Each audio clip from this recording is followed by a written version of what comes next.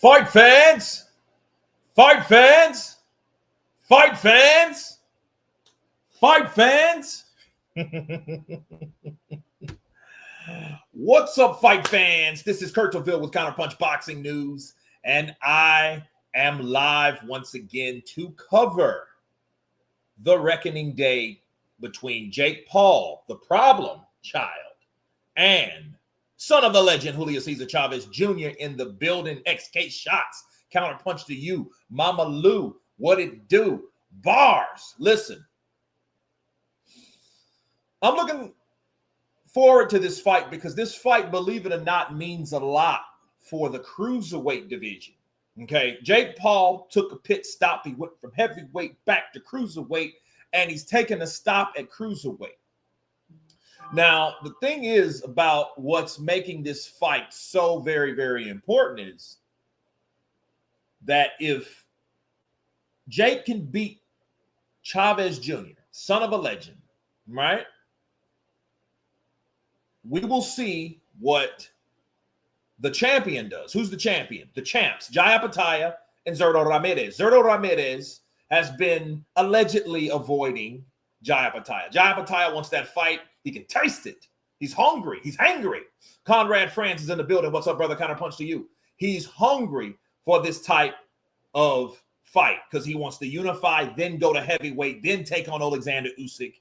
And I think the sooner the better. And I think he wants to catch Usyk before he comes out because I think he's inspired by Usyk because Usyk was once upon a time the guy at Cruiserweight himself that did the same thing that he wants to do at heavyweight and Cruiserweight. Unify, then move up, and then unify, right? So he wants to do that. But Zordo Ramirez is standing in his way. So we will see if Paul can beat Chavez, or should I say Chavez beat Paul? Because see, if Paul gets beat by Chavez, I don't think you'll see a Zordo fight. And I think Paul will probably do something else. Depends on how this fight goes. Because remember, he got beat by Tommy Fury, and Tommy hasn't fought him again. So it is what it is. When those fights start, it starts tonight at about, I don't know. It depends on where you're at. For my time, it's about 10 o'clock, right? 10 o'clock my time. So I look forward to this fight. Now, we do have some good names on the card. We got Dorticos and we have Ramirez. So that fight's also on this card. So we get a chance to look at Dorticos take on Ramirez. So I look forward to that fight. Of course, I'm going for Dorticos in la casa, but it is what it is.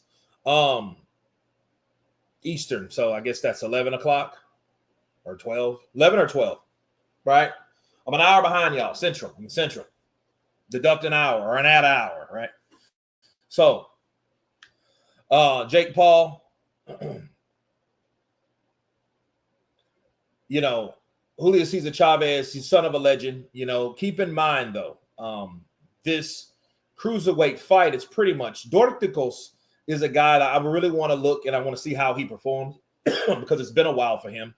Got some good names on the card. So I look forward to this fight. Do you think Ramirez wants to fight Apataya? I heard he's ducking. Good question. The Cruiserweight division is getting interesting, and I'm glad that Jaya Pataya is there.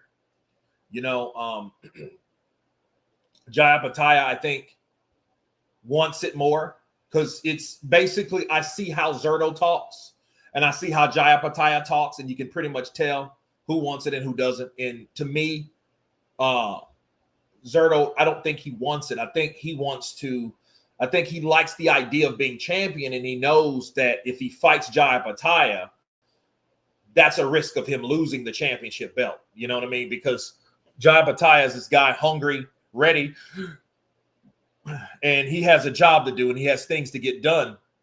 Zordo, I think he's just trying to hold the belt hostage, and then that's how it normally is a lot of times with these fighters. They hold the belt hostage. You know those kind that'll hold the belt, don't want to fight the mandatories, don't want to unify. You know, first he said, hey, I'll fight Jaya Pataya first, then we'll see about a Jake Paul fight. Then he says in the same article, no, well, let me see if Jake Paul's actually serious, then I'll fight. It's a bunch of bullshit. So I think, honestly, Zordo's ducking. You know what I mean? He attacked Jai Apataia's resume. And when you do stuff like that, you're trying to justify on why you don't want to fight somebody. You see what I mean? That's what you do. That's how it's done. Oh, well, who has he fought? He hasn't fought anyone. He's not worthy of fighting me. That type of shit. So that's a good way of not getting in the ring with a fighter by trying to diss his resume or diss his legitimacy of fighting you. Like you're putting yourself so high on the pedestal. There's only 2 champions in the division. Him, Zordo Ramirez, and Jai Apataia. Jai Apataia wants it.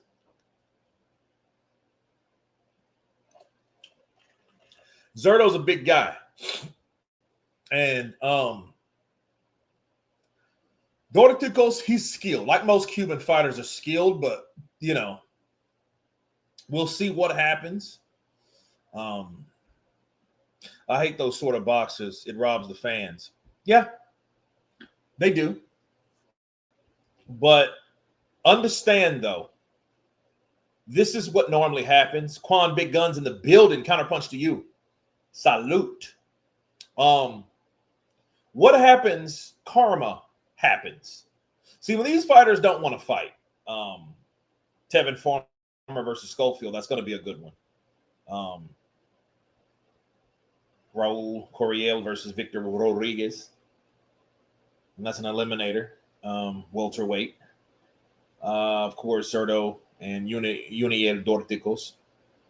And Evian Griffin versus Julian Rodriguez. Okay, now, what happens, though? Karma. Karma happens because these guys, what happens when you keep running from someone, looking back at them and looking back and looking back? Eventually, you're going to run into something.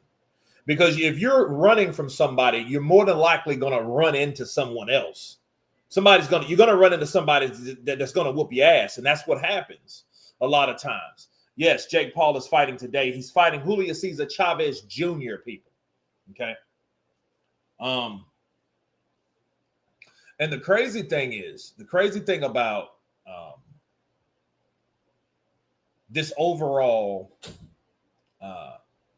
matchup is I think that Jake has another opportunity to fight someone that isn't old and crusty.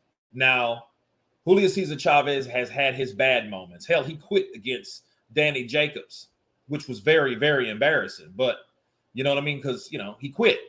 You know, people don't respect quitters. I don't give a shit who you are. You just don't do it. But no, normally what happens, you run from a fighter and you run from that fighter and you run from that fighter and you think picking other guys besides that fighter that you're running from is the thing to do until you pick the wrong person. And that wrong person shows you why you shouldn't duck anyone. You know what I mean? Because somebody's going to whoop your ass eventually. See, all those cherry picks can go bad. You can think you're picking a cherry and run up on a freaking banana peel. I'm slipped. I got my ass whooped. Because karma's it's a mother sucker and it lives everywhere. It's sprinkled down from above. And it hits all of us. And that's what happens with that's going to be a good fight. Floyd Schofield. He's 18-0, 12 knockouts. It happened to Wilder when he cherry-picked Fury. Yeah. Because, see, the whole thing is that was supposed to be a cherry pick that's supposed to make Wilder look good. Wilder's was supposed to had Tyson Fury on his hit list as one of the victims of a massive knockout, and it damn near happened. Damn near, but not quite. Because Wilder was trying to get his numbers up. So he needed someone like Tyson Fury. You know what I mean? That one human 8. What's up, brother? What's good? Counterpunch to you. Airsism in the building. Much love. Spill a 50 in the building. The man with the wrench. He seen Fury as an easy option. Well, a lot of people did because we saw Fury, and what we could remember in Fury that day, he was 400 pounds. He was drunk. He was not at himself. He kind of reminded you of Martin McCauley, except Martin wasn't even drunk. He was just overeating. He was a fat dude. So Wilder said, I'm gonna knock this fat dude out. He ain't who he used to be, and he can't punch anyway. So not only can he punch, right? He called him a pillows for fists, right? Why didn't you think that wasn't a cherry pick? What makes you think that wasn't a cherry pick? That was exactly what it was. That's why Tyson Fury surprised everybody, and people didn't believe it because he beat the shit out of Wilder. He beat the shit out of Wilder in the second fight. Fury can move for a fat dude, though. Well, I mean, I'm not talking about Fury now. Fury is physically tall and bad built. Tall and bad built. That's him. And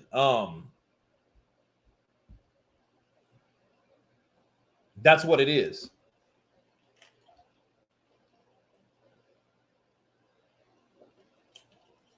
That's right. A lot of people said he didn't have a chance. He didn't have a chance. There's no way in hell that Fury was going to beat Wilder. Wilder hits too hard, and once he gets touched, it's over. And I think Fury even believed that until it happened. You know, that's why he stayed back from him. So Fury can move all right. He was running from Ngannou's power all night. Yeah, because he felt that power. He felt that power in Ngannou. I don't care what people say. Ngannou can punch, bro.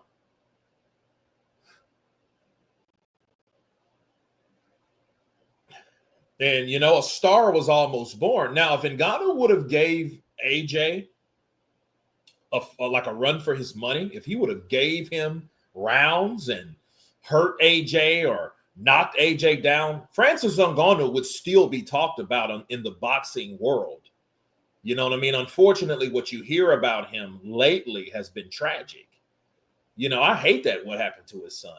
I hate that accident he got into killing that little girl. You know what I mean? Yeah, so he's not really been, in the best of moods or, unfortunately things happened to him. I loved it when Ngannou floored him. Yeah, man, that was a classic knockdown. And then people just, because everybody thought that it was going to be a joke. Everybody thought that just Fury was just going to outbox him. Fury has too much skill to be fighting someone with no skill, with no experience, with no boxing rounds at all. And then he got dropped with a left hook. Bow! And Wilder went down. You could tell Wilder was hurt from that shit. He wouldn't that wasn't no fake. He sat down there a while and was like, looked at the ref and thought about it, then looked back at the ref and then thought about it and then got up. And I was like, dang. Schofield is fighting. He's fighting Tevin Former. Now, this is going to be a good fight right here. I look forward to that fight.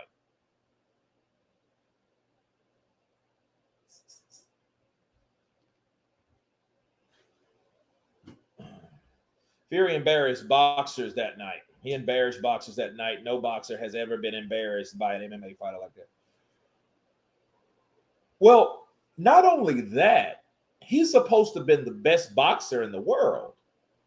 See, Tyson Fury is supposed to have been the best heavyweight boxer that boxing has produced ever. Yeah, he put himself that damn high, only to go out there and get dropped and had to survive the next, what was it, 10 rounds? Yeah, 10 rounds. And, or was it 10 rounds? No, it was 12 rounds, right?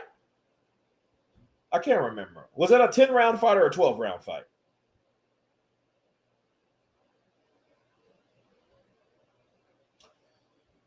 Gerard White is the referee. The third man in the ring.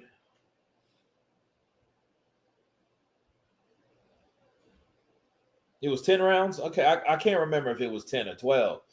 But, bro, he hit Ngannou with everything, bro. He hit him with a damn elbow. Bow! He took it and kept coming.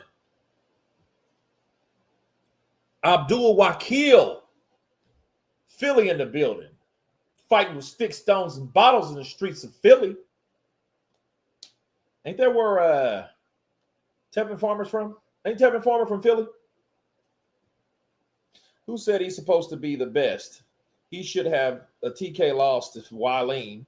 Fury can lose on any given day to any fighter, but he always has the ref's help. No, he said it was the best. He said he was the best.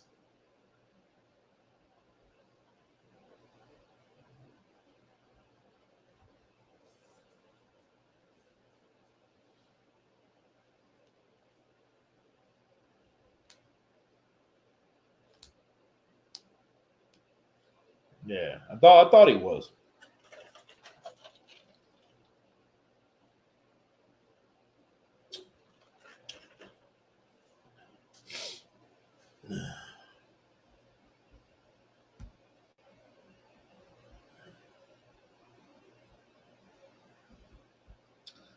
All right, so let's get these spammers out of here. Let's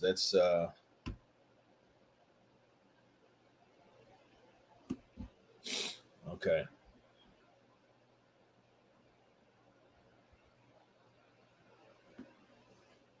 Farmer, Boots, Fulton, etc. from Philly. Yeah, I know Boots is from Philly, and Boots is one tough cat though, man. He has a beard on him. But I do worry about guys like that take a lot of punches, because what happens with fighters that absorb a lot of punches. You look at Joe Joyce, you look at Jared Swift Hurd, like those guys like that, eventually they get cracked. Someone comes around and just breaks the force field and just totally destroys the durability factor altogether. They take them out. And I'm afraid that is probably what's going to happen to Boots Ennis. Oh, down goes Tevin Farmer. Overhand right. Nice. Damn, that was fast. 2 minutes and 23 seconds in the round. You forgot about Danny Garcia. Yeah, he's a tough Philly kid.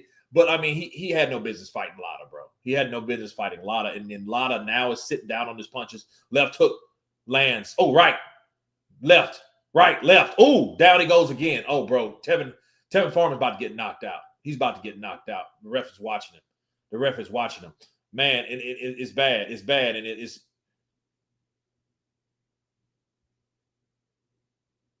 Okay. Second knockdown, bro. He got one more. Yeah. Oh, left hook. Right. Yeah, it's over. It's over. Because he was going to get hurt. Because, that is crazy, bro. That boy got bombs over Baghdad. That fight is over that fast.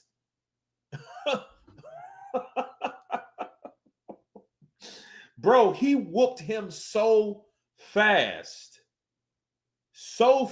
bro. That was crazy. Damn. Damn.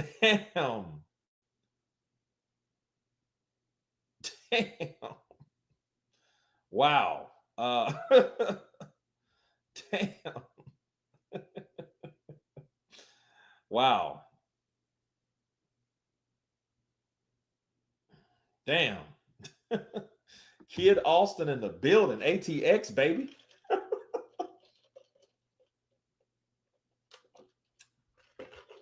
Damn. Bro, that was crucial. Damn, he went, man, he not, because I mean, the punches were too hard. And Tevin Farmer, he may be in a situation where, you get in with somebody that hungry and stuff like that. That's why fights like this, that's why Zordo Ramirez don't want to fight Jaya Pataya. That shit'll mess around and happen. Jaya go in there, land something, hurt him real bad, and then finish him. See, one thing about young, like hungry fighters, they will get you and they will get you out. They will beat your ass quick. You see how fast that was? Kid Austin did not hesitate when it came to taking out Kevin Farmer. He didn't let him recoup. He didn't let him take a walk around the block. He didn't let him do any of that shit. There was no hesitation. He came and put that man's ass down and then down and then out. See you later. Over with. Somebody get this dude out of here. This shit is pissing me off. Please, let's get to like these dudes are killing me. Can't you change your name back? Schofield reminds me of Sean Porter. He kind of does. I think he's, yeah, but I think he's a bigger puncher than Porter. Porter has a style that he's pressure. He has good punching power, but I think Schofield has this. I think he has a little bit more explosiveness than Sean Porter. Even though Sean Porter's a dog and he will get in your ass. You know what I mean? Ask guys like Paulo Malignaggi. He will run over you and whoop your ass, one right through you. But this guy here, Kid Austin, no joke. No joke. Bow, bow. And look, he tried to look, and it was crazy because Tevin Farmer didn't want to stop the fight, but why does Tevin Farmer look like Diddy? He looks like a bald-headed Diddy. Yeah, I'll keep trying now. It's crazy. It's crazy.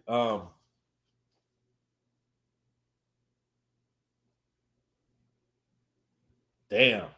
It's crazy, man. Got that kid out quick.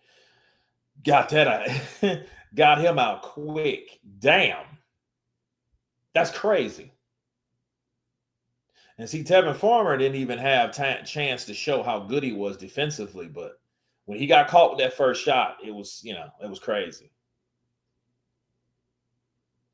Kid Austin needs to stop letting his father cut his hair.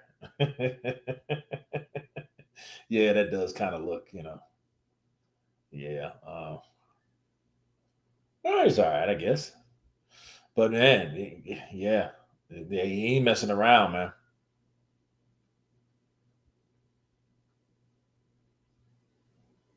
Yeah, he ran through Berto. Yeah, he did beat Berto up. And Berto was one of those guys that Floyd Mayweather was looking at for a long time, and then he just kept getting beat. Victor Ortiz beat him. Sean Porter beat him. Guerrero beat him. But like Robert Guerrero was a dirty ass fighter. And one thing I do agree with Floyd. Floyd told the truth about the Ghost, Guerrero. He holds you and hits you. That's what, because they asked Floyd, they said, Floyd, what does Robert Guerrero do good? He likes to hold people and hit them. That's what he likes to do. That's his best thing. He likes to hold you and hit you. Kid Austin's dad sounds like Krang from Ninja Turtles.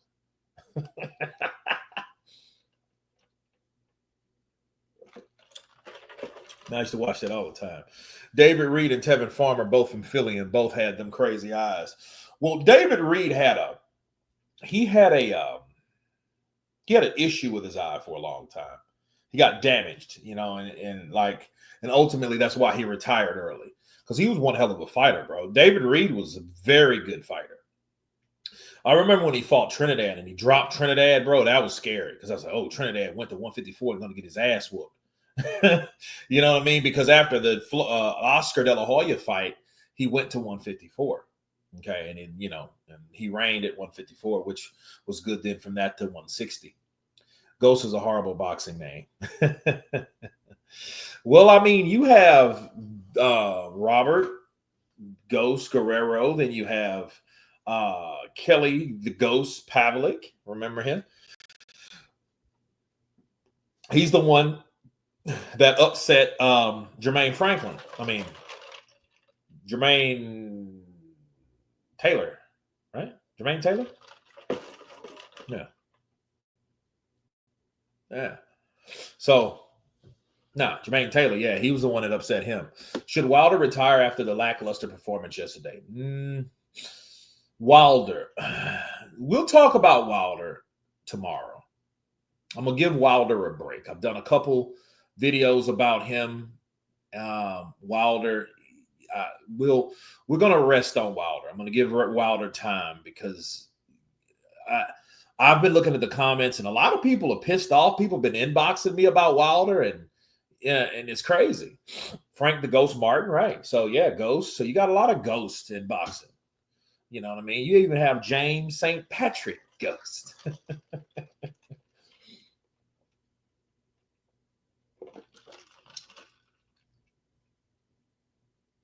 I seen Jamal Bryant one day and said he had a bad accident. Who had a bad accident? Yeah, Kelly Powder from Youngstown, PA. Look at De La Hoya. I know he's happy. Star at 135 pounds. He put everybody on notice from now on. Who do you want to see fight next? Let's go. Anybody. The winner, Will Cepeda and Shakur. And Shakur. All right. Well, that's in New York in a little less than a month from now, though. Look at Oscar. Hey, Anaheim. Some love to Kid Austin. Yeah, man. He's doing. I know Oscar's happy. He's great. He's going to come in. He's going to be the next star. Ghost St. Patrick is the only ghost that I can tolerate. Yeah, man. Looking at Power, bro. Tell you guys a real in between fights. Power originally came on like 2013 or something like that, and it lasted for a while. I didn't watch it. I was watching Empire. So, it's kind of like I thought both of those shows were similar. And boy, was I wrong. And my dad was telling me, like, oh, man, you got to watch Power. You got to watch Power, And I was like, nah. He just wasn't in the mood, going through some stuff and didn't really want to watch it. And I already had started watching Empire. So 2020, COVID hit. We started watching Power and was hooked on that shit. I mean, absolutely. We watched the whole first season of Power like that. I looked, I was like, what's that? What's the light? Who's shining the light? That wasn't anyone shining a light. It was daylight. So we watched that. We started watching it at 12 midnight and watched it all the way to like 6 in the morning, 7 in the morning. Sun started coming up. Like, oh God, crazy. So yeah, I was hooked on it at that time. I was hooked on Power. So if you guys haven't seen Power, watch Power on Stars. If you guys are like in the UK, you can watch it on Amazon Prime, I believe. Amazon Prime will provide it because you can watch it there. Bro, Tevin Farmer landed 1 shot, thrown 2. Schofield landed 8, thrown 14. Crazy. Kid Austin wasn't playing, bro. He was in there to do exactly what he did, and he got it done. He was not playing at all. I mean, at all. That's crazy. That's nuts. That is absolutely nuts. If Oscar is happy, then he'll be coked up in 20 minutes. Yeah, bring me the good stuff. Yeah, bring me the madman. The madman. Bring it. I'm going to party. Oscar gonna be all happy. You'll see him all come in. Good, Kid Austin. Good, oh, good. You're doing good. We might give you a bonus. Bonus. He'll go to the bathroom, come back, shit all on his nose. Like, hey, man, you check your nose. You got shit on your nose. Yeah, Oscar probably gonna be, he's gonna be high in 20 minutes. Oh, yeah. Kid Austin, he's a hell of a fighter. I want him to fight Cepeda or Shakur. Who you got? Paul or Julio? Man, you know something? I would want Julio to win just so Zordo won't have nowhere to go because he's waiting for this fight. He's anticipating. He ain't trying to fight the winner. He's just wanting to fight Jake Paul. So if Jake Paul beats him, he has another opponent. But see, he doesn't understand and he doesn't know Jake Paul at all. He doesn't know shit about Jake Paul. Jake Paul will beat Chavez Jr. and then find someone else to fight. He thinks he's just going to stay. He thinks he's just reigning in that division. He ain't reigning in this division. He had to fight somebody in a particular weight class. And that's exactly what he's doing. So people are going to be baffled. They're going to be pissed off. July 12th. Hold on a second. August 16th. Dude, that's crazy. August 16th, White versus Atoma. It's crazy.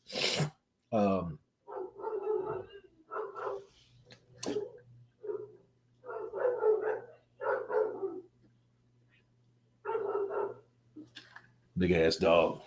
But no, man, he's gonna be definitely. Is that Kate Abdu?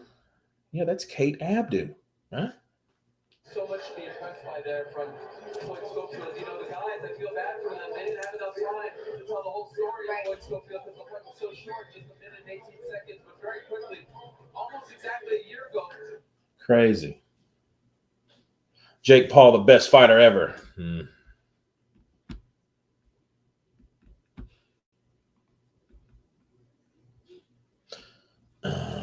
Atoma is going to send Dillian to Dean's couch. Yeah, it's crazy, man. I haven't heard from Dean in a while, man. I got to reach out to him because I haven't heard anything from Dean, bro. I'm kind of worried about him because I haven't heard from him in a minute. It's been a while.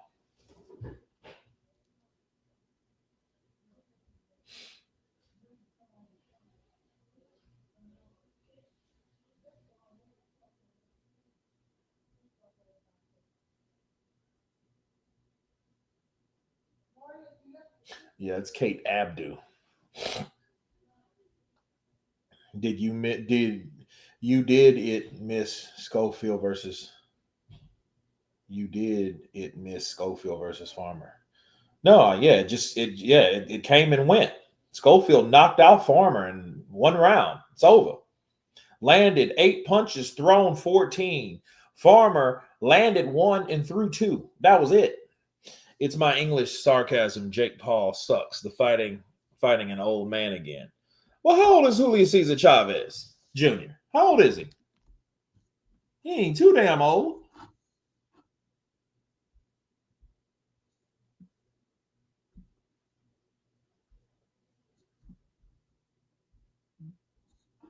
Julio Cesar Chavez Jr. age.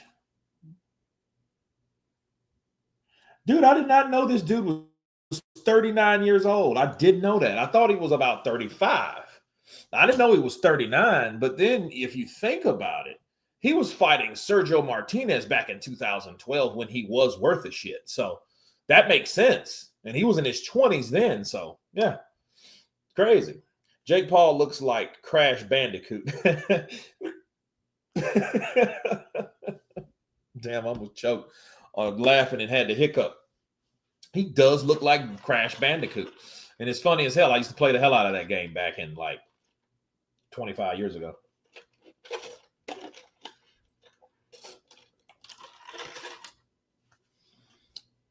Crawford training now, wonder.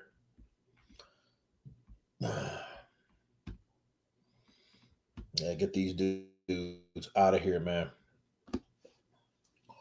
Yeah, Julio pushing 40. Yeah, this dude's 39 years old. That's crazy. Oh, he did well, yeah. He'll be 40 next year. Julio is just a coke addict. Well, you know, his dad played in the snow too. Did you guys know that? The legend Julio Cesar Chavez Sr. had a problem with drugs. You know, I mean, it's well documented, bro. He used to come home wasted, coked up, drunk, high. He was on it, man. And yeah. So you imagine, you know, a guy like Julio Cesar Chavez, it made you think like, dude, was somebody pissing for him? You know what I mean? You know, so if he had that type of lifestyle, like look at David Benavidez, look at Perdell Whitaker. Those guys got popped, bro, doing coke. Mike had someone pissing for him. You know, they would give him the pee, and he had a plastic, pretty much a plastic prosthetic where it held the urine in. So when he would pee, it would be clean pee, but it wouldn't be his. But guys like Perdell Whitaker and David Benavidez, Johnny Tappy is another. Those guys were bad. You know, they were bad coke. Yeah, Blizzard boys. They're the Blizzard boys. I like that.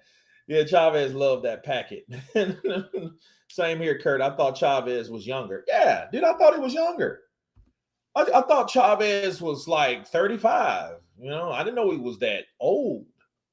So he's just been pissing away a long time. So he's doing this for the cash. So don't be surprised if he gets knocked out.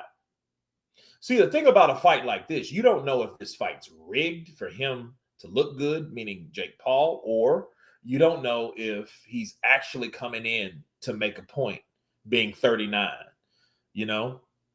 Because the thing about, I think, what Jake does, I think he makes him sign an NDA, and when he signs that NDA, you got to do what he says or you won't get paid. In fact, you probably get sued because you didn't follow the NDA. You know what I mean? And of course, NDAs, you can't talk about NDAs. You can't talk about what's in NDAs. You know? So Jake ducked Rahman's son. Yeah. See, I think that fight was not. And it's crazy. When you're looking at that type of stuff, because you have guys that could knock you out, guys that look forward to, actually fighting. That was a situation where he couldn't control. And I think because Jake couldn't control that shit, he had to pick someone else he could. And I think that's when he fought Tyron Woodley, right? I think he fought him, and then the whole excuse was, I need a what was it? It's something about weight, some bullshit about weight. And I was like, what are you talking about? You know what I mean? Because he couldn't make the cruiserweight division. So it was a lot more to it. And I think what it was, Jake doesn't want to be looked at or made looking bad. It's his show. That's the thing. When you run a show like that, you have things intact in play that you can control. You know what I mean? One thing about boxing is so brutal. It's so unscripted to the point where it's, what's the word? It's unpredictable. Boxing is so unpredictable. When hands start flying, you don't know, you might get caught with a shot that you never saw. A shot comes out of nowhere and you're like, damn, those are the shots that really put you on Queer Street because you don't see it. You know what I mean? You can't prepare for something you don't see. So if you get hit with a shot that you don't see, it's almost like getting broadside. That's exactly what it is. It's like driving down the street, bow, you get some drunk runs a red light and runs right over. That's the same shit. You don't know what hit you. You know what I mean? You just know it happened. So yeah, you're just acquiring the damage of something that you never anticipated. You see what I'm saying? A Jake fight, a WWE show, pretty much. I was telling my peeps today, man, we're out eating. I was like, look, Jake Paul offers me $5 million. My ass is going down. I'm going down. You know what I mean? Because for $5 million, you think he's gonna give you $5 million so you can beat him up? No. It's the other way around. For $5 million, I hit you, and I hit you. That's how it's gonna be. $5 million. Bam! Sign this NDA. Yeah. Jake inside 4 rounds. Top 5 Jake Paul fights. Jake Paul versus KSI. 2, Jake Paul versus Floyd Mayweather. 3, Jake Paul versus Conor McGregor. 4, Jake Paul versus Anthony Joshua. 5, Jake Paul versus Nico Ali Walsh. He'll probably beat Nico. Nico's style. He's not his granddaddy. That's my nephew. He's not his granddaddy. He's not. He's a slugger. He likes to fight in the pocket. And that's why he gets beat, because he's not a slick dude. He's just kind of more like it was almost like if Keanu Reeves was a boxer. He's just kind of he's a plodding fighter. He has decent power, but he's not Muhammad Ali. He's not Muhammad Ali.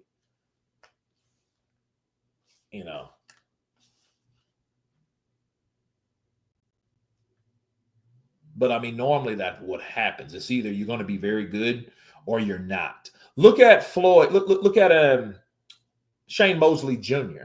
He's nothing like his dad.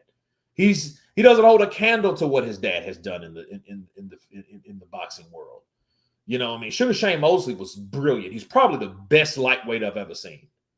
Shane Mosley. He was probably the best, and I told him that when I talked to him.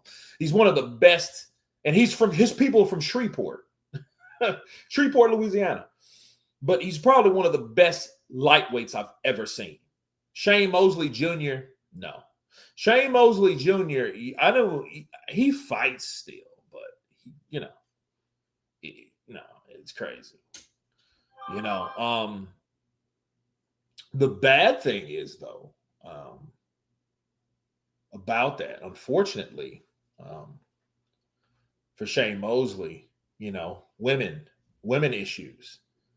You know what I mean? The woman is supposed to be, I think, Shane Jr.'s mom, this Asian lady that he was with for a long time, was like, she was the manager and she overseen all the money.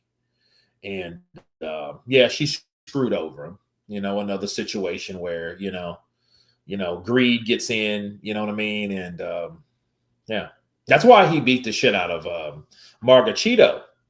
Remember he beat the dog shit out of Margachito? Antonio Margachito? You guys remember that? If you haven't seen it, please watch Shane Mosley versus Margachito. And he beat, because that was the actual fight. They found the plaster and shit fell out of his wraps. You know what I mean? Shout out to Nassim Richardson. Like, whoa, what's that? When they open it, shit fell out. Like, whoa, what is that? I had nothing, and no, it's something. Fucking plaster in his hand, and that's what he was using to punch so damn hard. Serious question: can Jake Paul's fights be scripted if he is a ranked pro fighter? Yes. Him being in the rankings don't mean anything. If he pays you enough money, yeah, that's script right then. You just got to follow the script. Round 5, your ass goes down, or whatever round, and you're going to pay. Oh, you're going to pay. You're going to pay for that shit. Absolutely. You're going to pay. Oh, yeah. You're going to pay, dude. Counter, you think Jake is on the juice as always? He has a big beard now. Well, you know what was funny? What was funny about that is Jake Paul was getting roasted by Tyron Woodley. And he was saying, he was like, dude, you don't notice, like, what's wrong with your chin? You see my chin? It's a nice size chin. You see guys with chins all the way down here, yeah, they've been on the juice. And that's what he was talking about. So if Jake Paul's no longer on the juice, he's been on the juice. But it's his show. It's his show. So, you know what I mean? Jake's not a pro. He's not fought a pro fighter. He's fighting a pro fighter tonight. Unfortunately, his low-hanging fruit is catching these old cats, catching them and getting them old, about 40, 45. He fought Anderson Silva at 48. He fought Mike Tyson at 58. He fought a lot of people that really weren't boxers at all. You know what I'm saying? So, yeah. How many fights to Jake Paul? 3. This is the second fight. We got gifted with a first-round knockout. Kid Austin knocked out Tevin Farmer in 1 round, bro. It was stupid. Scripted pro fights would be illegal, especially for betting. Well, that's the whole point. See, you can bet on a fight that that's a sure thing. If I knew it was a sure thing, like say me and Showbiz found out a tip that some fight was on the take. You know what I mean? Yeah, we're going to put money up. Hell yeah. I'm like, yeah, let me hold something. Let me hold 30 grand, Showbiz, so I can put 30 on this fight here. That's if you know a fight script and it's on the take, oh yeah, you're going to get on it. That's how mobsters and gangsters back in the day got paid.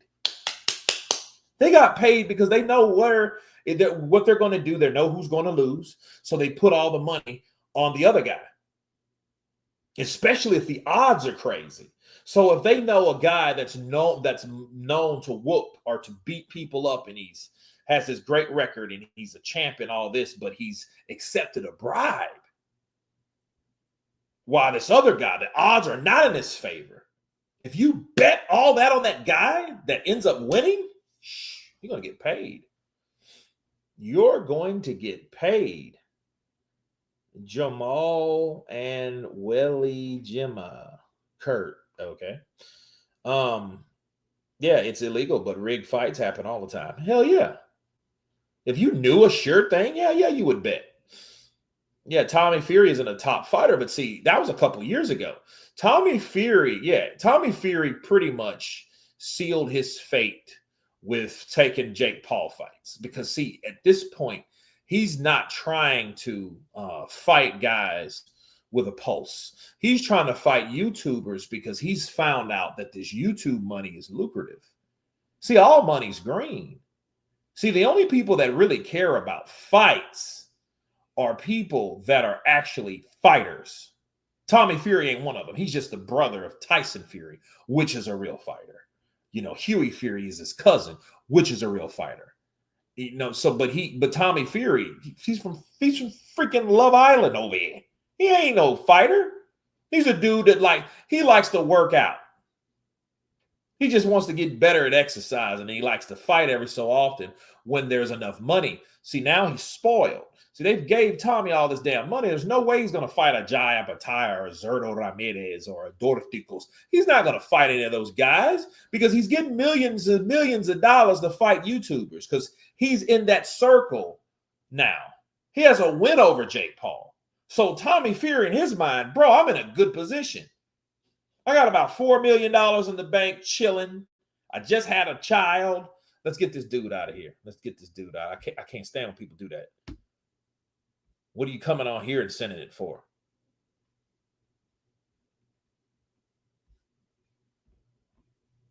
Hold on a second.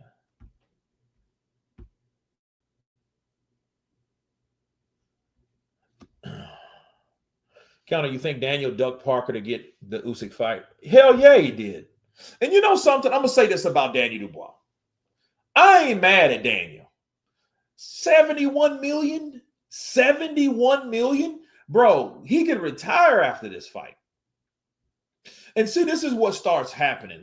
Okay, the worst thing could happen to Daniel is he beats Usyk and then he gets comfortable.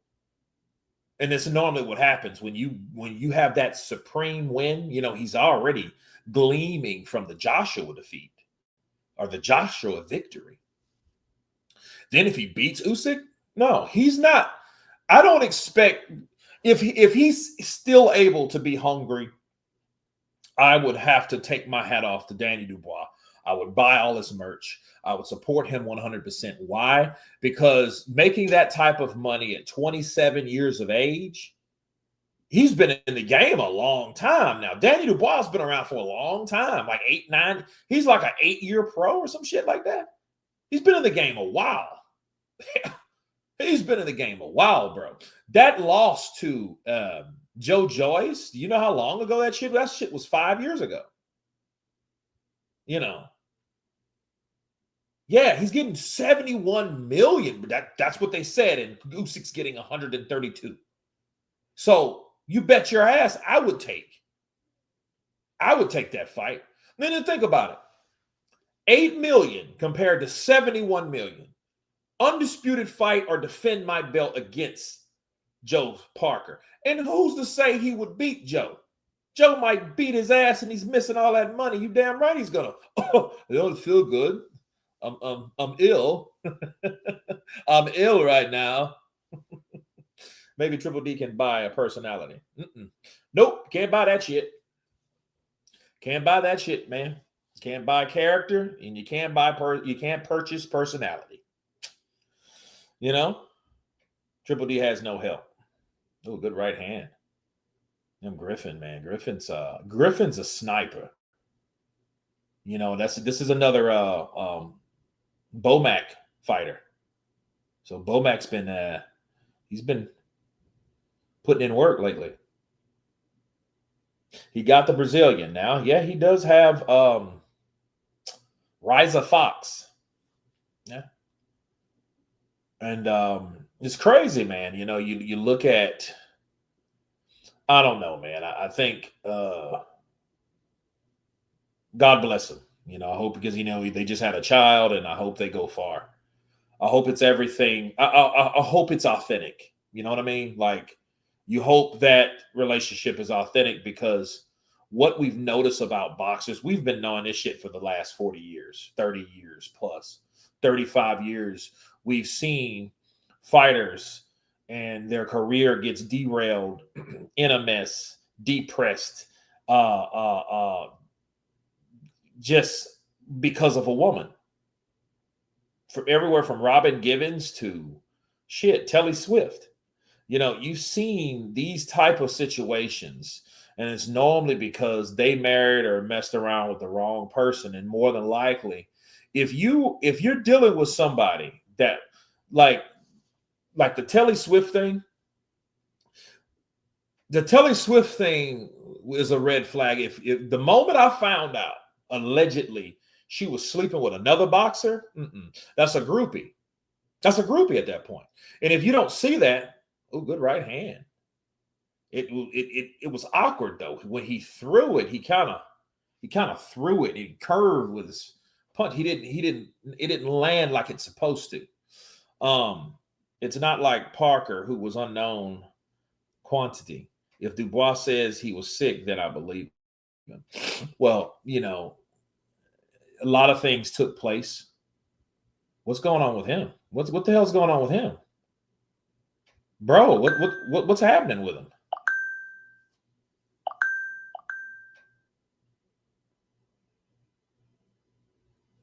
Yeah, what was that? You get disqualified for that shit. You look how long it took him. It took him like 20 extra seconds to get up off his ass. That's crazy.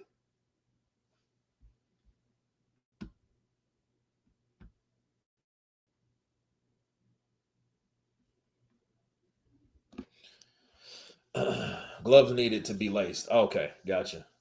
Well, that's weird. That's weird as shit. They're supposed to be laced and signed off before they leave the dressing room. That's not a good sign. That means that the officials weren't doing their job.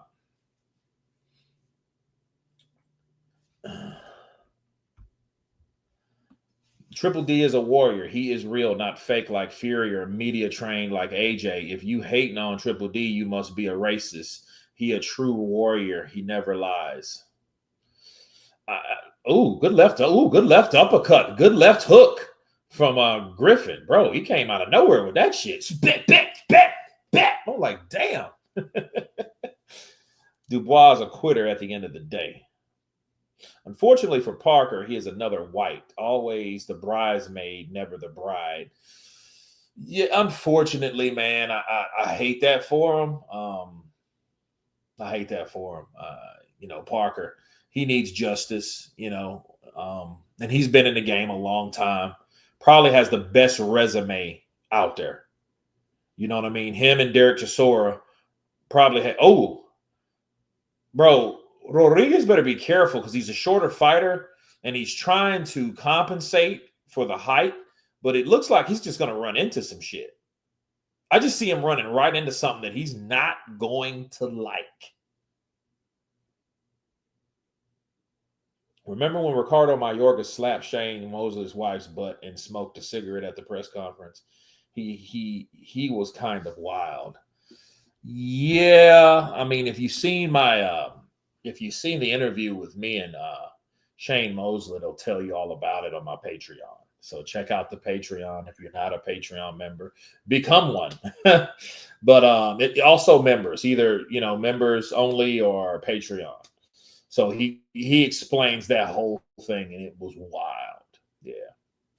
Triple D will retire Usyk. If he retires Usyk, he's going to be looked at a lot differently, and he's going to be on everybody's hit list. You know, another Joshua rematch possibly. And Tyson Fury might come back. Because, see, Tyson, the moment he finds out Dubois beat Usyk, Usyk is no longer a problem. Since Usyk is no longer a problem, that means Tyson Fury can be the solution. So that means, he wants to be the guy that beat the guy. So that's one thing Tyson, I believe, would do.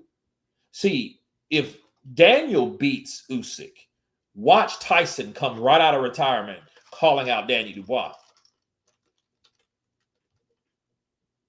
Guaranteed. Counter, who you got, Dubois or Usyk? I'm saying Usyk.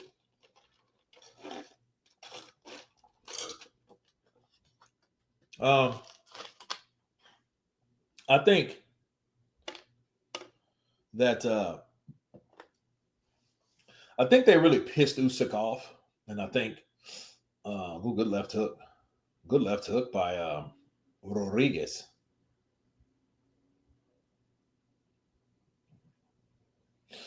Usyk, I think he's pissed Usyk off, and I think because of that, Usyk's going to show Daniel something that I can't wait to see. Me personally, I think, Don Charles, with the help of his son, and they're talking about attacking this man's faith, for Christ's sake. You know what I mean? And that's one thing nobody has ever done. Like Tyson didn't do that because Tyson is a Christian himself. You know what I mean? Even though, you see him do crazy things, but he has respect. You see what I mean? For someone that has the same faith. Don Charles said, screw that. He crossed all of those lines. He stepped over those lines like it wasn't a line at all. You say you are a child of God, but what God do you follow that makes you lie like you did? You are a liar, Usyk. You manipulated the ref, and you are a liar. You are not a child of God.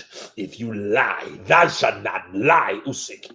Usyk like, who is this fucking dude talking to? Who are you talking to like that?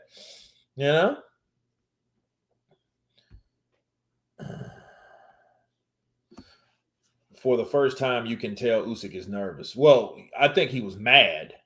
He was pissed off. You know what I mean? He ended that conference. So, because you can't say, though, someone wasn't bothered. You know what I mean? You could tell when somebody gets pissed. You can just feel it. You can see it in their tone and expressions, their body language. Yeah, Usyk was mad about what Don Charles was saying. You know what I mean? You don't talk about nobody's religion. I mean, because we all know that Usyk is a very religious guy. And to say to a very religious guy or a very religious person that you're not religion and you're a fake and you're a fraud because of something that a referee decided in a damn fight. Oh yeah, I'd be pissed off too. And see, because of that, Usyk is going to do the same shit. I'm still mad we never got Lara versus Crawford. Well, to be fair, good right hand. Good right. See, Rodriguez ran right into that right hand. He ran right into that right hand. Bow! He has a pretty good chin, or, Rodriguez don't have a lot of punching power because he ran right into that shit. Why is he pissed off? Because no one believes him that Triple D hit him on the balls. We saw the replay. It was a belt line. He is a liar.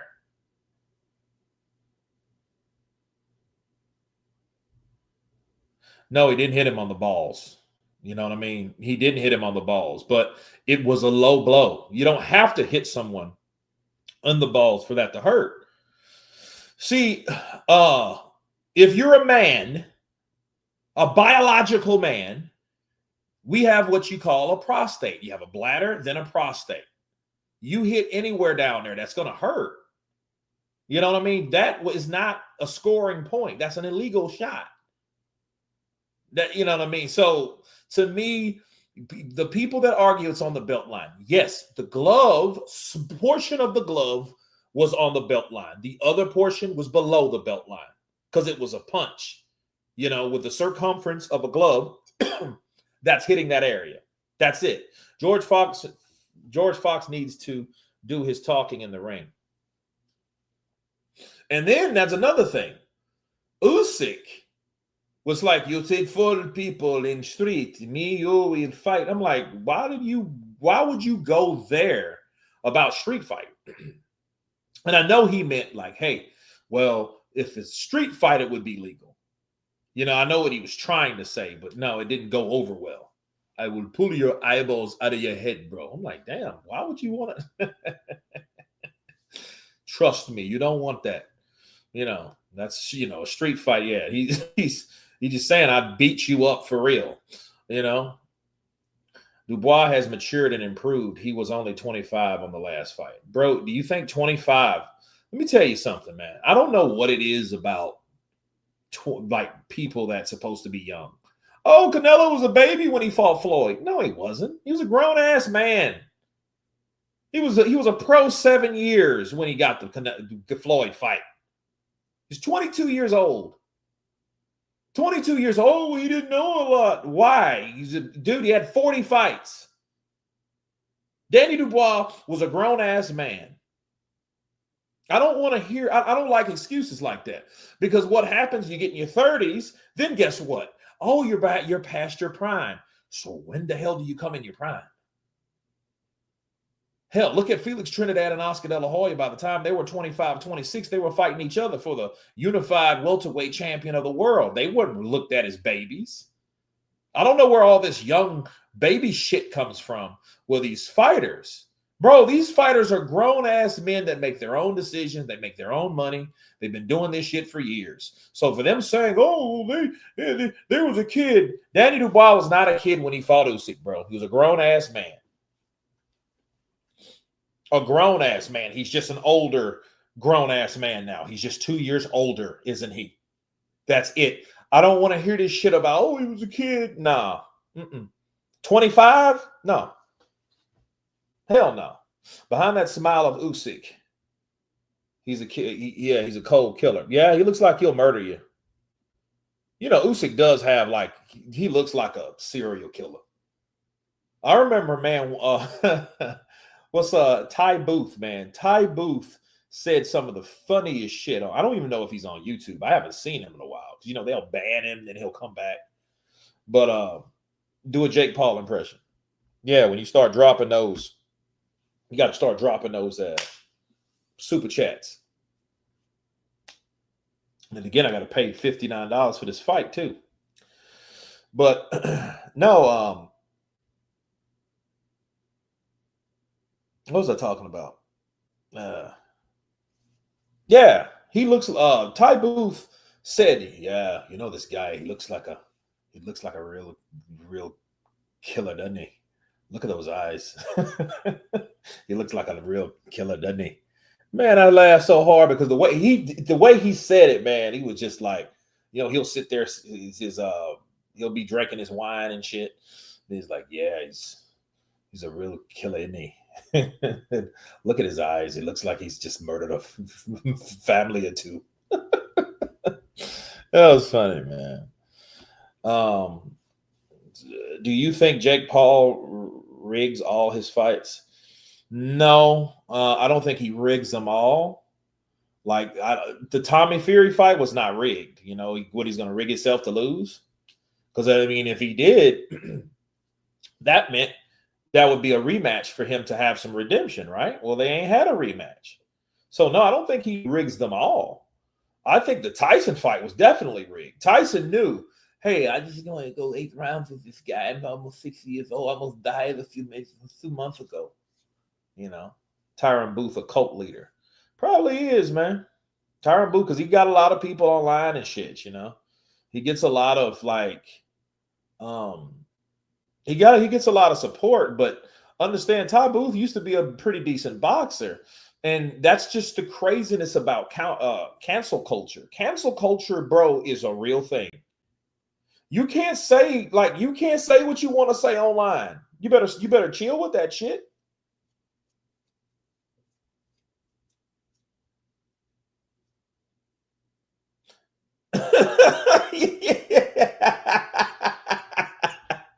Yeah, match fighter.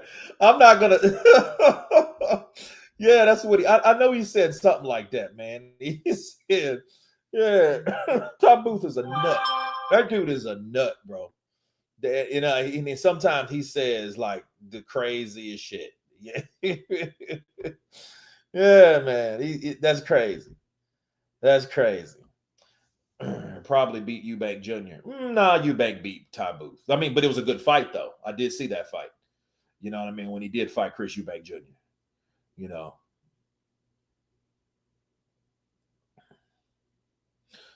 Usyk does look creepy. Those Ukrainians look weird. Even the Klitschko's don't look normal. You know, because they all it's like they have a certain type of look that they give you, and that look makes you like uncomfortable. Like they do give you a look like it's a part of them. The way they look like they could probably murder you or something, or they have like a hobby on the side of just being a total killer, you know, in the serial persuasion, you know what I'm saying? But Rodriguez came to fight. Yeah, he came to fight. He ain't come to lay down because you know, he's landed some good shots. It's just I think, you know, Griffin is using his speed and his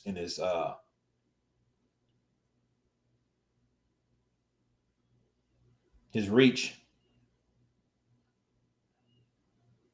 Because see, Rodriguez has to jump in, and what it is, Griffin ain't fighting like that, which is smart. See how Griffin is fighting Rodriguez? That's how you do it. That's how you fight someone short. You don't fight like a tall guy trying to be like a short guy. That'll get you knocked out.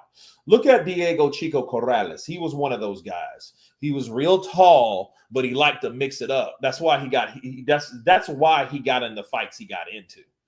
You know, he lost to Floyd. He couldn't keep up with Floyd. Floyd outboxed him, caught him with pot shots all night. He didn't see a lot of those hooks, those lunging left hooks. And that's when, like, pretty boy Floyd Mayweather was in his prime, bro, when he was doing things like that. He was 24-0 with 17 KOs. And he was just like the way you could leap in with a Roy Jones Jr. left hook and land. Teofimo tries to do it, and he's pretty successful.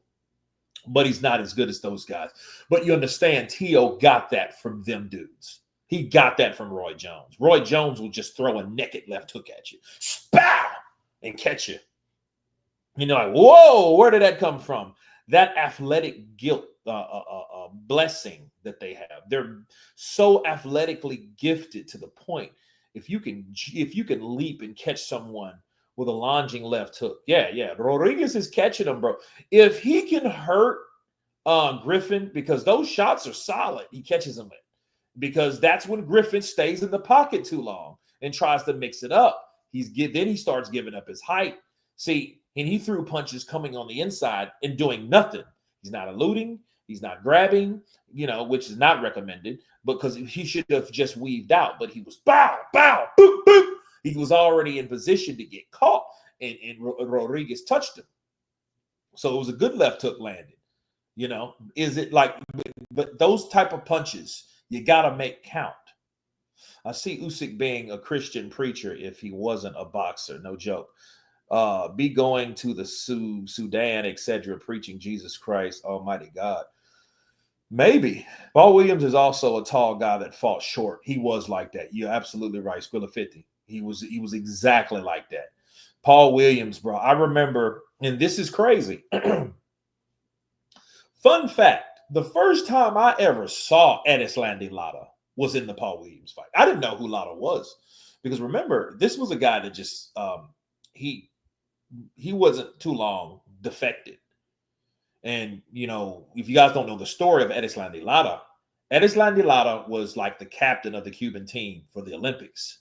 So him and Guillermo Rigondeaux, right? Those guys tried to escape out of Brazil and got caught. They got caught and they got sent back to Cuba, where they were put in isolation. And luckily they didn't get killed. You know what I mean? And then they attempted again, and I think they ended up in Mexico, and they ended up getting to Mexico, and then they got over to the States. But anyway, you know, Oh, he just let Rodriguez. I think he has something that left hook. But the crazy thing is, I didn't know who Lara was.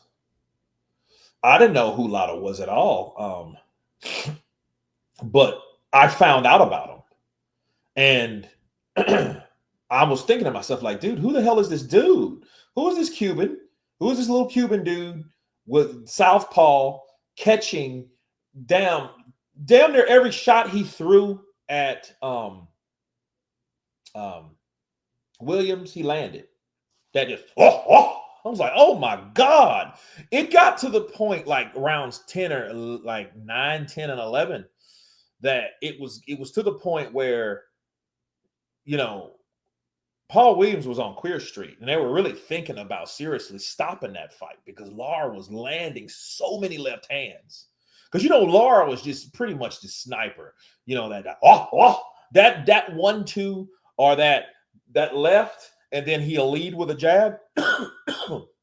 He landed that shot on Williams so much that Williams was wobbly. But Williams, being Williams, you know, Williams fights like a Mexican fighter. He's a black dude with a Mexican fighting style. You know, he's back. Remember he beat up Antonio Margachito? He whooped his ass with that style. He took it to Margachito, right? And then Lara goes and does everything but knocks him out, and they rob this dude. And the scorecards were so bad. This shit was so controversial because Lara, the judges, all of them were expelled. All of them. And I'm like, wait a minute. You expelled the judges from that sanctioning body, but didn't call it a no contest. That's the craziest shit ever. Lara beat Canelo. Everyone knows this. Even Canelo fanboys have nothing to say to Lara. See, yeah. I'm going to tell you why that was a robbery. I'm going to tell you the injustice of Lara versus Canelo. You know it's a robbery based on the outcome, the aftermath. You're like, well, Kurt, what do you mean? Well, did Canelo ever want to fight Lara again? Canelo had to see the people that said, hell no.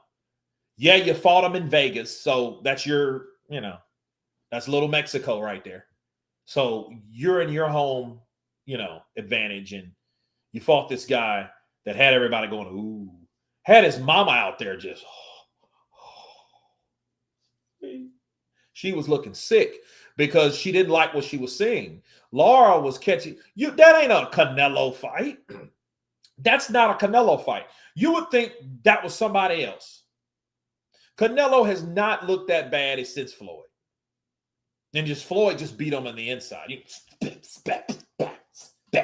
You know what I mean? Just rubbernecking and counterpunching. Lara beat him from the outside.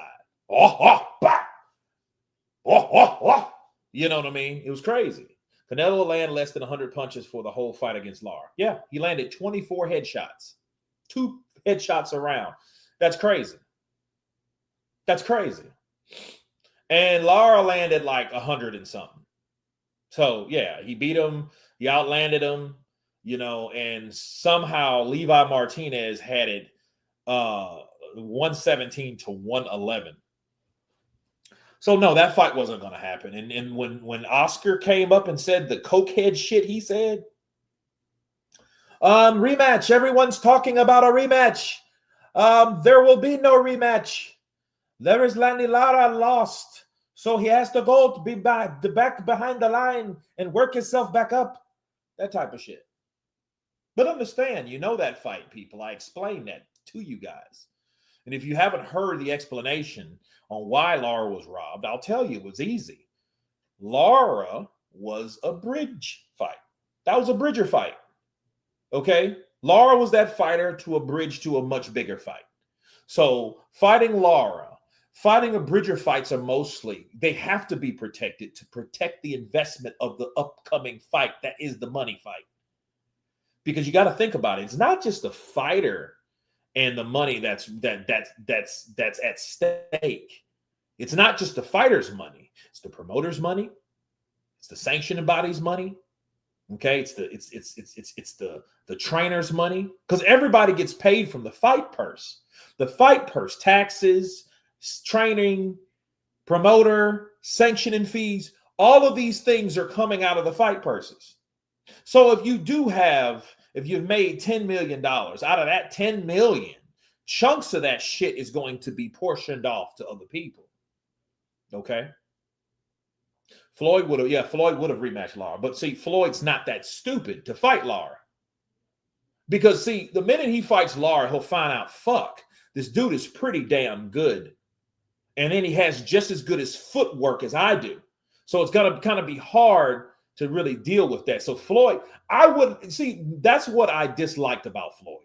Floyd had all that damn talent from the time he was young to the time he retired, and probably to this day. Floyd is a talented, special fighter, but his ego destroyed his legacy. For what, though? For fame. See, he said it. I would have fortune over fame any day. So what he did was, Floyd, he didn't want to fight those guys that was going to give him issues, going to give him challenges, real challenges. I don't mean that bullshit with Canelo. He fought Canelo because, like, for one, he knew that, hey, Canelo has a fan base. He has a whole country behind him, and people love a redheaded Mexican. You know what I mean? And to be fair with you, and this is what I witnessed. People that didn't even know Canelo, like, why isn't that Canelo, the redheaded guy? White women loved him. So a lot of chicks were coming. Just like, remember when Oscar De La Hoya, you used to come up and he's wearing them little short-ass shorts? Yeah, he did that shit for a reason. You know what I mean? He did that to show off, because a lot of chicks came to see Oscar. Just like a lot of people came to see Canelo. They thought he was Irish. I was at a fight party one day. And I was at my buddy Tim's house. And Tim, he has, all diverse people. But like, I had a lot of white chicks there. And I'm like, oh my God, Canelo's so hot. He's supposed to be Mexican or something, but he looks like he's Irish. I love him. Oh, he's gonna whoop Floyd's ass. He's gonna whoop his ass. You know what I mean? And I'm like, you know what I mean? And I was just thinking, like, oh, okay. Bless his Kurt. CP to you, bro. Has the fight started? Now. Oh, Rodriguez hurt him. He hurt Griffin. Griffin's out. Oh, good right from Griffin, though. This is becoming a dog fight, and this is the 9th round. This is going to be a grueling fight. But Rodriguez should take it to him now. He needs to go to the body. Once you hurt someone upstairs, go right to that body. Walk him down. Oh, good jab from Griffin. Reminds me of Larry Holmes. I fought one white guy for all the money. I'd have to fight 3 black guys for the same money. But what it's really about is about who sells. And then Floyd knew that. Floyd, like he told Brian Kenny, when you put black and brown together, they always sell when you put them together. You don't know shit about boxing, Brian Kenny. Yeah, you're jack of all trades and master of none. I don't know what Griffin is doing. I don't know what he's doing either. He's trying to keep Rodriguez back, but Rodriguez now, what he's doing, he's picking shots. He's picking his shots. Look at the mouth and the nose of Griffin. He's caught some friendly fire people. He's caught some friendly ones. Same as Dubois would have to fight Parker 8 times for the same money. Yeah, damn near 9. 71 million? Shit, that's dude. It's a lot of dough. And I don't blame him for that. You know what I mean? Like, dude, do I fight Parker and might not even win against Parker? Or do I fight a guy that I've already fought? See, Parker with that added weight, you don't know what type of fight that'll be. You know what I mean? That probably would be a dangerous fight for Danny Dubois, especially Danny Dubois is more like a poor man's Frank Bruno too, but he's aggressive and he's heavy-handed. And Parker's a tough guy. He just, do you think Parker, what about Parker makes you think he's a quitter? Not a damn thing. Parker ain't quitting. Parker got off the canvas twice and beat Zhang on points. Parker got his ass whooped 11 rounds until he was eventually stopped by Joe the Juggernaut Joyce. Not Joe Joyce. This is Joe Joyce now. I'm talking about Joe the Juggernaut Joyce. When Juggernaut was just running through people, running right through people. So no, Parker is not, I repeat, is not a quitter. So whatever Daniel was going to do to him, you best believe Joe Parker's going to get up and do something to him. See, you have to understand that, man. Joe Parker was probably a dangerous fight for Danny Dubois. And they knew that. And put it this way, if Danny Dubois was truly sick, there was no way in hell they were going to put him in there sick with a live dog like Joseph Parker. Put it that way. See, he could have fought, but that doesn't mean they would trust Danny Dubois' present condition or current condition at the time up against Joseph Parker. Hell no, they wasn't going to do that. Because Joseph Parker, they knew that's nobody to fuck around with. If you're not 100%, don't go in there with Joseph Parker because he'll do you like he did Macaulay. Parker is a beast. He fought Wilder. Yeah, he fought Wilder and beat the shit out of him. And like Parker, I like Parker though. Parker is Parker. Dubois is Dubois. AJ's AJ. These guys have their own, deal. Okay, we got 2 minutes left in the 10th round.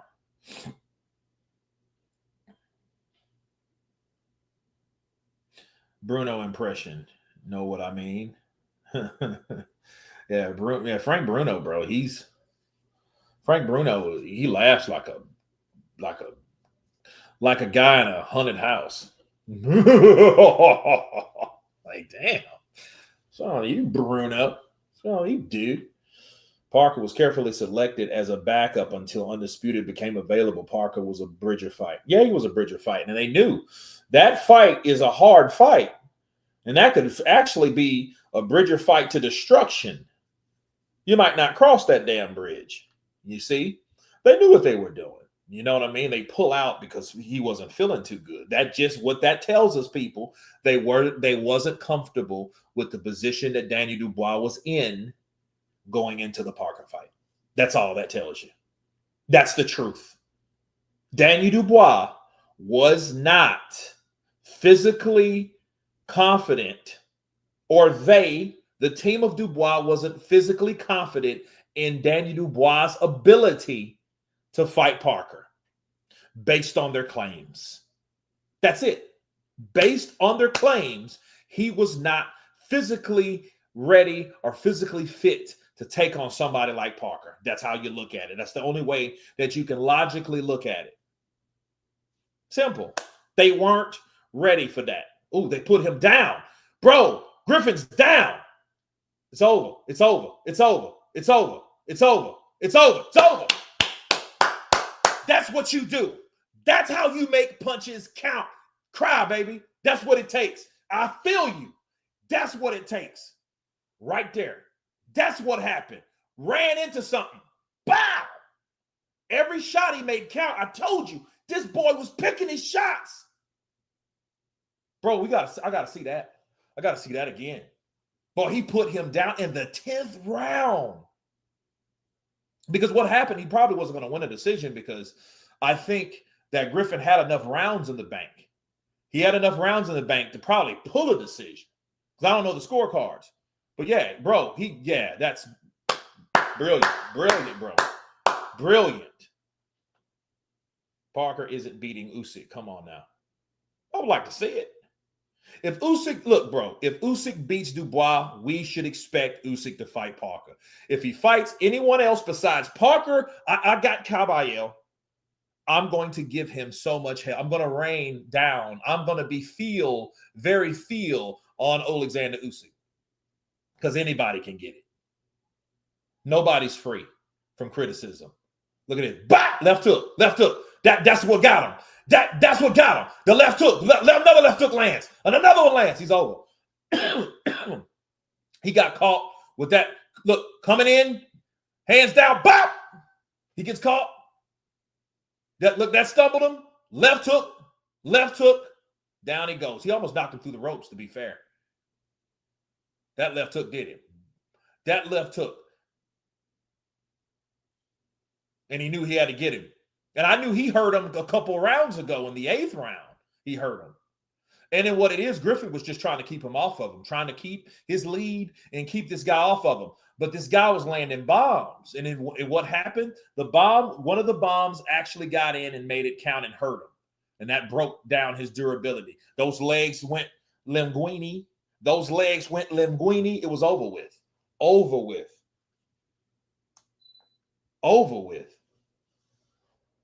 Yeah, he did him. He did him in, bro. He did him in.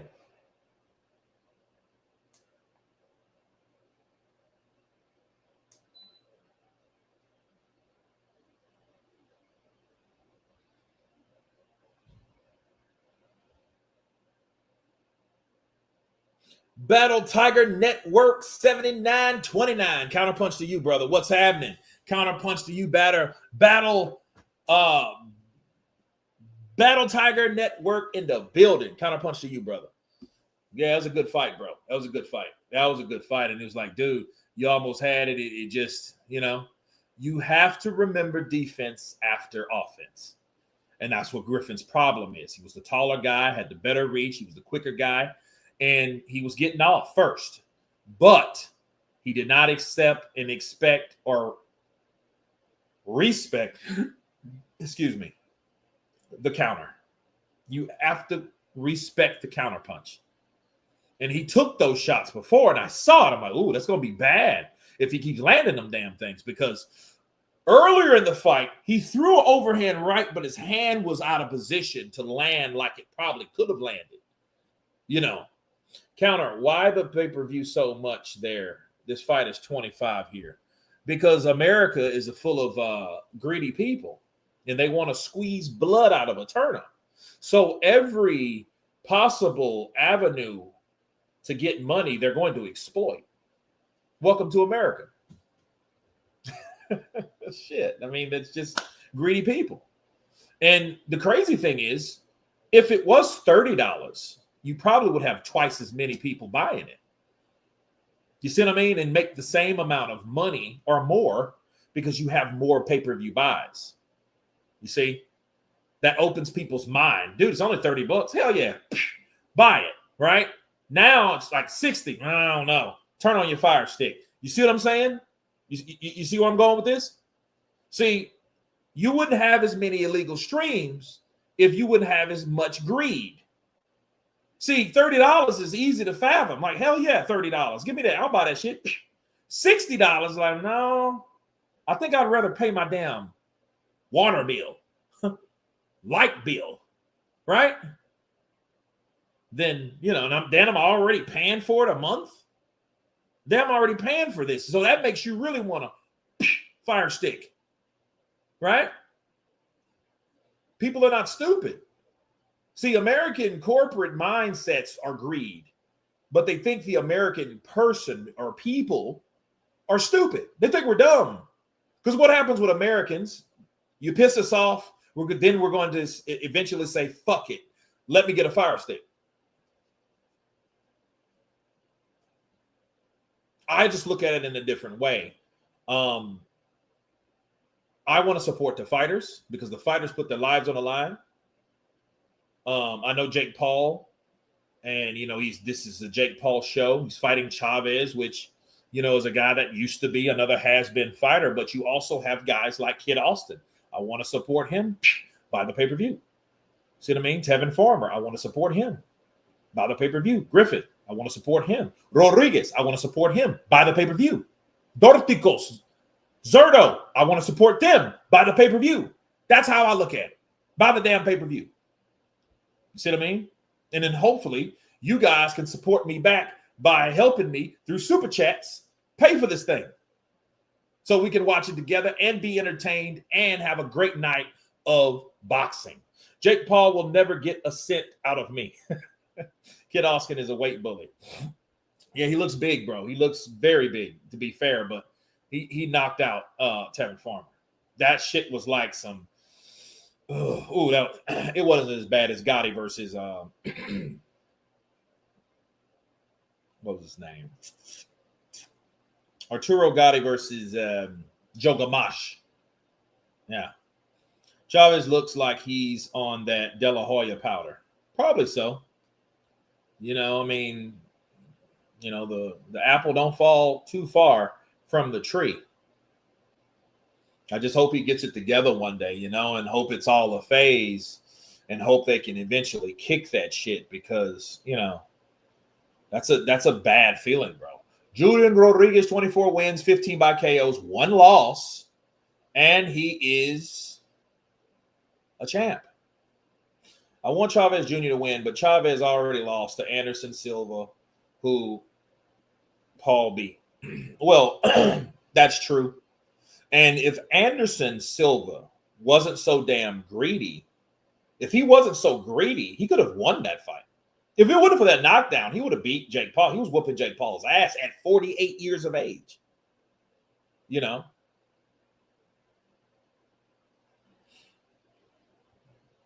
We know M. Fuller. Blizzard Boy Chavez. You know it's bad when Bivol Beterbiev is cheaper than a Jake Paul fight. Yeah, it is. And it's sad because Beterbiev and Bivol, they should get more exposure. You know what I mean? I wish they were more known because they are probably some of the most gifted fighters that we have.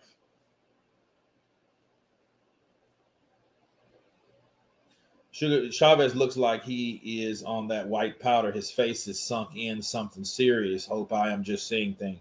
No, you're not. You know, you got to ask yourself, Chavez Jr., where the hell has he been?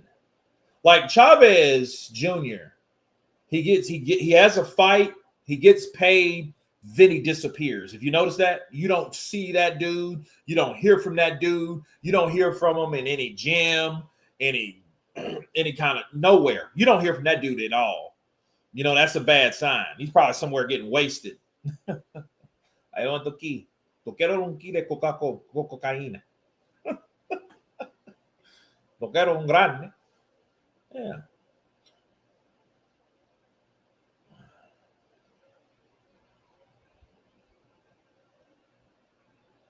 I have Lennox Lewis in the top 10 for sure. He arguably is the top 5 purely because he was so much bigger than most in the top 10. I have Holmes number 1.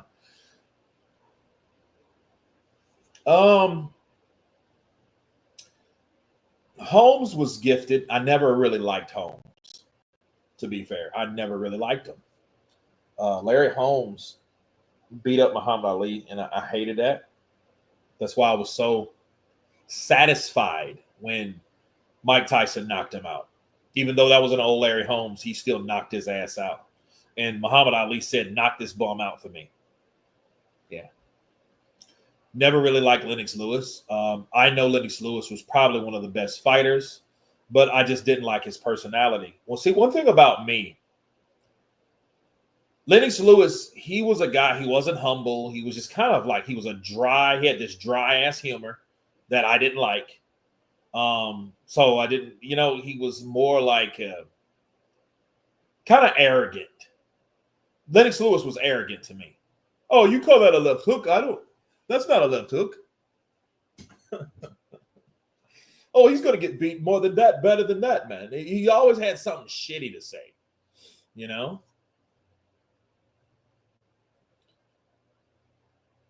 Larry Holmes had great respect for Ali. Larry Holmes is the best on Undisputed Game. I bet I'll be making people quit. Yeah, because he got that slippery ass style, that fucking jab. That jab will murder you, bro. You know how to use it? I mean, really use it? I was playing Undisputed at my homeboy's house, and it was okay. I mean, you just probably have to get the feel of it. You got to get the hang of it. You know, the mechanics are a little different. So we got 2 fights out. Schofield's out.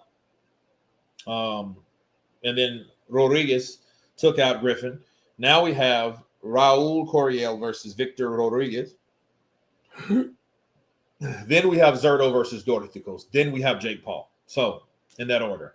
Kurt, how you feel about Claudius is how I felt about Holyfield.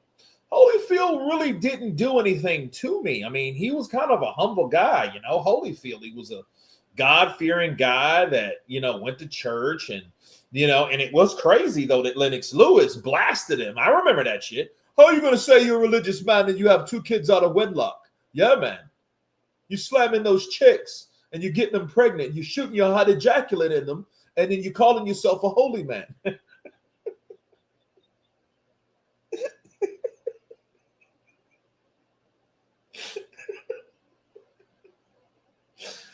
Oh, man. That's what he told Holyfield. It pissed Holyfield off, you know. Oh, man. Holyfield was a dirty-ass fighter. Yeah, he hit you with that. Bow, bow, boop. Bow, bow, bow, boop. I hit you. Boop, bow, bow, bow. You're like, damn. Boom. Ah, boop, boop, boop. Ah, bees, bees. Yeah. Was you slamming chicks yesterday? I was waiting for your Wilder live.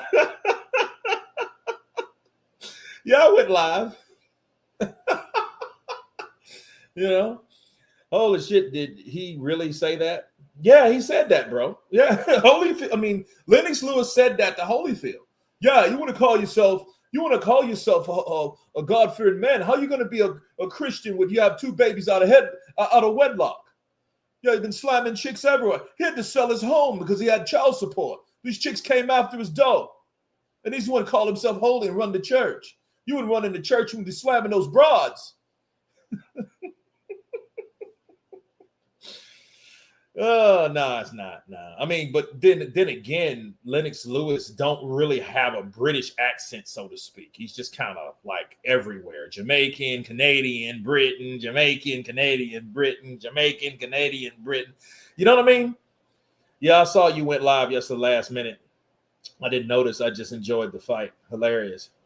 Yeah, man. He's I went live, man, and BLK Prime, they need to really chill. I mean, I was so disgusted yesterday because it wouldn't show. You know, it came out of my account. I'm still watching it. It's still showing that pending. No, because I had to call. You know, and what happens if it's pending? My bank can't give it back until it posts. So that Tyson versus Jake Paul broke me of buying Jake's pay-per-views. Straight garbage.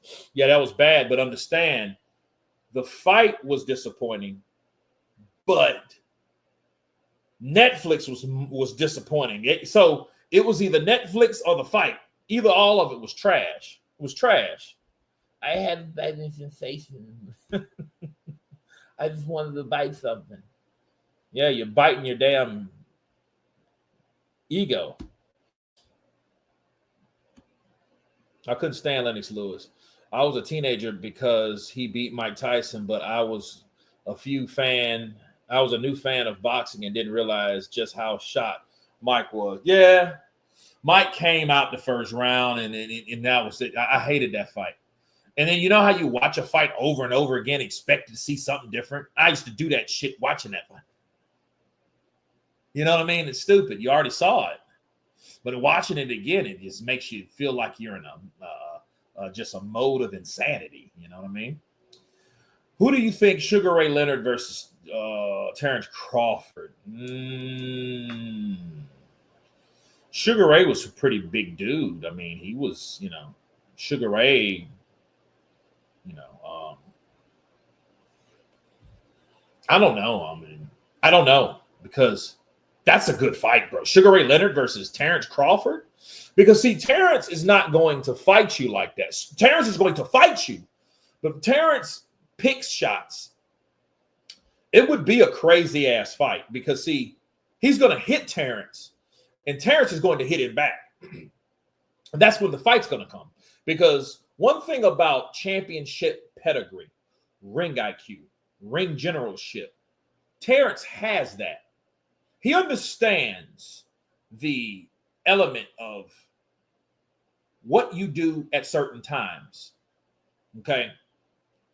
Once a movement or combinations are landed, you have to wait for the return. See, there has to be a respectful return fire. You know what I mean? So you may hit Terrence. Terrence might stick his tongue out at you.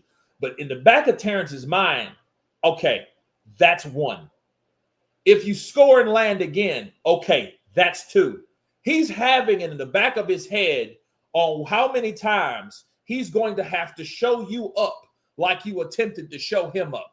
So when you land a bop, bop, bop, okay, he might do that. That's one. Then you do it again, that's two. So guess what? Ooh, Kate. Yeah, okay. Kate Scott in the building. Damn, Holly Holmes looks homely. Shit, she looks like a Quaker farmer, don't she? Jesus Christ. It's like he's going to get you back instinctively. It's not, because this guy, he just landed a couple good combinations on me. I have to show him to get back at him because you hit me. Now I'm going to hit you back. Then I have to show the referees that I'm beating you round after round until I get you out of there, unless you do something to piss me really off. And then I'm going to have to take your head off. That's Terrence Crawford's mentality.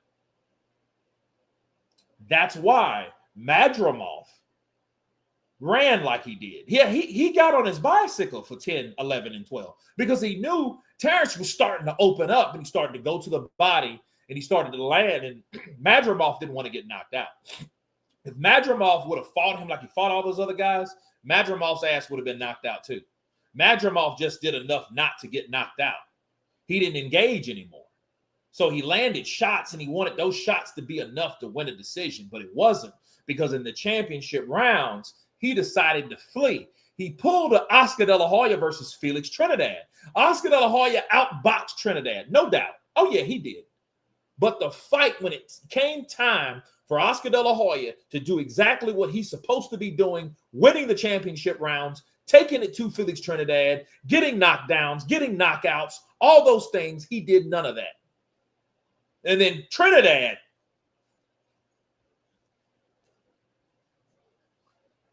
right? He started throwing that left hook and he started landing some of them. So it's crazy. Like, this guy's here to fight, but then Oscar got on his back pedal. He started backpedaling. Shout out to Cisco Perez. Thank you for that love, my brother Cisco Perez in the building. You guys keep donating. Be like my man Cisco Perez. Much love to you, brother. Thank you. First super chat of the day. And that's exactly what Madrimov did. Madrimov did a good job in the fight. It's just you cannot run and retreat the championship rounds. 10, 11, 12. The last quarter of that fight, you cannot stall. You can't take your foot off the gas. You can't do that shit. You can't do that. That's unethical. Yeah. That's not sportsmanship like. You can't do that shit. You can't say, hey, I've won rounds 2-9 and I think I'm on a coast. No, that's not how we do it. Is it a smart meter? What the hell is a smart meter? How would you rate Klitschko's brothers in heavyweight history? They got a legacy. I mean, they were some of the longest reigning brothers, and I think they were the only brothers together to reign a division in the same division.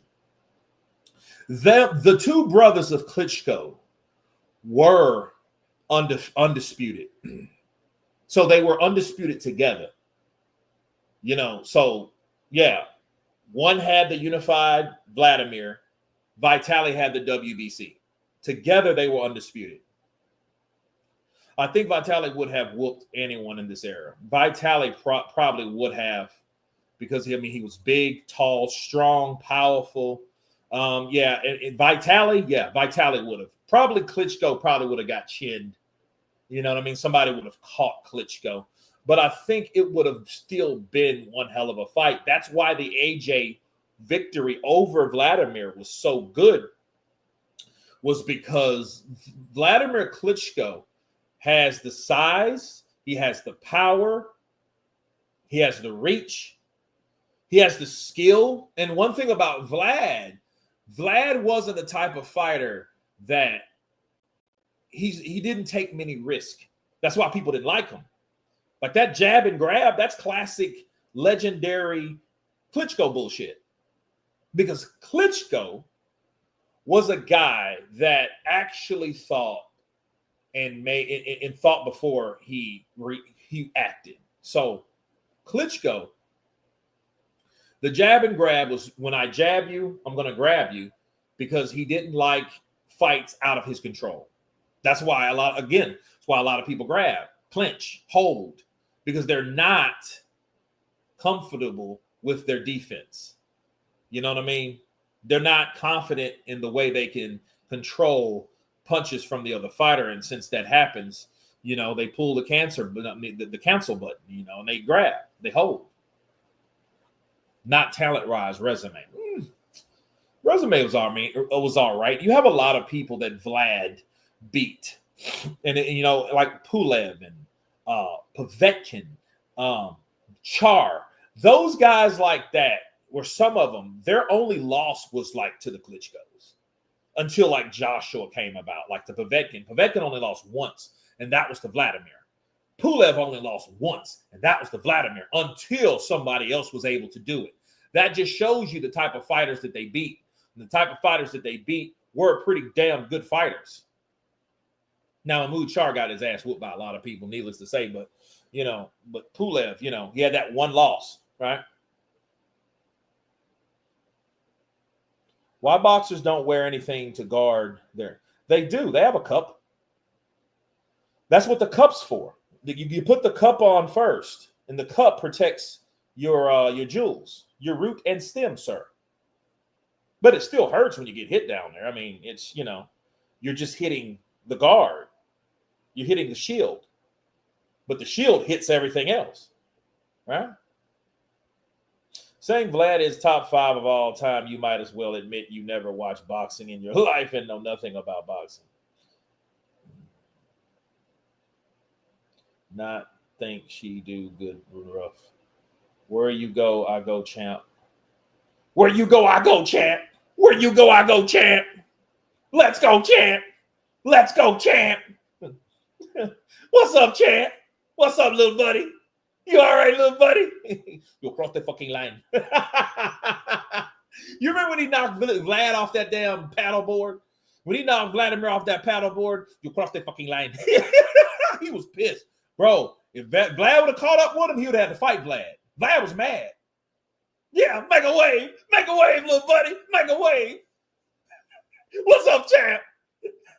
What's up, champ? You okay, little buddy? You okay? Vlad fell off that damn board. He was pissed. Because you just crossed the fucking line. You crossed the fucking line now. You crossed the fucking line. Bro, it was yo, make a wave, little buddy.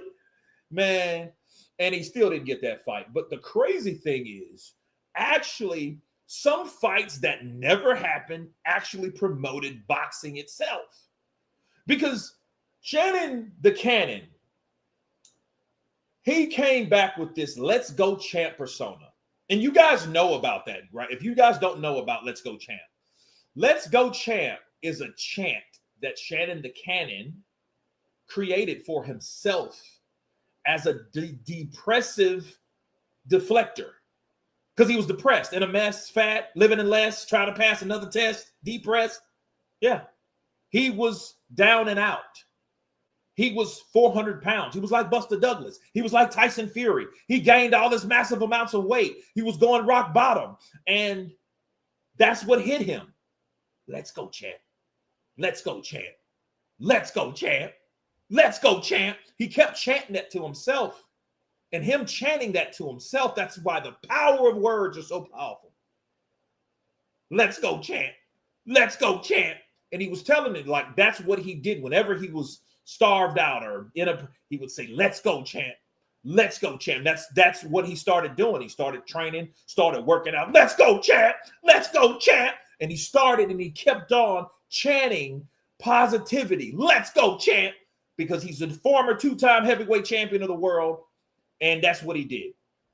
And he kept himself up. Let's go, champ. That's what let's go, champ Shannon the Cannon did. And he's now a mascot. You think he ain't getting paid in them damn things? Now, some of those, a lot of it started as a troll. He was just trolling. He was 50 Cent like trolling. Before 50 Cent did it, it was Shannon the Cannon.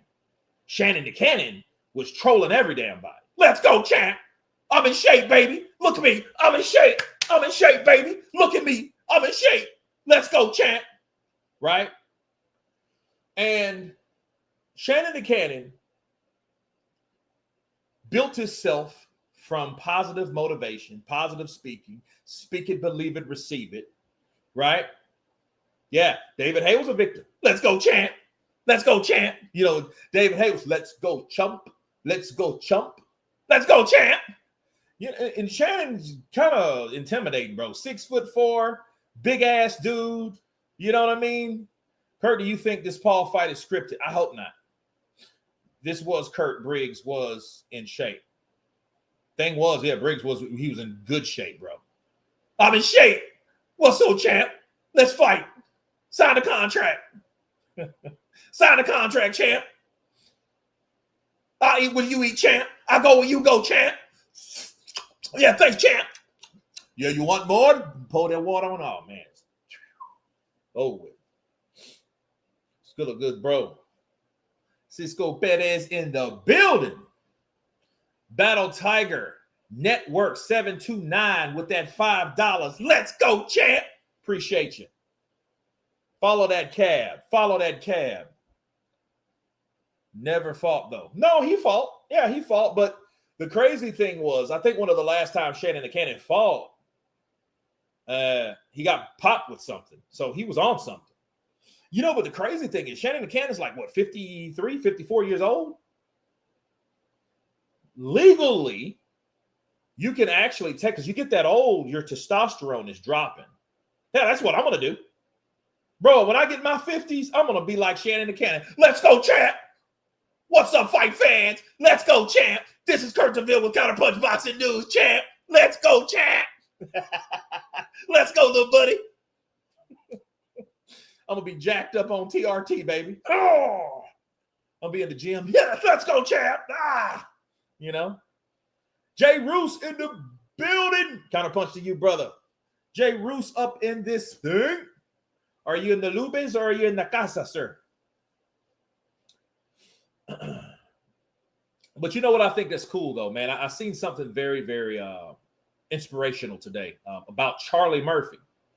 Charlie Murphy, I think he was on Howard Stern, and they were asking Charlie Murphy, like, man, don't you get a little mad because Eddie Murphy's your brother? He's like, hell no, I don't get mad. I love my brother. You know what I mean? I'm his biggest fan. And, you know, and he's like, man, you don't even think that's bad just a little bit, you know? And he's like, no, I'm going to tell you why. You know, watching my brother, we were just regular people struggling like everybody else, and then he made it. And watching him on stage, I can feel the way it made me feel that my brother has done something this big. You know what I mean? I was so ecstatically happy for my brother. I love my brother. You know what I mean? Where I love that, bro. Just like the Klitschko's, bro. Just like the Pauls, bro. You see Logan and Jay, they don't put each other down. They don't talk shit about each other and try to out and one-up each other. No, they love each other. So I think that's what people kind of miss, you know, about brotherly love. I mean, true brotherly love, not that Abel and Cain shit. I'm talking about the love you have for your brother. You know what I mean? That's you can't buy that, bro. You know, so that's a beautiful thing. Who won? They haven't fought yet. Now Chavez Sr. is in the building. Good times and the bad times.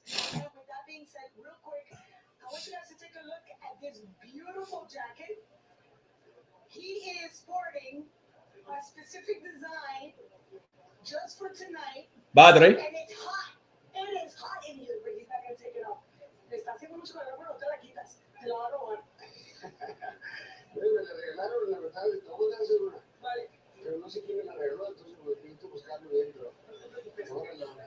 He doesn't even know that's a gift, and he just wore it today, and I said I'm going to steal that after tonight. Thank you so much for your time. We look forward to seeing you in the ring. Thank you very much. Thank you very much. I love it too much. I love it too much. I love it too chingo. Okay, Julio Cesar Chavez is in the building. He is in the building.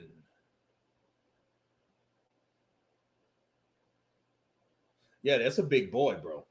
The smaller his dad is, and he's a big bastard, isn't he? Dude's like, you know, it looks crazy. It's like, dude, you look nothing like your dad.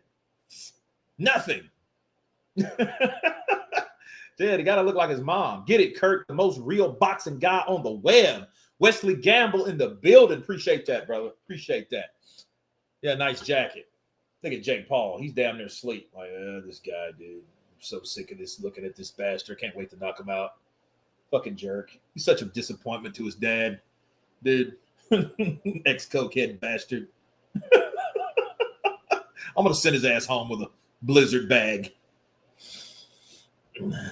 You have never aged in all the time I've been going on your channel. Definitely a Peter Pan. Yeah, man, that dude there, he's like, what do you call him? Benjamin Button, Jay Roos. He reminds me of a cat, man. If you guys remember back in the day, it used to be Counterpunch Boxing News, Fresh One Media. Well, Fresh One Media, Kid Fresh, he's the guy, we started the channel together, this channel. And this guy's like 9 years older than me. This bastard looks like he's 25. I'm like, dude, you look young. He gets carded. He goes places and still gets carded. You know? Times we'll go out and get some beer or whatever. And they ask him for the ID. Sir, can I see your ID? They don't look at my ass. They look at him. Yeah, Benjamin Roos. It's crazy. I just saw Benjamin Button, man. That's a very interesting movie. You know, they filmed it in New Orleans. How old am I? I'm 45. You know. Now, the thing that helps me, I don't have white hairs and shit like that. I might have like one somewhere.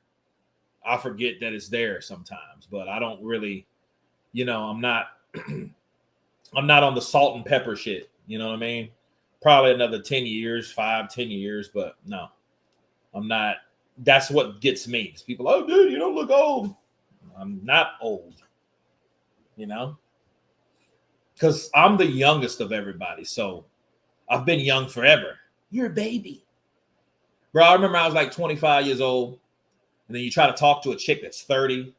And then they look at you like, oh, God, you're a baby. Oh, my God. You know, you're my age, Kurt. We are still young. Yep. Cisco Perez in the building.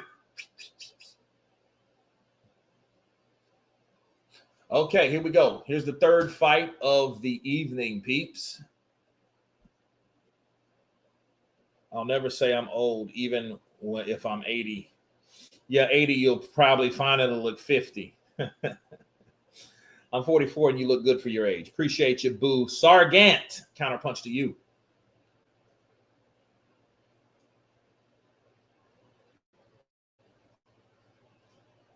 I like that shirt he got on, man. I've always looked older. 39 and people think I'm 50, 55, but that's because I grade early. Yeah. Yeah, I'm not a gray guy. And it's crazy. I got a brother, dude. He's been like getting white hairs for like since he was in his 30s. So shit must have skipped me, obviously. You know what I mean? But I mean, a lot of factors too. You know what I mean? It's how you live your life. If you're not stressed out or you're not a heavy drinker. I drink from time to time, but I know there's a limit to that shit. You know what I mean? Most of the time, it's good old H2O. And speaking of good old H2O, I got another one. So let me go and get it. Hold on.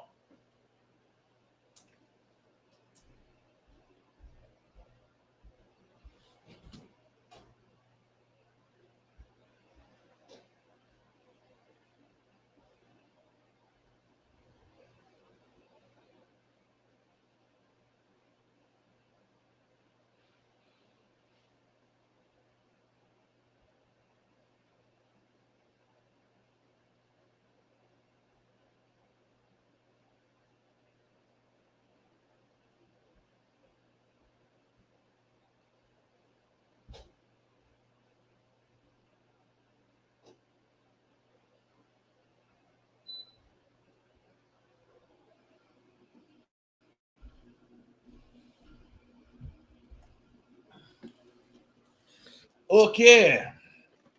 I am back and I am reloaded.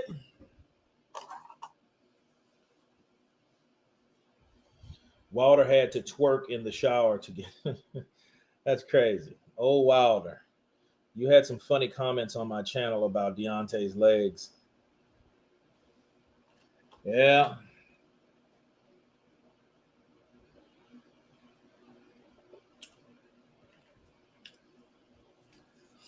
Okay, Curiel versus Rodriguez. All right, Mexico versus Argentina. 16-0 and 10-0. Wow. 16-0 and 9 for Rodriguez and 10-0 with 8 KOs for Curiel. Curiel contra Rodriguez. En esta pelea es mucho grande y importante porque este es por un campeón del mundo. Tú viste. All right. Wilder proves the theory that power does not come from the legs. That's bullshit. You come from my shoulders. Yeah, man. But I don't know. I mean, I don't know, man. It's just crazy. Wilder didn't look bad yesterday. You know? Watch it, Kurt. Ice is watching. Take him out. Go to his residence, pick him up, take his family, send him across the border.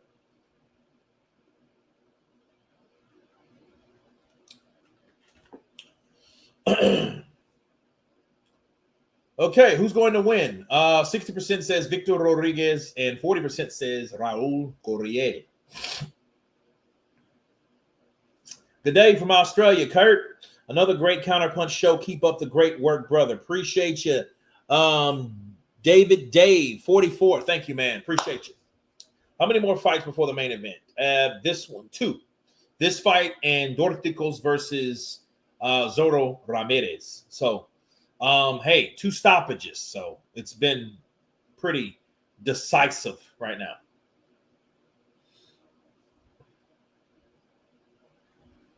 You got to be careful though, man. These Argentina fighters, they come in, they come up here, bro. You know nothing about them, and a lot of Argentinians, they're some badasses. I mean, they're dangerous because you don't know nothing about them. You know, Jesus. What's his name? He fought Timothy Bradley to a draw. He got disqualified against Brandon Rios. It wasn't Jesus Chavez. What was his name? Damn, what was that guy's name? I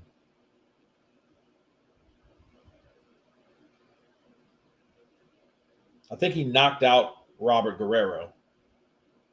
Holly won in style. Yeah, Holly. I seen Holly fight. Bro, Holly looks. How old is Holly?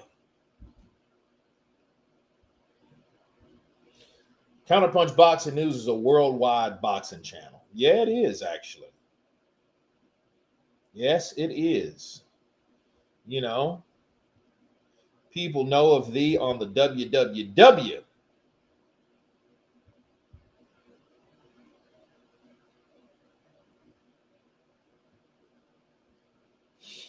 Is Savannah Marshall on this card? No.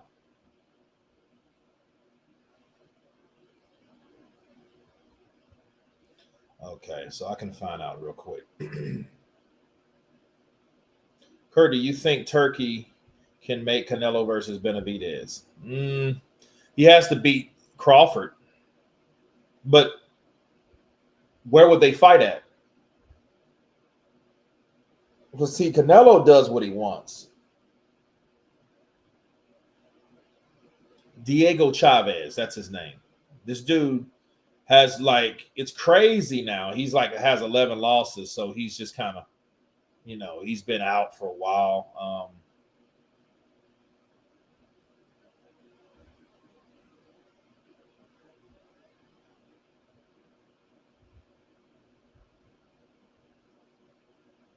He lost to Keith Thurman. That was a pretty good fight.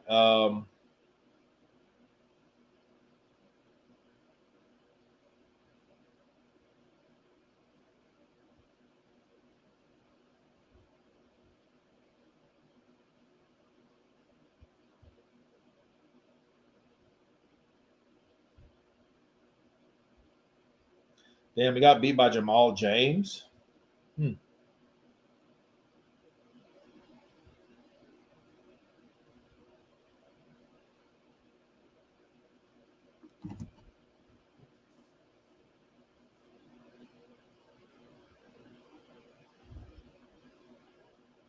Were you surprised about Tevin Farmer? Yeah, I was. I didn't think he was going to get knocked out like that. I thought that a guy just so defensively responsible as Tevin Farmer. I thought that he was definitely going to be. Oh, he's from Uruguay. I thought it was from Argentina. Damn, I got that all wrong.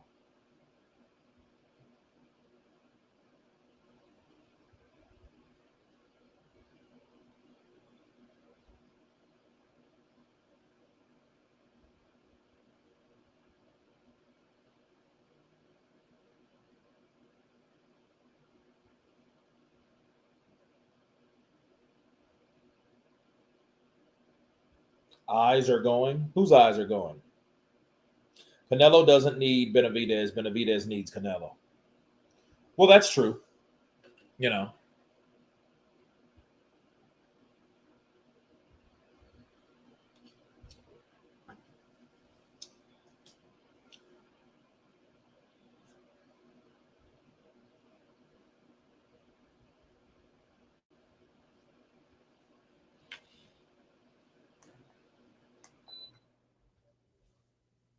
I've seen this many times. Was Armed Forces Day in Britain too. Salute. J. Rue's listening to him polish Teofimo's knob is annoying. He also was blessed with a gift.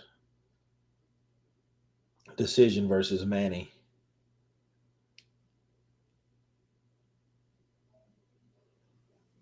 Oh, yeah, you're talking about Timothy Bradley. Yeah.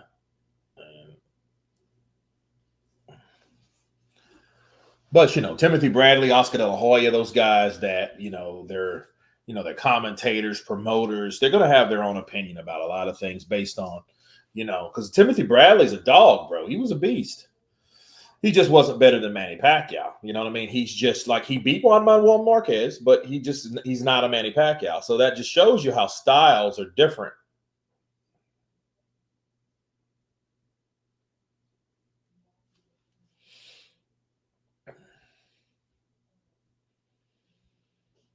Good jab by Curiel. Don't expect this fight to last long either. Just something about it, bro. You got two undefeated guys, one 10-0 and the other one 16-0. And Uruguay contra Mexico. So I thought it was Argentina. I had that wrong. I still love you though, Kurt. You're a Jedi at boxing. Thank you, man. I appreciate you. No, but actually something's in my eyes. Like I had to turn that fan off. I have a little portable fan here because it gets hotter in this room for whatever reason.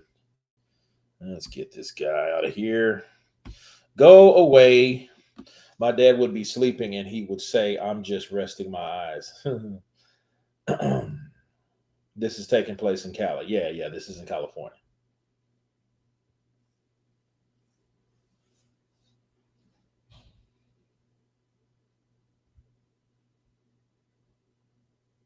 Oh, good jab by Garcia.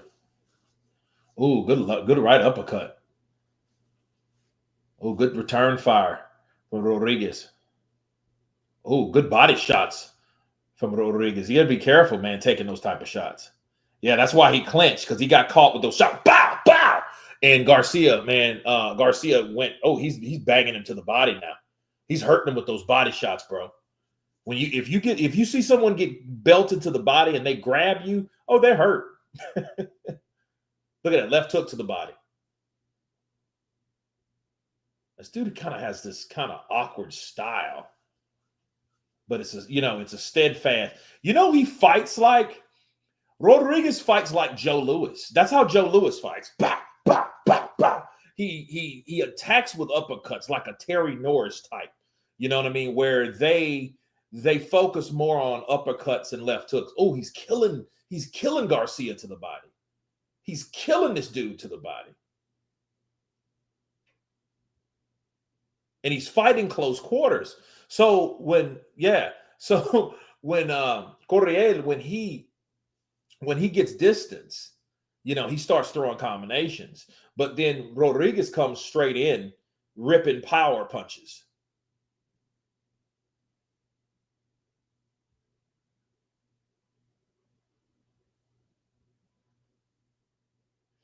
See, Rodriguez, he don't want to grab. He wants to get close. He wants to stay close, but he doesn't want to be wrapped up. But Correal, he doesn't want to get hit to the body like that, too, because I've seen those shots. Boom, boom. When he threw those punches, he threw those shots, bro. Yeah, he knew right away, let me grab this boy, wrap him up, because this dude just gave me an ass whooping to the body. That's a Garcia guy, Robert Garcia's fighter. See what he's saying.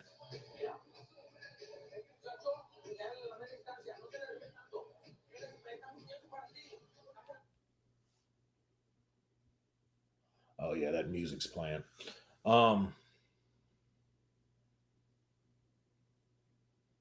James Bash coming in, blessing me with that cash. Thank you, brother. I appreciate the love. Thanks, Ruff. You saved me. Yeah, dude. But he knows he has to,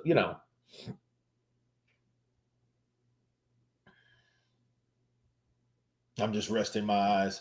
I got told a car noise, same as when you got mom's belly. That's why I always pass out on a motorway.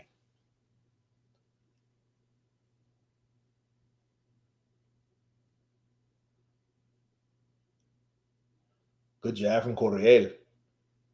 Oh, good left uppercut from Correal. Yeah, he has to box, bro. He has to box and move, because taking on Rodriguez, that's what he wants. And this dude, you could tell the punches that he's throwing, they got knockout written all over him. I could see it, because he's felt that punching power, and it ain't too pretty. It ain't too pretty. So Correal has to learn. Like, look, let me box, turn, box, turn. That's what Robert instructed him to do. Stick the jab in his face, move, jab, power hand, backhand, then move. Good 1-2 from Correal. Ooh, good left uppercut. Good right to the body by Rodriguez. Ooh, good right uppercut. Then he gets punished to the body by Rodriguez. Ooh, good left hook from Rodriguez. That got his attention. Ooh, good 1, 2, 3, 4, 5, 6, 7, 8, 9, 10 punches from Correal. Correal comes back with a case of ass whooping. Oh yeah, this is gonna be this fight's gonna be a banger. So they're already banging it out, because what's happening, Rodriguez, he's he's saying to himself, okay, we got a fellow undefeated fighter. So the thing about these undefeated fights like this, it's crazy, because nobody knows loss. They don't know lose. They don't know how to lose, because they never lost until they lose. You know what I mean? And it's going to be hell trying to tell somebody that never lost to lose. So then you're going to have two guys fighting hard. That's why this fight is going the way it's going. Oh, good left hook from Rodriguez. Ooh, left to the body, right upstairs. He misses with that left hook. Garcia better be careful, boy. Correal, he better be careful, because Rodriguez, just something tells me, bro. He throws these shots, and he's putting a lot of weight on. He's sitting on these punches. He's sitting on these punches, bro. He is sitting on these shites. Left uppercut to the body. Left uppercut upstairs for Rodriguez. Overhand right by Rodriguez. Right uppercut from Rodriguez. Rodriguez comes back. Correal throws a 3-punch combination, and he gets out of that corner. Oh, good right hand from Rodriguez. Correal comes back with a 1-2. See, Correal needs distance, because this is how Rodriguez beats you. He smothers you and pressures you. Uppercuts. Look, he walks back because he knows, I'm going to break this kid down. That's his game. He's going to break him down. You only seem to be up to date one side. Kier only just got in. Marcy Ward was very biased as a commentator. He was sweet at mid and close range. Kurt, did you see Jake Paul go off on Piers Morgan? Yeah, you sent that shit to me. I was watching it, but I had to get rid of it for this show, so I seen half of it. I might do something. Depends on how this fight goes. But yeah, Piers Morgan pissed him off. But that's Jake Paul. Jake Paul's gonna get pissed. Yeah.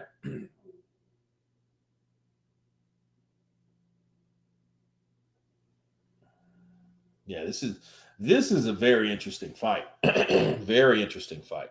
Okay, they're wrapping up Jake Paul right now. So here we go. Round 3, ding, ding. Okay.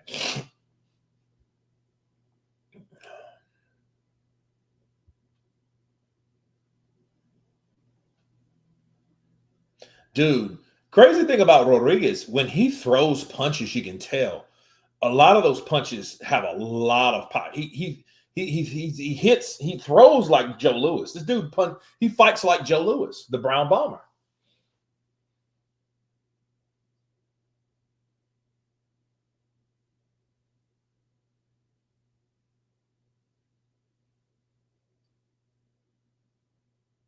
Oh, good left hook from Rodriguez.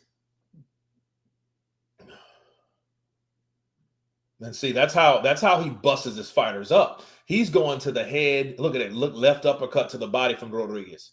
Then he gets wrapped up from Garcia because Garcia knows, like, dude, I'm not gonna let you jack me up like that.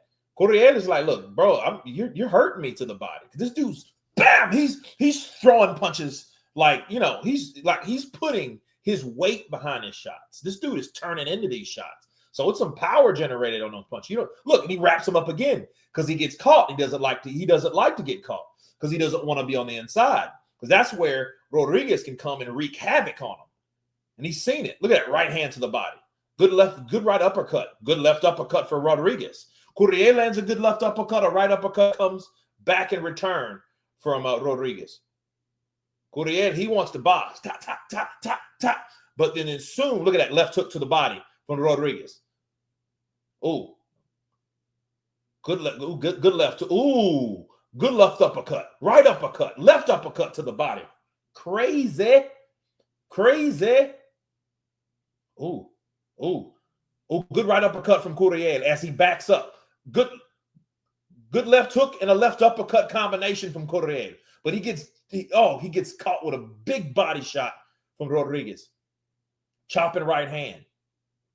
Ooh, left hook lands for Rodriguez. Left uppercut to the body. Left upstairs. Another left hook upstairs for Rodriguez. Another left uppercut. See, on the inside, Courrier has to figure out, bro, I have to get away. And if he ever gets on the ropes, it's over. That means he's either slowed down to the point he needs the rest, so he's on the ropes. It's going to be Fist City. It's going to be all bad for Courrier. Courrier has to keep moving and keep boxing and keep turning, because if this guy gets him stable, he's going to beat the shit out of you, because that's all he does. He's a punisher. He instinctively from round 1 to now has went to the body. Back, back, back, back, back, back, back, back, back. That's his thing. Then he'll chop with a left hook, and if he's available again, he's going to chop with another left hook. But see, Courrier, he's good when he gets a distance because he can ta, and then turn. But what happens, he has returned fire because Rodriguez is coming in with the pressure. And Rodriguez is not playing no reindeer games. This dude is coming in to destroy you. He's going, it's crazy. And he's basically someone whooping your ass and you're fighting him back to keep him from whooping your ass. That's all it is. Because he's coming. Look at that. Left hook lands. Look, that got his attention. Now, that was a low blow. The ref didn't see it because he was on the other side. But he did kind of hit him like right on the trunks. That was definitely a low blow. Oh, and the way he's chopping shots, bro. This dude, Rodriguez, bro. Oh, God. Shout out to Uruguay in the building. I don't care for Torres either. They abandoned their principle ages ago. They're not socially, fiscally conservative. They don't know who the hell they are. I don't know who that is. But anyway, back to round 4 of 10.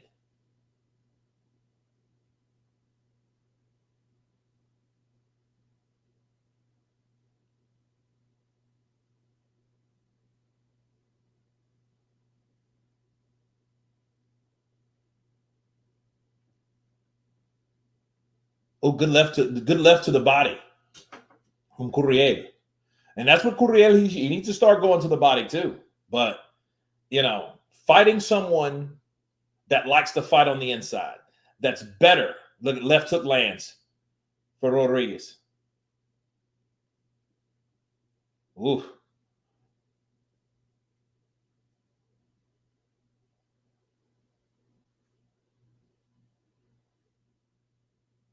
Oh, good double jab. Oh, good left hook to the body. Damn, good right hand. Knocks the guard down of Curiel. Rodriguez, bow, and knocked that whole guard. His guard was like, ugh. He slapped him and the guard. Bro, I'm going to hit you and your arm. Ooh, right to the body. Down goes Rodriguez. Like I said, go to the body. He gets up. Face is bloody. Eye is bloody. Wow. Here we go. Okay, here we go. Here we go. Look, Curiel took him down with a body shot. That's what you call that left hook to the body. Yeah, this is crazy. This is crazy. Now, I'm thinking Rodriguez is going to murder him with a body shot. He lands a body shot, put him down. It was a liver shot. That's what happens. You go to the liver. You go down. You get hit with a liver, spot. You go down. You go down. But don't get it twisted. Curiel, look. Oh, he hit him to the body again. He hit him to the body again. That was that stoppage was too fucking fast, bro. Are you serious? I hate pussy refs. That was not, bro. That was way too quick. Yeah, he got hurt to the body. He went against the ropes. He landed about maybe 3 punches, and the ref comes in. Bro, that type of shit, refs can't be pussies. I'm sorry. Referees can't be pussies, though. No, bro. No. I mean, good fight for Curiel. Curiel did it because he landed a shot that he thought that wasn't going to have the effect, but it did. So he was like, hell, I got this guy hurt. I dropped this guy. Now I'm going to go back to the body. Went back to the body, landed a few shots. Referee comes in. Oh, no. And you know what I call that, though? I really call that either a pussy ref or a lazy ref. Because, see, think about it. Referees are going to get the same amount of money either way. So if they can see a time where it makes their job easier, they're going to do it.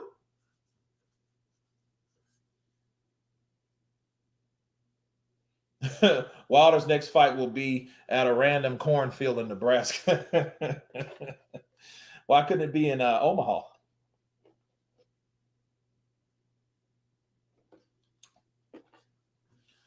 He didn't complain. He shouldn't complain. Oh, Dad, he busted him up, bro. Left hook, right uppercut, right to the body. Oh, that was a right to the body, bro. He broke him down. Oh, that right uppercut. Oh, like I said, bro, I told you this fight wasn't going to last. It was not going to go the distance. Curiel came out. Bow, bow, bow. It was over with. That was it. Beautiful combinations, bro. Beautiful combinations. So he comes back. Oh, and look. He feints. He falls for the feint. He goes right back to the uppercut. Yeah, it was the uppercuts that got him, bro. Yeah. He pretty much retreated, though. He pretty much retreated. But then you have to take into the fact that, when you get hit with a shot, like Rodriguez was hitting Curiel, and Curiel grabbed him instinctively. Well, that's what he was doing. You have to see what these fighters are made of, bro. If you stop a fight that fast, you don't see what these fighters are made of. Now, I don't believe in somebody getting punished, but at the same time, give somebody a damn chance. That's crazy.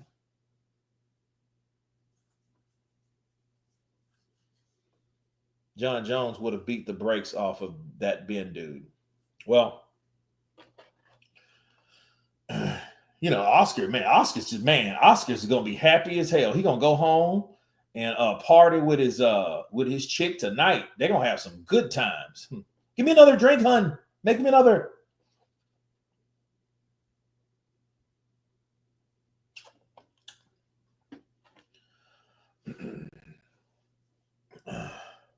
Yeah, I watched him in London, fussing Beast Tom. Yeah, because some of these refs are just like, oh, that's time. Yeah, it's time to cut it. Yeah, time to break it up. You know, that should have a lot to do with ego, laziness. Some of them are on the take. Right? I meant Tom not being. Okay.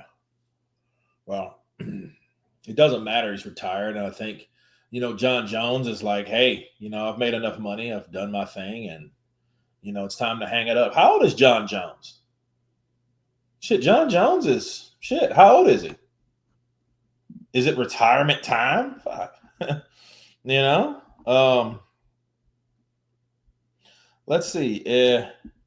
How old is John Jones? John Jones is 37 years old. Yeah, July 19th. 37. I mean, he's not a, Dude, Curiel came in, bro. And now he's 11-0 with 9 KOs. So now he's 30. He'll be 38 next month. Is Miller Anderson official? Nah, it's not official. That shit's not official. They're in talks, but I don't know. That's a fight I want to see though, because for one, it gives Anderson another opportunity back in the, in the rankings and and back in the limelight. Gives him another opportunity. It gives Jarrell Miller to show what he's made of, because that buildup's going to be stupid.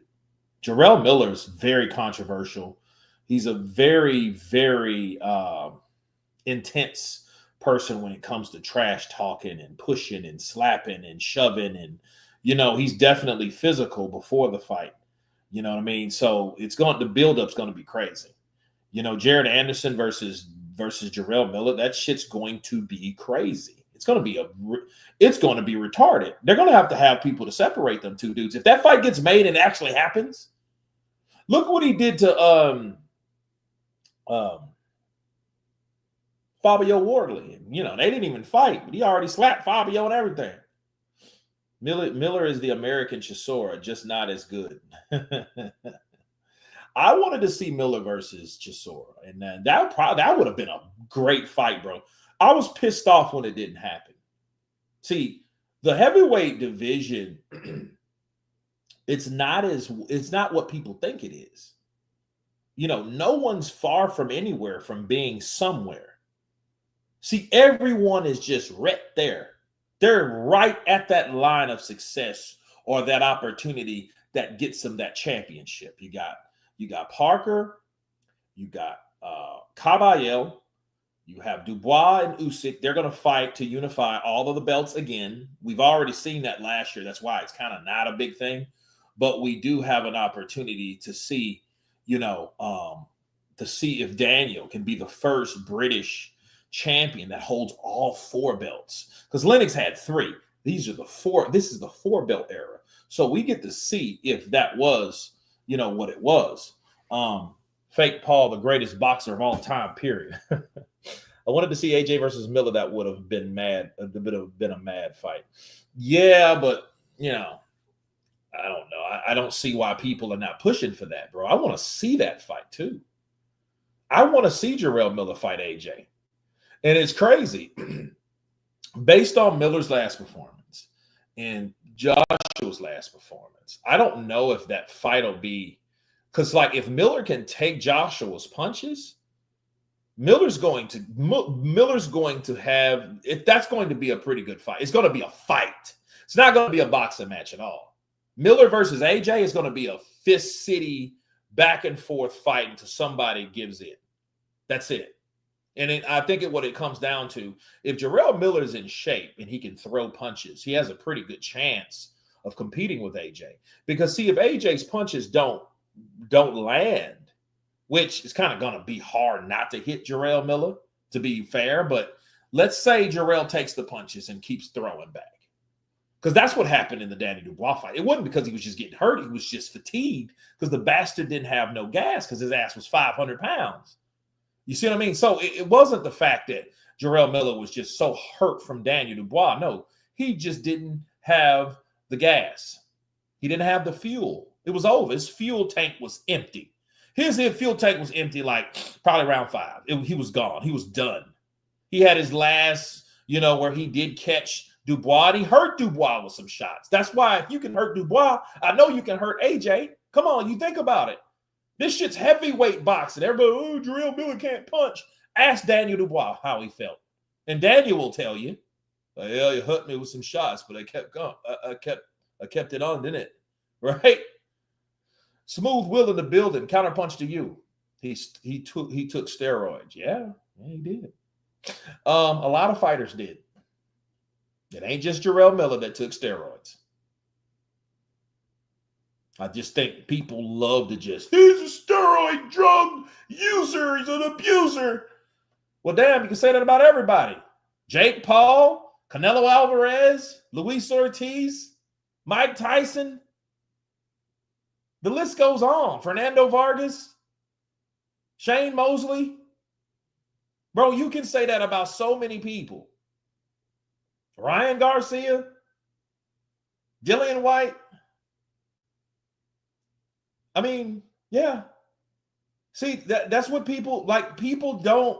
I don't get why people love to ridicule some and not all. That's why nothing really surprises me, because I don't waste time roasting someone day after day and giving him that whole jacket to wear by himself, because he ain't the only one that should be wearing that damn jacket. You know what I mean? Even though Jarrell Miller had 3 different drugs. Now, you can specify and get specific on how he's different and whatever, but in reality, he's not at all. See, the way people get popped, and it's so many people getting popped, it makes you understand logically that there's more people taking drugs. They just ain't got caught. That's all. There's a lot of people on that shit because there's too many people getting popped. It's just the cycle. They either took too much, because it's always a little bit. We've detected some adverse finding in your drug sample, in your blood or urine. You know why? Because the little bit that you saw was the stuff that was still there off of the big shit that they took. So they either took it when they trained, so they can train better, so they'll be in shape faster, or they can heal quicker, or some shit like that benefited from whatever drug they were taking. And when they get caught, it's always that little minute amount. It's that amount because they were cycling off of the shit. When Advada was, hey, we're here to test you for blood and urine. So when they do get caught, it's that little bit that's left because they were cycling off the shit. So it's a lot of people that's taking it.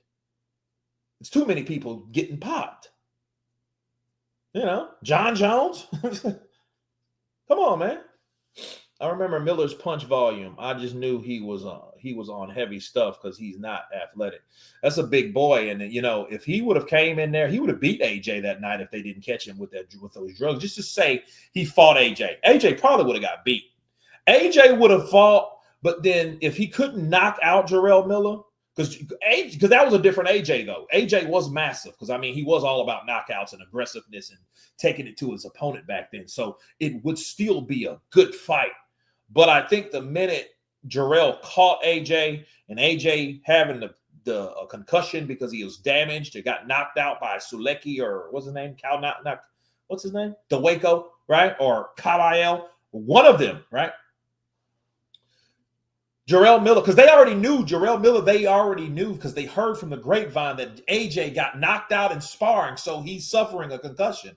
They just not, Eddie Hearn, greedy ass Eddie, did not want that fight to be canceled because it was a record-breaking amount, 2 hours that Madison Square Garden was sold out. AJ Miller, Madison Square Garden, New York, right? So he wasn't going to stop that money from coming in. So AJ, your ass is going to fight. He had a whole pharmacy in the system. Yeah, he'd beat the shit out of AJ because he would have caught them shots, and then the minute he landed flush where AJ was damaged or he hit him with a good headshot, his ass was going down. He was gonna. You remember what happened when Ruiz caught AJ? Bow! He's like, damn. Usyk can be beat. Every fighter has a flaw. They were at the Diddy Freak-Offs. The problem with UK fighters, they overhyped in a business. Okay, now we got Zordo Ramirez versus Uniel Dorticos.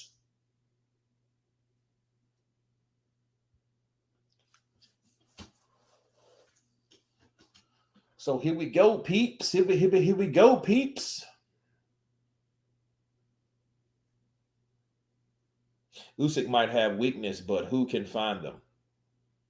Well, he said he has weakness. I mean, I don't know. I mean, a lot of people like to say he was, he was soft to the body. I mean, I think everybody's soft to the body if they get hit right to the body.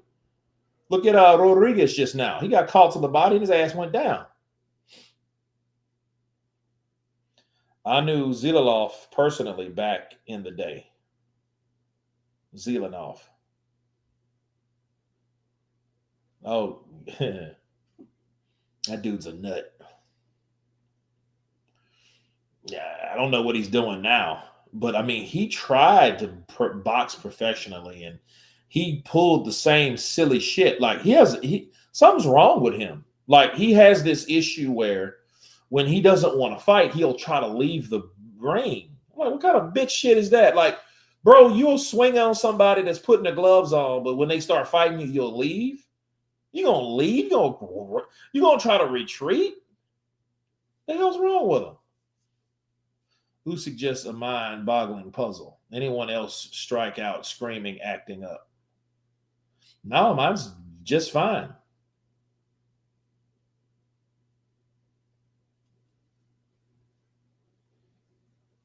Listening to Shannon Briggs troll Zelenov is funny as hell. Yeah, he wouldn't do that shit to Shannon the Cannon. That would be a bad thing, bro. You hit Shannon the Cannon when you're trying to put gloves on, he's probably gonna choke you up. He's probably gonna grab Zelenov and choke him out. Don't do that, champ.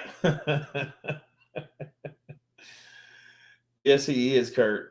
He's not mentally well. It's sad. I knew him when he was 18 before the mental collapse. Okay. Yeah, I mean, I don't think it's because something's wrong with him. And I mean, my homeboy was talking about, like, dude, something's wrong with that dude. Like, he doesn't have it all. But then what makes it the worst thing you can be is crazy, but then delusional. That's scary because you don't really know that you're crazy. You think that you're sane, but you're fucking crazy. Everybody around you has to tell you, bro, you have problems. Something's wrong with you. But he ain't, but people like that, man, I'll fight anybody else. And I'm thinking like, yo, that's crazy. Counter, you got an IG. Yeah, it's DeVille Kurt.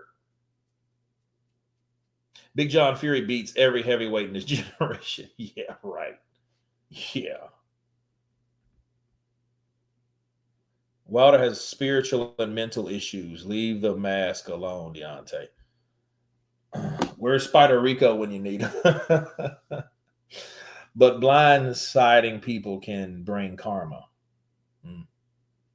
Look at Oscar. Oh my God! I cannot wait for him to face winner Shakur Stevenson, Williamson Beta, which is happening tonight 12, or any world champion out there. Tag whoever we want. Let's just go. Oh yeah, look at Oscar. Oscar, he hype. Look at Oscar. Oscar can't stand still. Oh, everyone, bring them on. Bring them on. I'm ready to go. Yeah, Schofield, bro, took out Tevin Farmer. I feel bad for Tevin. Like, I wonder if Tevin, I'm not trying to be funny at all. I wonder if Tevin can actually, I wonder when he finished boxing, because I don't know how long he's going to be a pro now. Because when you take losses like that, and Tevin Farmer, he's had quite a few losses. It's like 5 or 6 losses now. In boxing, it's kind of like a lot of people like to drop you or kind of shelf you when you start taking those type of, shots.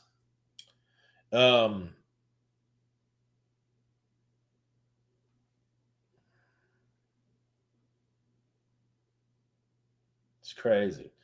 Yeah, so yeah, he has 9 losses, bro. So, and he's lost his last 4.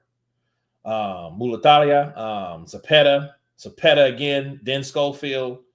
Bro, yeah, he's lost a lot. Yeah. I followed you on IG. Okay. Tevin Farmer at a point was the most active fighter in all of boxing. Yeah, at a point. I mean, years ago. Yeah, I feel bad though. But that's what happens, bro. That's what happens when you when you do a lot of fighting and he's 34. Damn, he's young. He's freaking young, dude.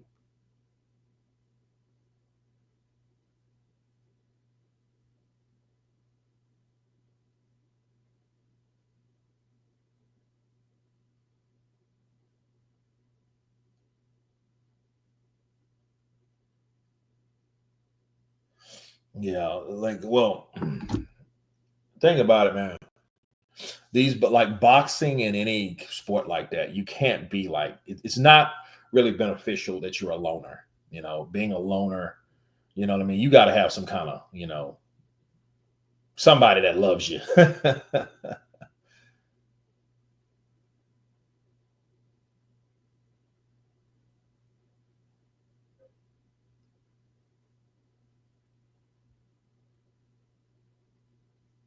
That's a good fight, bro. Zordo Ramirez. That's a big boy too. That's a big boy. Right now I'm watching UFC and bare knuckle fighting. Well, Zerdo's about to fight, so here we go. I hope he calls Frotch out. No, I mean Carl. Nah, he's not gonna do that. I mean, because I'm gonna say this: Carl looks so much better than he did when he was. Carl looked like he looks like a totally different person. Look who you got in that corner. There's Malik Scott, guys. There is Malik Scott there. Remember him? Do you watch I Show Speed? Yeah, I seen him. What was the guy's name? He beat. He smoked his ass. Was it Alvin or some shit like that? I forget his name. Big buff bastard. You know what I mean? Big bowed up fucker. That does all the.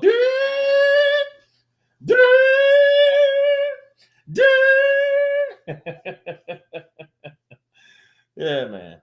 Look at Malik Scott over there. It's Malik Scott.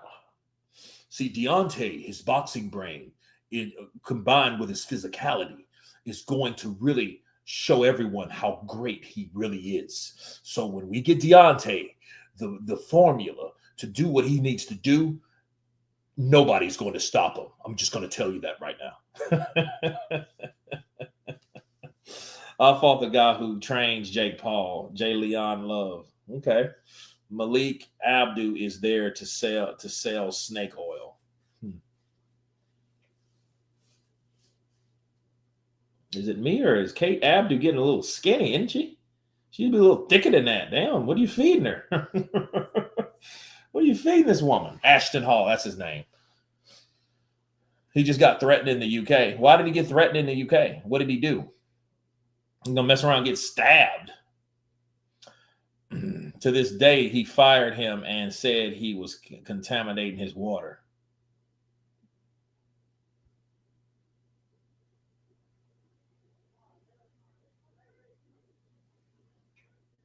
He broke Sueyo's jaw, bro.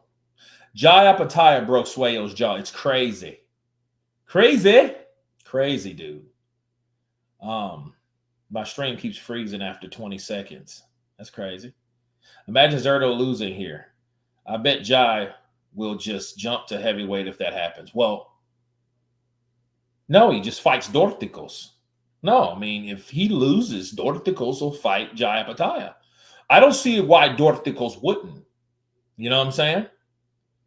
So, no. Kate got a contact high from Wilder's ayahuasca.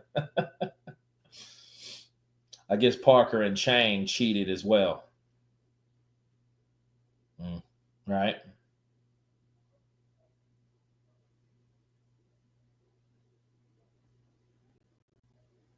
Watch Jake Paul, Julio Cesar Chavez, Discord.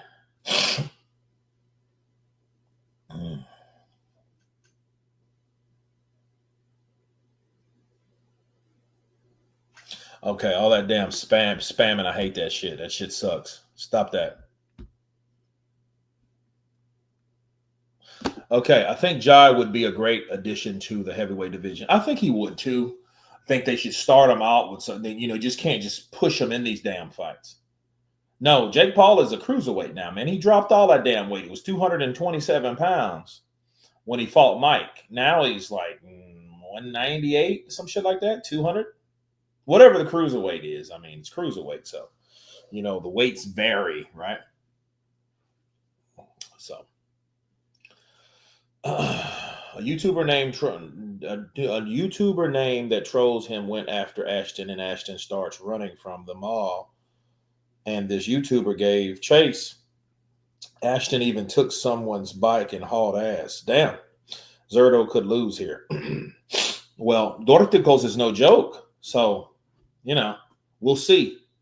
One thing about Zordo, though, he can take shots. So I want to see him fight Jai Apataya, bro. I want to see him for a unified title. I think Turkey should push to make that fight. Yeah.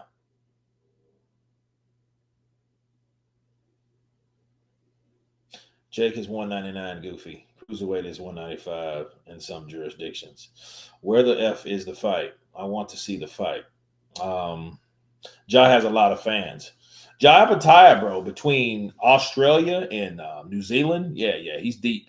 He's deep with support in that area. In fact, I have a lot of subscribers from, shout out to Australia and New Zealand. Quite a few there, So the people that support me in Australia and New Zealand, are bigger than most people's channels. It's a lot of people. And I'm thinking like, damn, because when I have those Jai Apataya fights on a Sunday in the morning, you know what I'm saying? Oh, yeah, it's big. It's big. Jake on Peds. No, I just wonder why you don't hear nothing about drug testing, WADA, USADA, something. Shit. You don't hear anything like that. Do you hear VADA and Jake Paul in the same sentence? It just makes you wonder, man. It really does. Oh no. Oh no. Oh God. Jesus. Oh.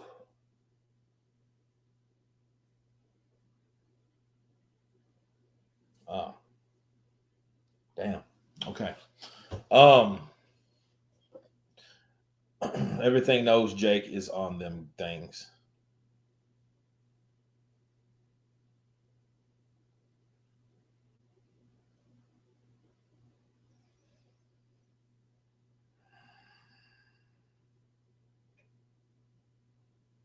Jake didn't sign up for testing. Yeah. It's crazy. It's crazy.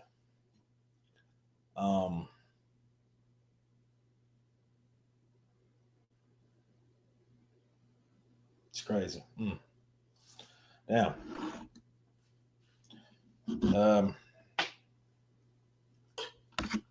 Crazy stuff. Jake doesn't take drugs. He just likes eating snow. Yeah, he kind of said in so many words that he's one of those blizzard boys. No, man, I just read a text message, man. I just found out my cousin just died, and it was crazy. He was on dialysis a while, and I was just trying to think of the last time I actually spoke to him. So it kind of, my brother sent me a text message, and it was like, "Hey, man, I'm like, I was just wondering, like, who texts like right now." So no, that's kind of, it just kind of took me back, man. Crazy, man. He's shit. Well, I mean, he was on dialysis for damn near 10 years. And once you get on dialysis, people, Take care of your kidneys, bro. Take care of your blood pressure. You know, praying for you and the family, man. Thank you, man. I appreciate it. Man. It just kind of, you know, one of my close cousins too is like he was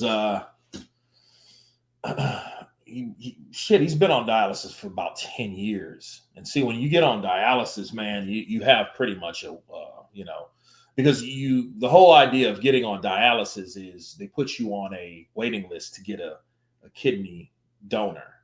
So depending on your lifestyle, how fast or quick you get up on the list to become a donor to get a kidney. So someone has to donate a kidney to you. So it's crazy. Like somebody passes, gets hit by a car, and then they're on the donor list. Well, maybe that kidney is compatible with you, and then you could pretty much, you know, get that kidney. Because I had an uncle that he was on dialysis for like 3 or 4 years, but then he got, you know, a kidney. So, and he was like, man, I can't stop pissing. Matter of fact, it's Uncle C's brother. If you guys look at Kurt DeVille, he was the dude that got cheated on. Remember his wife? Same guy. He has a kidney, but unfortunately for my cousin, he never got one in time, so he just passed away. I don't know if he had a heart attack. I don't know what it is. I'll find out later because I don't really want to talk about it right now. It just took me by surprise. But I'm one of those type of people. Dorticos is coming out right now. I'm one of those type of people, man, that I don't really like spreading news like that. You know what I mean?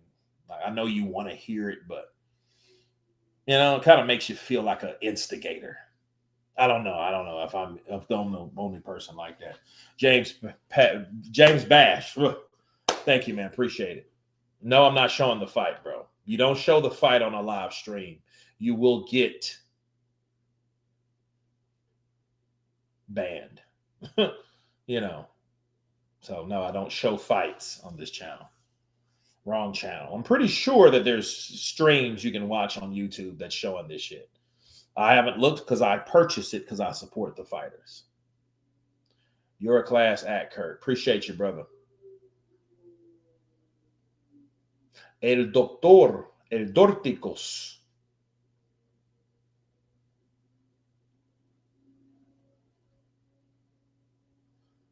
Defeated Alan Campa, KO first round. Uriel Dorticos. That is definitely a Cuban name. Ereslandi, right? Yuriokis. Like words like that. You're like, damn, where do you get this shit from? Jake's urine probably glows like antifreeze. Probably so, bro. Like that shit you pick up from Homer Simpson's power plant. Jake Paul's piss. Right? Keep your head up. Love from Tupac. Appreciate you, brother. Casey Chana in the building. Appreciate you, Casey. So, Gilberto Ramirez. He has someone singing for him. Who is this? Don't know who this is. Dorticos is plus 740. Gilberto Ramirez is negative something.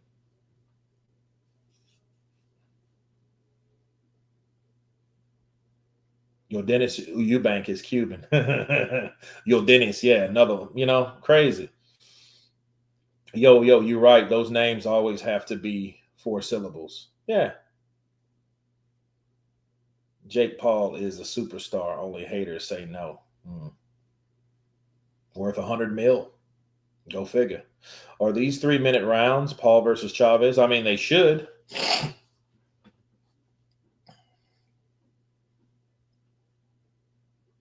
But it's crazy. Like something like Jake Paul, you would think that that would be like a undercard fight, but it's the main event type shit. It's crazy.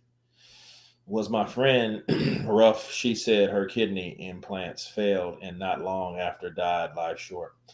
Yeah. That's why you got to take care of the ones you got. That's why when your blood pressure is high, it's damaging your kidneys because your blood pressure regulates your kidneys. So if your blood pressure is high and you're stressed and all that shit and your blood pressure is pumping out of your chest, it's damaging your kidneys. And over time, they go out.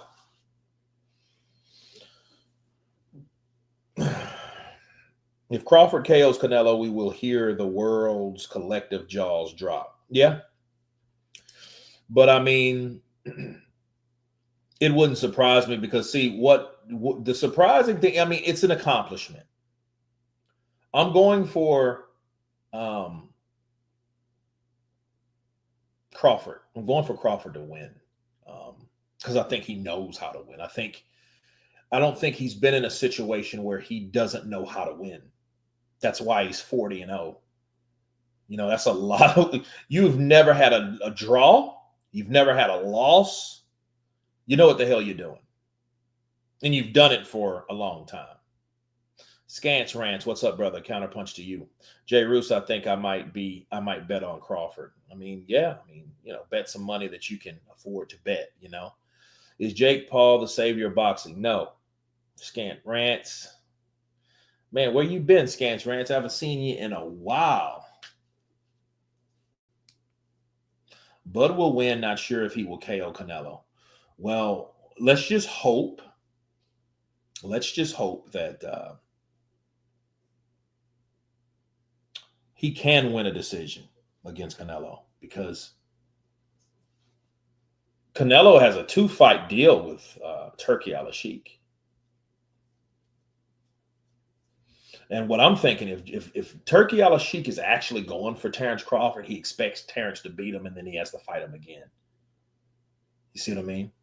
Nobody can KO Canelo. That's bullshit. If he would have stayed at 175, somebody would have slid his ass 100%. Talking that shit, nobody can KO Canelo. Yeah, Canelo can get KO'd. Oh yeah. If you'd have got his ass in there with Better BF would have took him out. He would have knocked out Canelo. Because he ain't used to punching power like that. He ain't fought nobody like that. That drunk-ass Kovalev was past his prime. He wasn't going to do it. He wasn't in shape to do it. He was way out of his prime. It wasn't his time. So, no, he wasn't going to beat Canelo. But Bivol was going to outbox him and just outwork him. Better BF would have knocked him out. Mm-hmm. Kurt, has JP been on that Mexican beef again? I don't know. I have no idea. Canelo landed one punch in the first round against Charlo. Zordo won't have longevity. He has a bent back. Yeah, he does try to fight. He fights.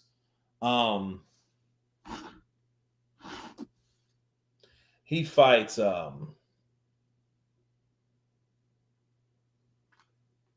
like a short guy.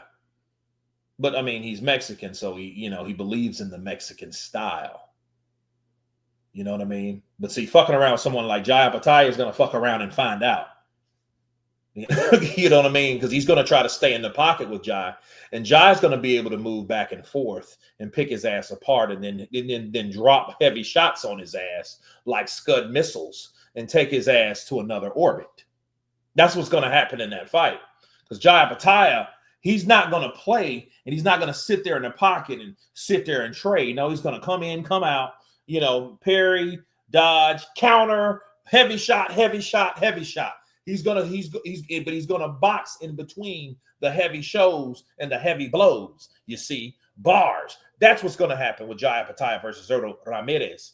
I'm just interested in seeing what happens when he takes on Dorticos here. I don't like Dorticos' body language. He is still too chill. I think he's just here to get paid. He might.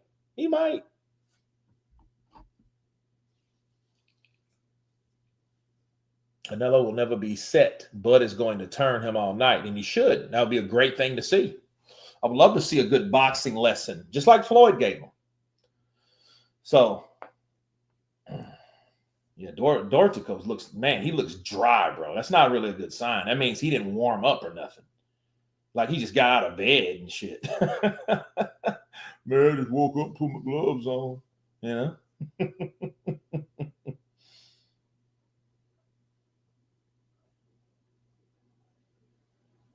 To be fair, they both look like they're out of shape, middle-aged guys. They both look like they shit, they look like they some garbage men and shit with boxing gloves on. So Crawford will run. No, he won't run. No. Turning someone in boxing is not running. When you turn someone, that means you're boxing and turning them, and you're turning to them to avoid the incoming attack. That's how you avoid shots, not back off and run out of position and shit. That's running, or that's not engaging, which people call running or movers. Kurt, do you speak another language? Yeah, I do. I speak another language. Kurt, when did you stop drinking? When did I stop drinking? I haven't stopped drinking. I just don't drink like that. Simple. You know, you got to get, you know, like when you drink, you don't really get shit done. You just kind of sit around and listen to music and shit like that, or you're out or something. And it really like going out to clubs and shit. That shit gets old. That shit gets old. You know what I mean? You know, so a good jab from Zordo. Zordo's comes in. You know, and Zordo, you know the problem with Zordo? Zordo is not he's not fast. He's kind of slow. You know what I mean? That's why he couldn't beat guys like Bivol. Bivol was picking his ass apart. Bivol was back. And he couldn't keep up. He just couldn't keep up. Oh, good 1-2 from Dorticos. Dorticos comes in with a body shot. Oh, good left to the body. Left upstairs. Good right up. Good left uppercut from Zordo. He throws a good left uppercut on the inside. Gets off the ropes with that left uppercut. Bow! And he moves off. But he got pinned up against the ropes. I don't like to see that type of shit. But I think Zordo's a sucker for pain. He likes to get punched. You know, he's like big ass Rocky. Look at that. 1, 2, 3 shots from Zordo.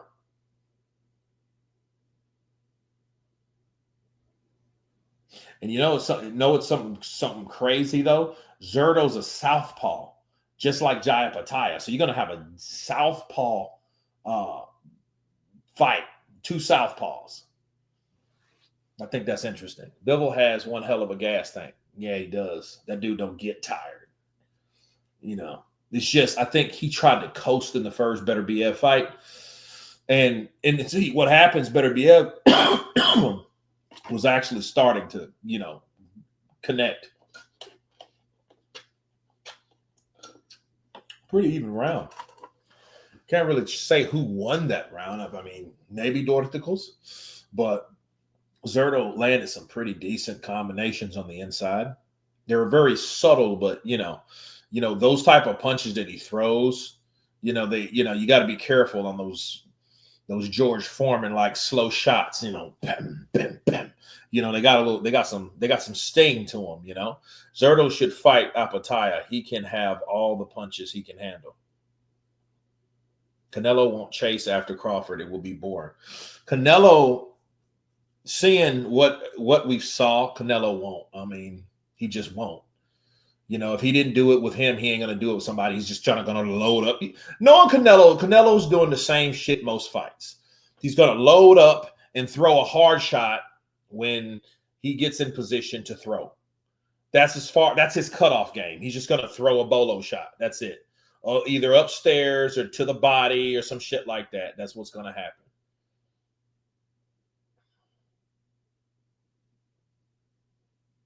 See, right now it's a chess match type. They're, you know, in the ring.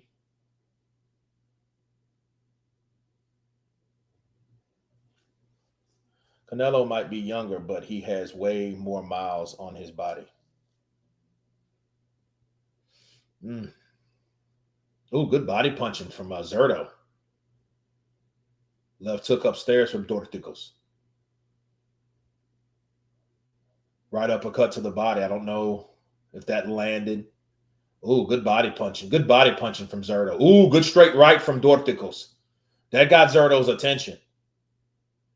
But one thing about Zordo, he has to have a good chin. He's too damn slow. He takes too many shots. Oh, he warned Dorticos about keeping him up. Okay. Good right uppercut from Dorticos. Oh, good body punching from Zordo.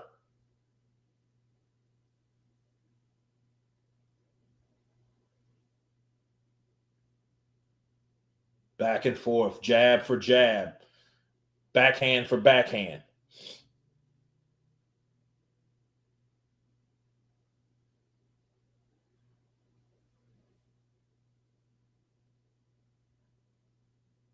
I don't know if that was necessarily low because Dorticos didn't really respond like it was low. You know, not in that exchange. But what happened, he's already been warned from a low blow. See, that's what Don Charles was trying to say Usyk did. Like, hey, you've been warned for a low blow. Then you signal like you've got hit to the body, and you really didn't get hit to the body. You know, but we all know that, you know, a good right uppercut from Dorticos. Dorticos, we got to be careful, though. He is straying a little low. Good right uppercut from Dorticos. Oh, good right uppercut from Dorticos. Good left uppercut from Zordo. Zordo got to have a chin on him, bro. He got a beard. He got a Fidel Castro. He got a Fidel. Malik is not even his main coach. Well, he's there. He's getting a check. You know, Canelo will be in shock when he realizes that Terrence is stronger than he is. That would be some shit. Oh, good. Oh, Dorticos got to be careful. Well, for one thing, though, I don't. Zordo needs some bigger trunks. Them old tight ass trunks look like swimming trunks, bro. Look at Zordo's trunks. Them fucking things look like something he would wear when he was 16, and he's still trying to wear them. It's right after this. People sleep on Crawford's wrestling background. There's no such thing as a weak wrestler. Now that dude's strong as shit. He's just small. You know what I mean? But he's strong as shit. Don't worry, and his punches land different because he does have long limbs. But the way they land, that's it. They're explosive. So he has some explosive hands. He is going to the body. The only problem is fucking Ramirez. Here's the thing. Ramirez has these trunks real high. He has these trunks real high, and they're higher than normal. You know, the thing, yeah. See, that was a low blow. And you see, the ref didn't say shit. That makes you wonder, though. I don't know if he didn't see it or whatever, but, you know. Yeah, but those trunks on Zordo, they're a bit high. You know, just to be fair. And they're small as shit. He needs to get more trunks, you know.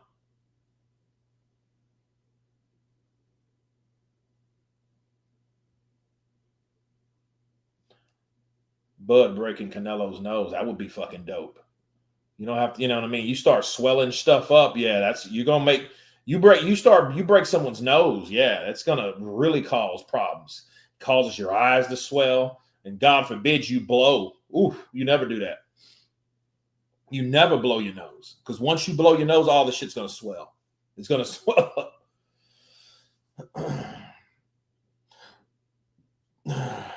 Dorticos, I'm telling you, Zordo does not like those body shots.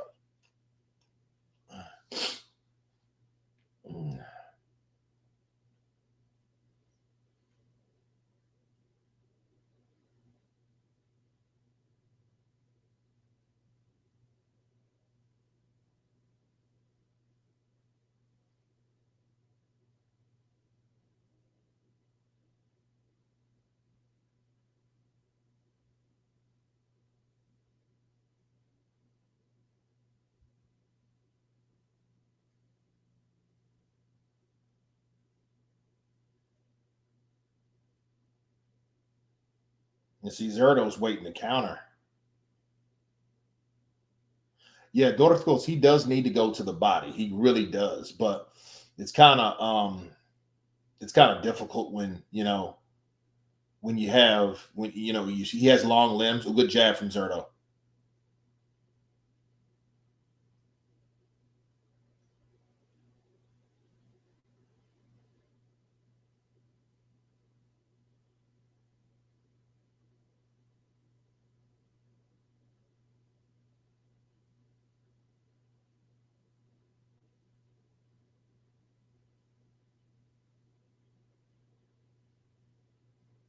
Good jab to the body from Zordo. Hope Chavez has the best night tonight and make his papa proud. He has to do something. Ooh, good body shots from Zordo. Zordo's going down with that straight left. Bow! Bow! Straight left, then he's jabbing upstairs.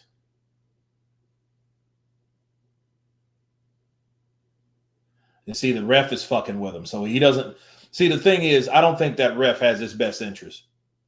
And then that's a problem because I've seen Zordo go low and nobody said shit to Zordo. So, you know what I mean? You have to look for stuff like that. So and then it changes your whole fighting style. Once a ref stops you from doing something that you've planned on doing, and see that ref is looking, you know what I mean? Now it's on his radar that, hey, these punches are straying low. So he's more critical about it. And that may sway you not to go to the body. You know, I like Chavez to win, but I think Paul does. Chavez has never been the same since he fought for the 154-pound title. He hasn't been the same since he fought Sergio Martinez. Because you remember, that's the first guy that beat him. And then, you know, everybody was so surprised that he just got outboxed. I'm like, well, he's not a boxer. Sergio Martinez is one hell of a boxer, bro. Maravilla was hell. Bro, you couldn't, you know. That's definitely a Zordo round. That's a Zordo round right there. Yeah, that's a Zordo round. Zordo now doing everything to avoid body shots. Zordo soft to the body. Yeah, you can tell. Yeah, he's soft to the body. That boy's eating. He's eating shrimp, steaks, rice, beans, ribeyes. You know, he's eating. He's eating his ass off. Jai Apataya will beat the brakes of Zordo. It will be a good fight. I think Jai Apataya will beat him. You know, and I think he knows that. That's why, you know, fights like that, if it was that easy, if there wasn't really a challenge, there would be no resistance or no hesitant remarks. See, he went low then. That was a low blow, but the ref didn't say shit. So you got to be careful, bro. I pay attention to what refs decide to call and what they don't decide to call. And that ref didn't say shit. And he's sitting there looking at both of them. And I'm sitting there like, okay, well, dude, nobody gives Chavez any credit for winning a world title. Well, it's always harder on a second-generation person. It is. You know what I mean? Because you don't know if the opportunities they received is from their own or just because of the name that they carry. You know?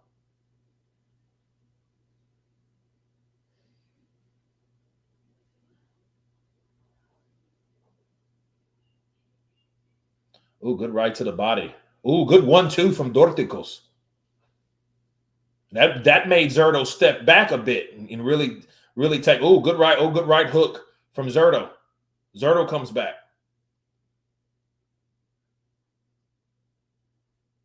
Dorticos, he keeps on grabbing like his cup or something. I don't know if it's loose, you know, or, you know, I don't know what's going on with him.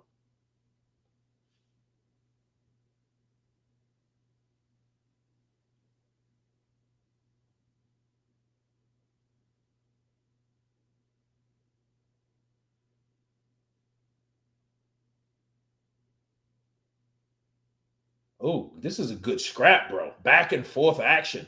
And they're in the middle of the ring. Oh, good right hand from Dorticos. Dorticos has him on the ropes again. Now, he better be careful because Zordo's looking to counter. He's looking to counter off those ropes. I know what he's doing. He's trying to do some rope-a-dope shit.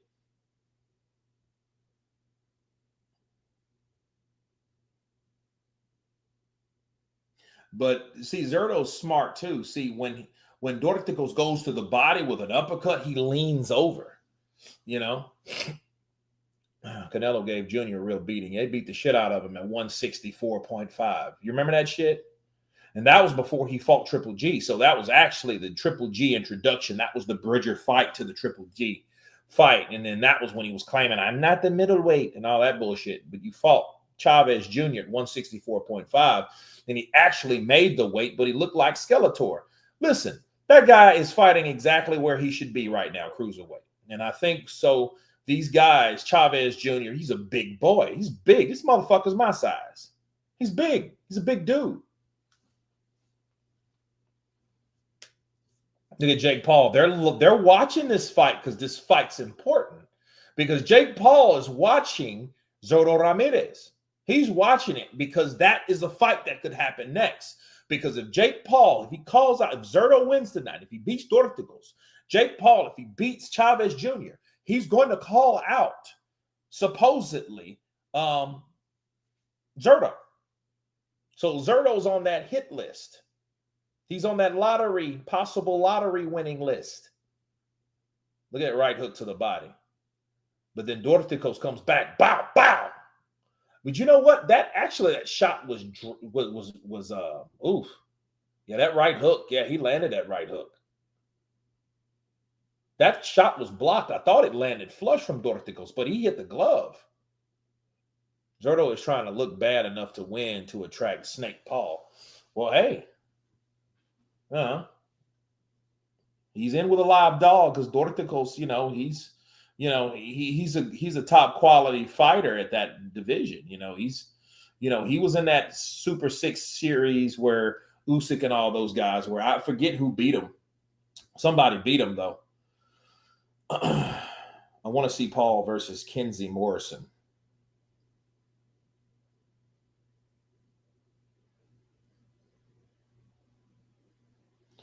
But the thing about these Cubans, though, you got to give them credit. A lot of them they lie about their age. So by the time they come over here, they have so many amateur fights because that's what they've actually been doing this whole time.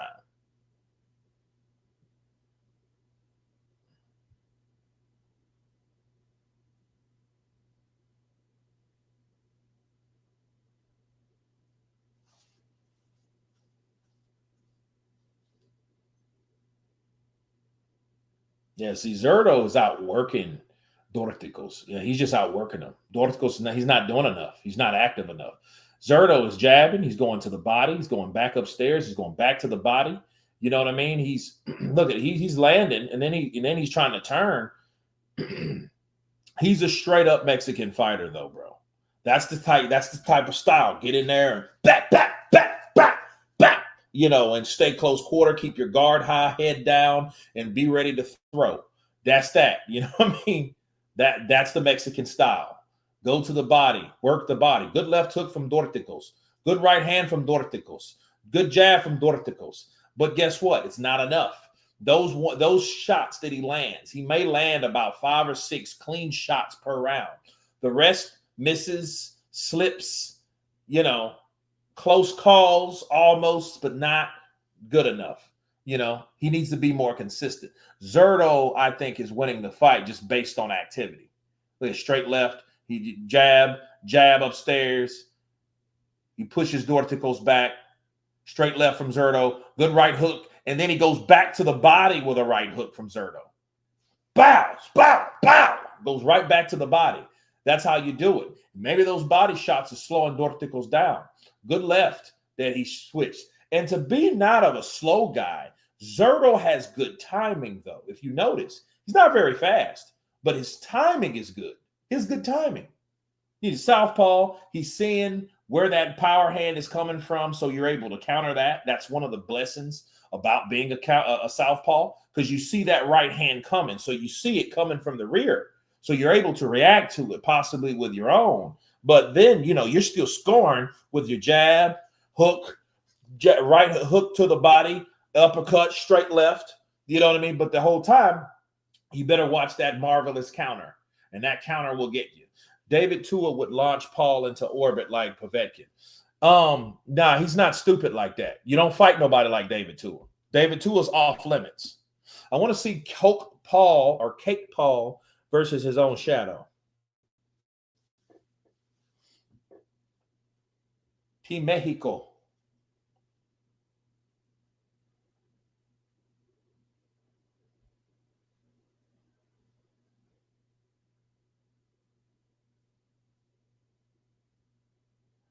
What the hell is Chavez complaining about? Like he's like something's pissed. Like he's mad about something. Is Chavez Sr.'s wife or daughter? Is that Chavez Sr.'s wife? I have no idea. Yeah, man. That spamming shit gets old. Stop spamming that shit on here.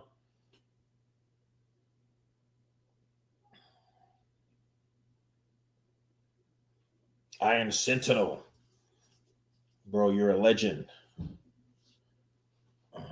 There's no telling with Julio, man. Julio, he got cash and money and, he got long money.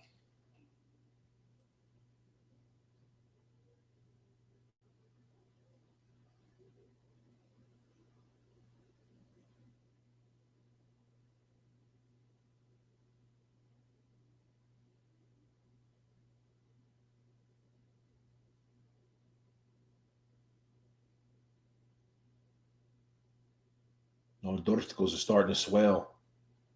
It's round 6, so we're halfway through.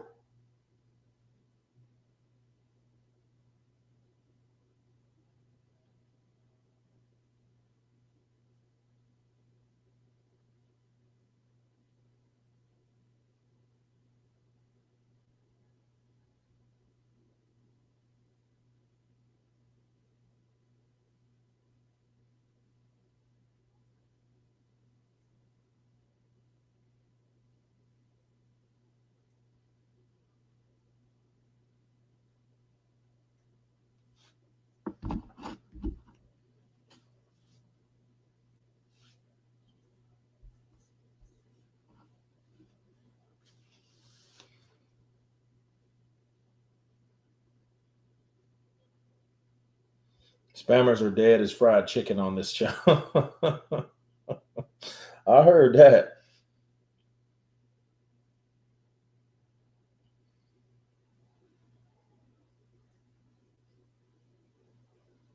Oh, good straight left from Zordo. See, that's a low blow. Ref didn't say shit. That bothers me. I mean, that's a clear low blow. He went straight with a left, and that shit went right down there. See, that bothers me.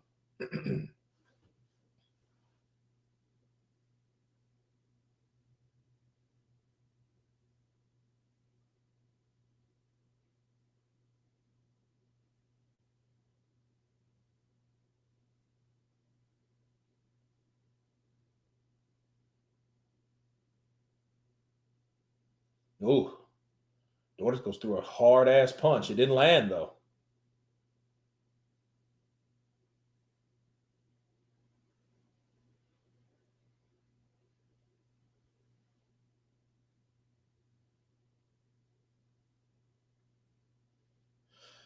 Brian London had one hell of a big chin on him.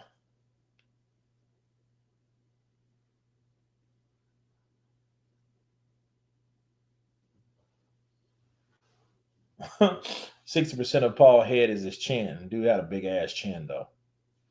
Oh, big ass chin. I have to admit, I am bitter for Jake Paul and Mike Tyson ripping me off. Yeah, it sucks. Ooh, man. That was a straight left. That got his attention. That got Zordo's attention, that straight left. Because a lot of times, those Cubans will throw a shot and then they turn with that shot. And it's a jab, but it's a power jab.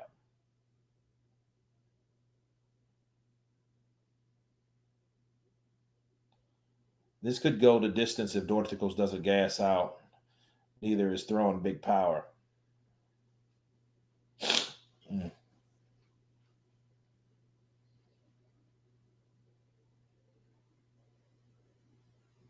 Good jab from Dorticos.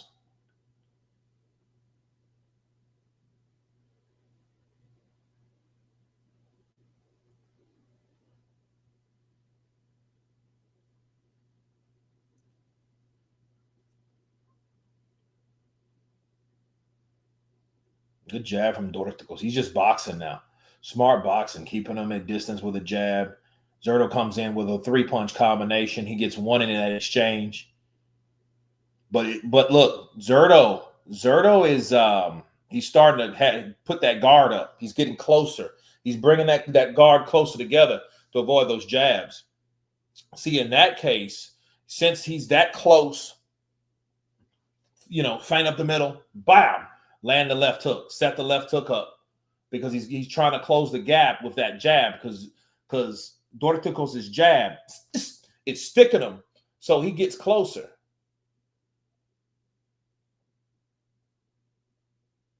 Good left hook from Dorticos. Ooh, good right hook to the body from Zordo.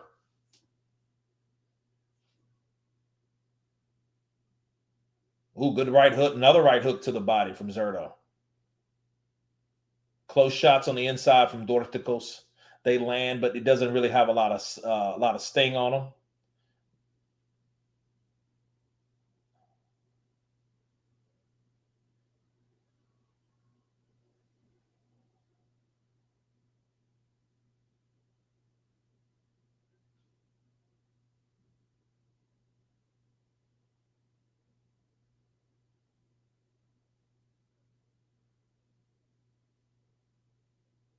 Dorticos needs to visit Captain Lara to reintroduce him to Cuban boxing.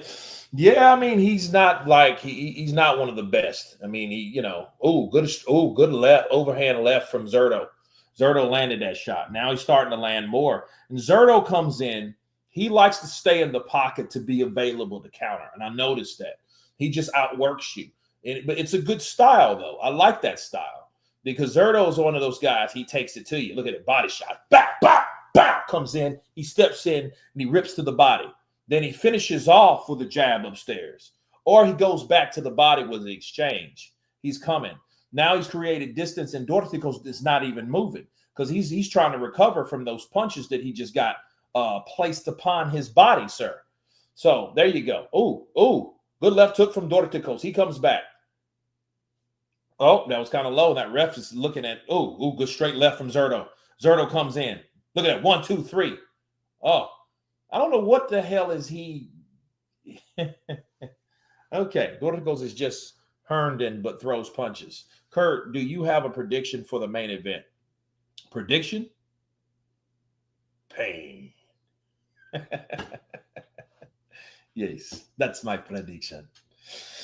Yeah. Chavez Jr. will lose because of coke withdrawal. Yeah, crazy.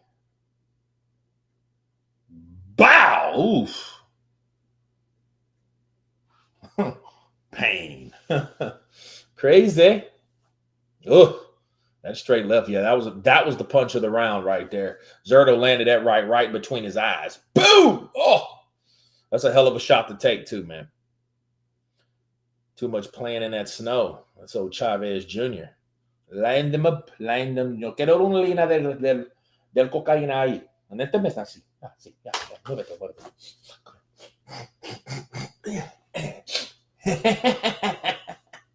Papá, ven acá. Tú quieres un paz. Chavez Jr. gonna knock Jake Paul out. Okay. Got the boxing and the UFC on now. Shit, Chavez Jr. ready to party. I think Chavez Jr. I think he go to them that booger sugar. I think he go to them Diddy parties. What's up, Playboy? You want to play? Underlay, ER. What's popping tonight? Yo, your bum is popping tonight. Stay at Diddy house. Like 50 say, wake up, butthole all hurting. Oh. What's up, Playboy? Take that. Take that. Crazy. No good body shots from some Zordo. See, Zordo's coming in. Bow, and bow. He comes ripping right back down to the body. I like Zordo's style, though, man. He just stopped ducking Jai Pataya. But you know he's going to take that Jake Paul money if Jake Paul come ringing. You know he's going to take that money. Because boxers like that, 47-1, bro, 30 knockouts? Nah. He going to take that money. He going to take that damn money. You think he won't? Hell yeah, he going to take it. He'll take that money before fighting Jai because there's no guarantee he'll beat Jai. So if he fights Jai before he fights Jake Paul, he's just pissing himself away from a payday. So you got to understand, it's like some Daniel Dubois shit. Why would I fight Joseph Parker when I can fight Usyk for all this damn money? You know what I mean? Damn that. No. Drenched in baby oil with a tender. Ay, que mi culo como duele así porque estaba en la casa de Diddy. The diddler. Hey, Playboy. Want to play? Baby oil. Like, all I can remember is fucking Diddy making it sound like something in his hand. Like, and I pass out, man. That's good for you. You know, just Bill Cosby your ass. Beep. Beep. Take a drink, Playboy. Hey, yo, Justin. Come here, Justin. No, Diddy. Not tonight. Come here, Playboy. Did he do it? If Jake Paul gets knocked out, I'm going to party for a week. Nice. That would be funny, though.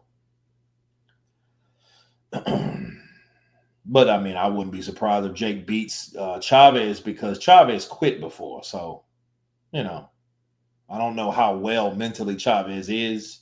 Is he ready for this fight? You know what I mean? What type, you know, how serious is he about this fight?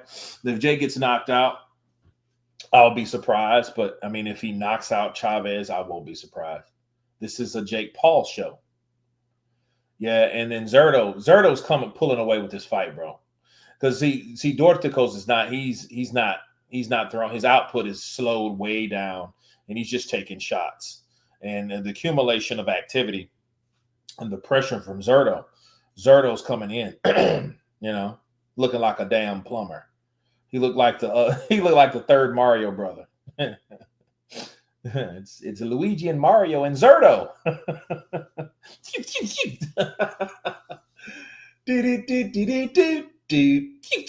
Yep, looks like a plumber.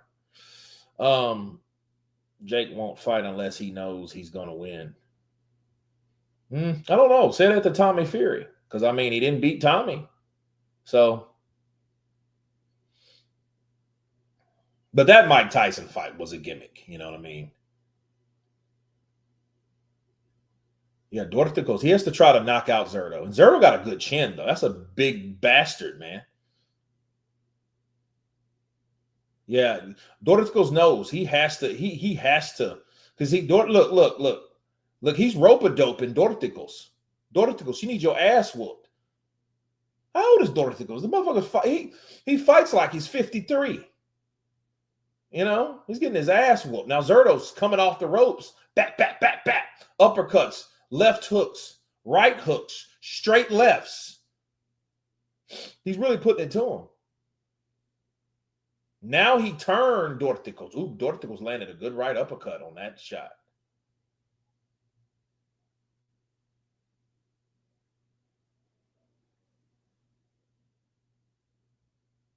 See, that was a low blow. That ref didn't say shit.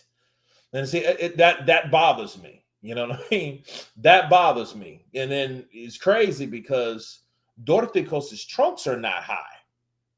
You know, and his prime would beat Zordo. Yeah, but Dorticos, how old is Dorticos?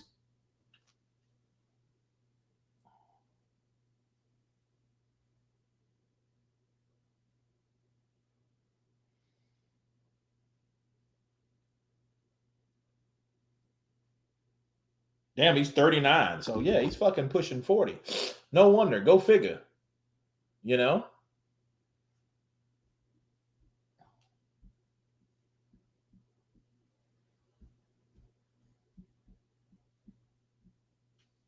See, Zordo's 34. He's still young. You know what I mean? So, he's still in his prime. He's still doing his thing. Shit, Dorticos thing is, he's on his way out. This is real boxing, no running. Yeah, let me put that on silent. And I know that somebody else, man, you heard? Yeah, I heard, dude. Yeah. That's what I can't stand about that shit. It's like a chain of death that people call you, man. You hear what happened? Yes, I heard. I agree. This ref gave last warning to Dorticos about low blows in the second round. Zordo not once. Yeah. You see what I'm saying? I mean, it's just, you got to catch favoritism like that. You know what I mean? You just got to just realize and watch how things are and what people do versus what they don't do. And I think that's unfortunate, you know. Jake getting smoked, trust me. Look at that. Boom. Yeah, Dorticos is done, bro. He's, 39 years of age. You know, he's had better days. You know, Zordo's, but he's good enough to beat. Got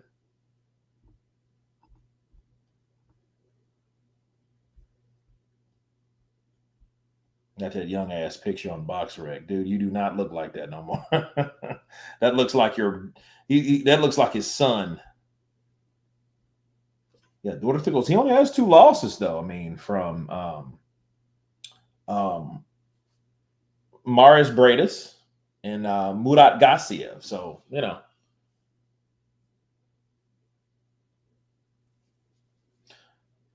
Yeah, he's not. Yeah, he's not. He's not. I don't think this is going to go. Nah, this is just going to be just a chess match, you know. And Zerdo's younger, more active. You know what I mean? More energy, more in the gas tank, fresher. Yeah. He's going to win a decision. And why does Dorticos keeps grabbing his cock? He's just kind of he keeps grabbing it. Yeah, get these guys out of here. These dudes got to go. Yeah. Is the main event next? Yes. David Eve, 44-26. Yes. Spammers get slammers. Yep. Slam those spammers out of here. See, Dorticos needs to land like one big shot. And see, Dorticos is trying to, he's trying to look at it. Now that was a low blow, Dorticos. What the hell are you doing? See what it is that look, now he's taking a point. See, he's taking a point from Dorticos. See what it is. The referee is pro Zordo. You know what I mean? Is there any boxer you hate? No. Yeah, and he said, but what it is, what the ref is failing to realize, the fucking idiot, Zerdo's trunks, these fucking swimming trunks that he got on, these little fucking small things, they're too small for him for one, and then they're fucking up here. His trunks are high, bro. His trunks are high. So yeah, he ain't getting any love from nowhere. I'm sorry. He better go for a knockout in these next 2 rounds, because that's the only way he's winning. He got a point deducted now. You know what I mean? I have the fake boxer Jake Paul. I hate Jarrell Miller. I don't hate any boxer. Like some people I couldn't stand that they don't even bother me no more. You know?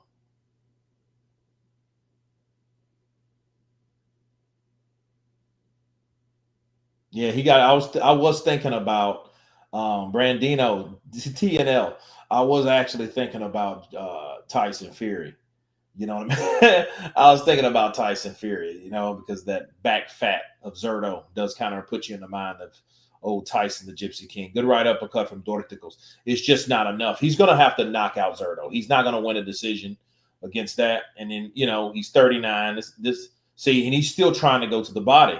I don't know. Maybe he's trying to get disqualified, because knowing, like, if a ref is telling you that something's low and you're trying to argue with him, you know, you're not going to change his mind doing the same thing. He's going to keep telling you the same thing, and he's going to keep deducting points until you're DQ'd. You know, was Devin Haney unfair in his situation against Ryan Garcia? I just think the way it went, you know, you're supposed to be this Billy Badass, and the things that you've done as a person, showing what kind of character you have with your outside dealings, but then you're going to go to the cops or try to sue somebody over something. I just think it's hypocritical from Devin, what he did. But I mean, because, you know, if that's the case, somebody should do that. Dude at the amusement park, you know, when he hit and they surrounded him and he punched the dude. Yeah, that dude. If I was that dude, I would be suing Devin Haney, because I mean, you got it on tape. So yeah, I'd go home, fucking let a couple other guys punch me in the face. Then I'll take a picture of it. Then I'll go to the cops. Then I'll get a civil suit. I get a lawyer and I will sue him for a couple $100,000. He's going to pay me a couple $100,000 for that assault. Oh yeah. Mm-hmm. It's like if a boxer ever jumps on you and beats you up. Oh yeah. Especially you got a witness. Oh yeah. Oh yeah. You're getting paid. Kurt, do you think AJ will fight again? And if yes, do you think he will? Who do you think he'll fight? I have no idea. I know he'll fight again. AJ ain't shown no speakings. You know, Eddie has came out and said, well, he has so many, you know, next year he'll probably be done. Okay, well, that's fine. That's fine and dandy. But he'll be back. I don't know who will fight, though, you know. I mean, I wouldn't imagine it's someone too far down the totem pole. You know, it's AJ. So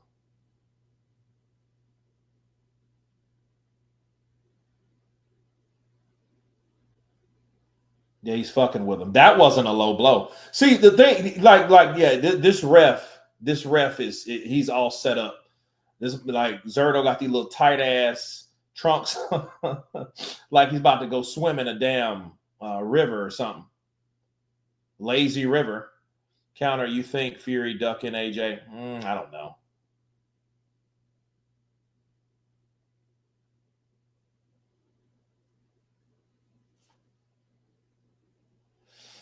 You know, like referees though, like I would wait. See, I would cuss that ref out. When this fight's over, fuck you, referee. I would tell that referee where he could go right after that fight. You know what I mean? Because like the fight like this, you know, the way it is, yeah. You know, you can tell him, you know, go screw yourself.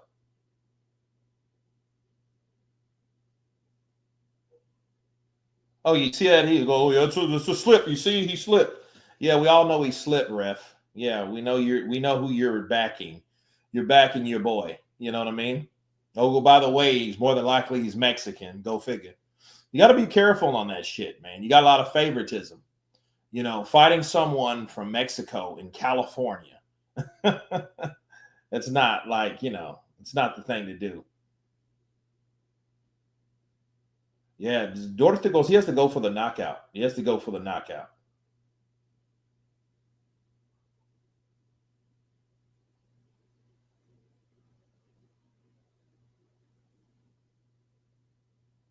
One thing about Dorticos, he didn't come to lose. He just doesn't.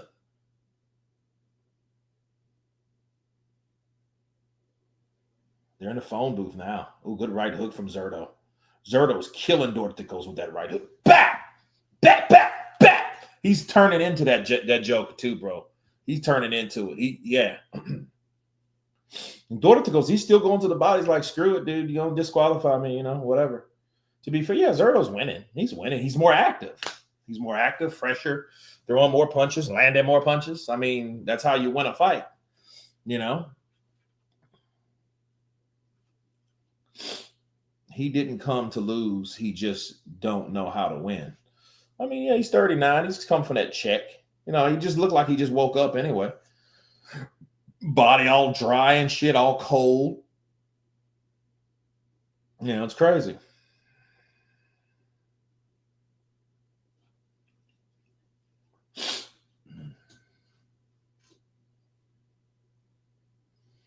Okay, they're wrapping up Jake Paul.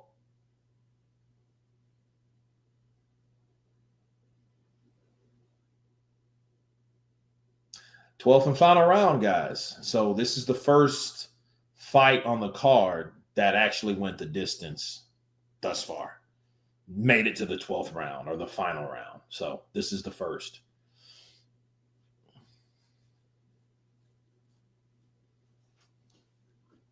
Yeah, Dorticos probably. If Dorticos was 34 and Zordo being 34, yeah, this would be a totally different fight. Totally different. Bro, what time does the fake Paul fight start? Right after this. So it's next. So guys, stay tuned for the Jake Paul versus Chavez Jr. fight. Haney's mystique is gone. Most fighters from here out will seek to walk him down. You know, Happy New Year. I am a Fury guy, to be honest. I don't think AJ could beat Fury, but I believe AJ has enough ego to believe he can. Yeah, but I don't know. I mean, bro, I've made so many videos about Tyson Fury and Anthony Joshua to the point. Views don't, I mean, well, I can't say views don't lie, numbers don't lie, because the way things are going, it's different. Like YouTube's different. I get inboxes from YouTubers now, and they're complaining about views, you know, and I keep getting them. And so it's not just me. It's a lot of people that are, you know, that are complaining about views, you know, and like some, you know, some are pretty much the same. But like, if you notice, like a drop in views, that's not the people. It's you know, if you mess with the algorithms or whatever, that's just one thing. But you know, but I'm sick of making videos about Tyson Fury and Anthony Joshua, bro. I've made too many videos about those dudes, and they ain't threw one punch at each other yet. Yeah, they're down, bro. Those shorts. I mean, YouTube is trying to keep up with TikTok, and it's just stupid. Be yourself, bro. Honor what you have. There's a reason why YouTube is one of the, you know what I mean? Google is one of the top. YouTube is, you know, everyone goes on YouTube. You know what I mean? It's like billions of viewers on YouTube globally. You know what I mean? Like Netflix, YouTube, you know what I mean? Things like that. Those are big corporations, bro. Man, they're banging though, bro. Dorticos is banging, and I'm like shit. I'm gonna go to the body. You got 11 seconds left. 5, 4, 3, 2. Good left. Good left.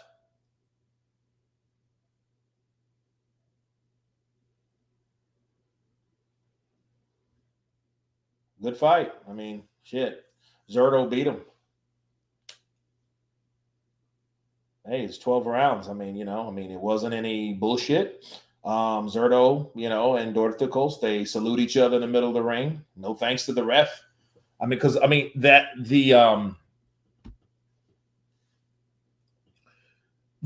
point deduction wouldn't need it, to be fair. I think that was just added aggravation, right? In 2018, who seemed less interested in Wilder AJ? You know, nobody seemed less interested. Ramirez, no match for Apataya. Bro, I can't wait to see it. I can't wait to see it. Loco 8173. Thank you for the love, brother. Appreciate you. Keep those super chats coming. They support and take care of the pay-per-view. The pay-per-view is $60. So, you know, you got to make a profit off of this shit because the views are down. But I do appreciate each and every one in here. Blue Tea Wood Dog. Not impressed with Zordo. He is shit. Zerdo's pretty good. I mean, Dorticos, this is his third loss. You know, he's not a bad fighter, you know, with 2 losses. Murat Gassiev and Bradis. Those are good fighters, man. You know what I mean? And that's from the WSB. You know? End of the day, he did catch Fury. So, yeah. Are you going to show the fight? No. You don't show fights on live streams. You get banned. Matter of fact, they shut your channel. DAZN don't play. DAZN don't play. Fox don't play. ESPN don't play. None of those people play when it comes to stuff like that. You can show it if you want to. Yeah, go ahead and see what happens. You're gonna get a strike, not a claim, a strike. That's serious. 3 of them will shut your channel down and they'll snatch your channel forever off the WWW. You don't want that. Fun fact, I got 9 one time. All at one time. This channel is for exciting commentary. Absolutely. Absolutely. Exciting commentary. That's what I'm talking about. Counterpunch Boxing News. We are here to report the news, never the blues. Bars. That's what I'm talking about. You clearly know nothing. Every man born from his mother knows that Fury got his ass whooped. Fury landed 2 uppercuts. And it didn't even hurt Usyk. Bullshit. Yeah, it did. It did hurt Usyk. Usyk told you it hurt him. I don't want to hear that. Usyk was hurt by Fury. There's no shame in that. And he said, please, God, help me. Because I got caught with a big shot. You know. I'm keen to see Benavidez fight again. Yeah, me too. I can't wait to see what else he does. You know, I just hope, now he has the WBC belt with Mauricio with his bullshit. And now I'm afraid that what's going to start happening is you're going to start seeing, like, if it's not Callum Smith or Anthony Yard or, you know what I mean, somebody that's like top tier, we're going to have problems, because then the light heavyweight division is going to see that. It's going to be affected by the lack of opposition that a champion is picking. So if he's not fighting someone like Smith or like Yard or, even Joe Smith, hell, if he's not fighting someone with a pulse, someone with a purpose, then he's just kind of wasting space in the division. In the division with turkeys, making everything come to fruition. We got an undisputed light heavyweight champion now. We got Bivol until he was stripped. Now it's like, okay, well, how does Bivol get it back? Well, he can't, because Mauricio wants to make it a political thing, which is bullshit. That's just a slick ass way to put the WBC belt in the hands of somebody that you want to see him with. You see what I mean? Hell, they're both Russian. Beterbiev was Russian too. He just lives in Canada. The fuck? Like stuff like that, it bothers me. So, yeah. Fury came close to getting KO'd without the biased ref. That fight would have been stopped. Yeah, referees suck. Some of them.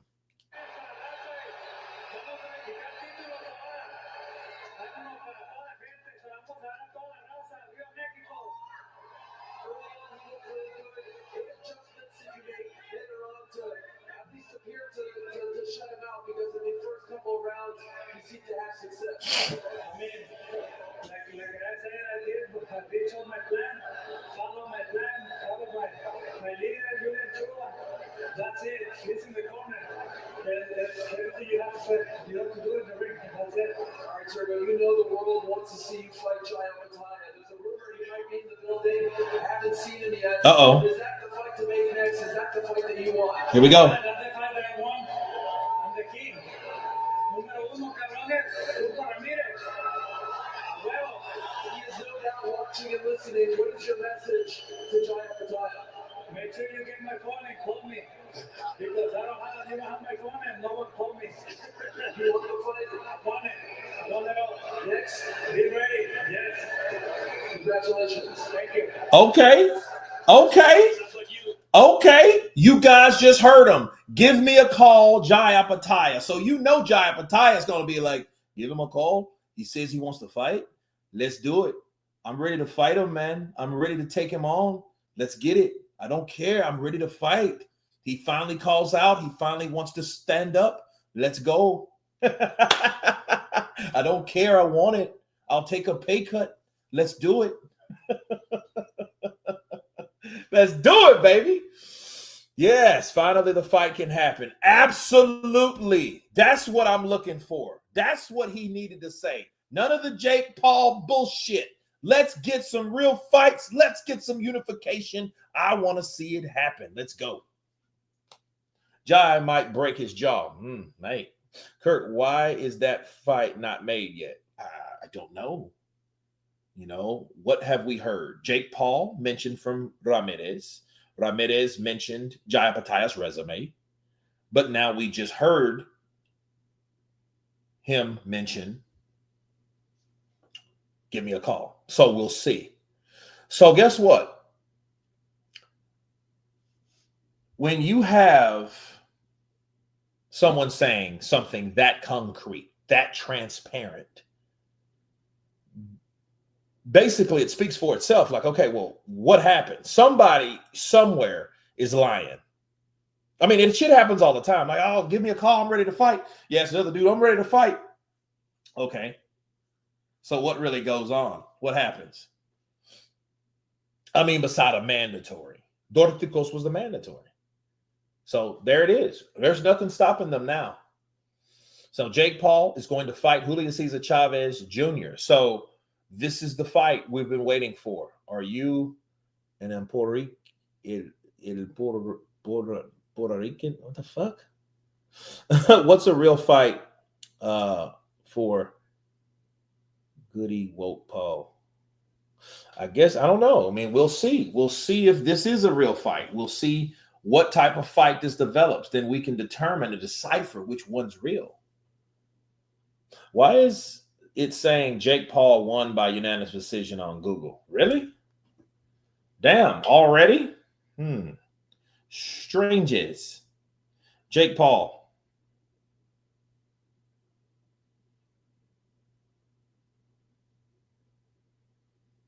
I mean, I don't see that, but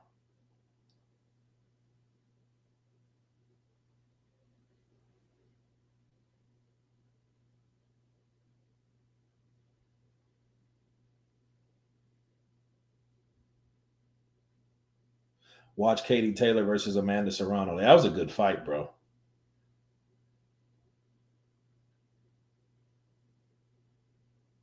And I think Serrano hits harder than Katie. It's just Katie's quicker. Got that big ass neck. Bro, I'm telling you, man, her and Canelo have a baby. That baby's neck gonna be super crazy. Why did Wilder say someone spiked his water? Because that's what he believed. Because he was all over the place. And then the reality of it is Wilder wasn't accustomed to the weight that he was carrying. That's why he was sloppier and off, because he wasn't accustomed to wearing and using and having all that extra weight added to him. Because remember, he came into the second fight with Tyson Fury at like 230, 231. And he wasn't accustomed to that. He can't wear, and I don't see why and how they didn't know that. Look at the neck of Katie. Damn, she got a big neck. Hello from Australia, Kurt. I've just tuned in. What's going on? Nolan Raisenberg, counterpunch to you from Australia down under in the building. Jake Paul is about to take on Julio Cesar Chavez Jr. for total supremacy. That's what's happening. I can't take this shit seriously. Hey, let's see. Let's see. So that fight is now. Crazy.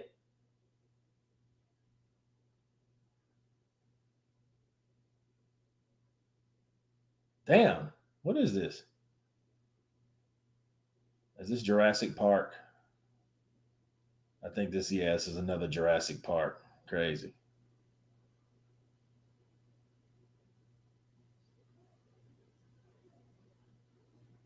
Jurassic World Rebirth. It's crazy. I think I seen the first Jurassic Park, but after that, I don't think I've seen any other ones.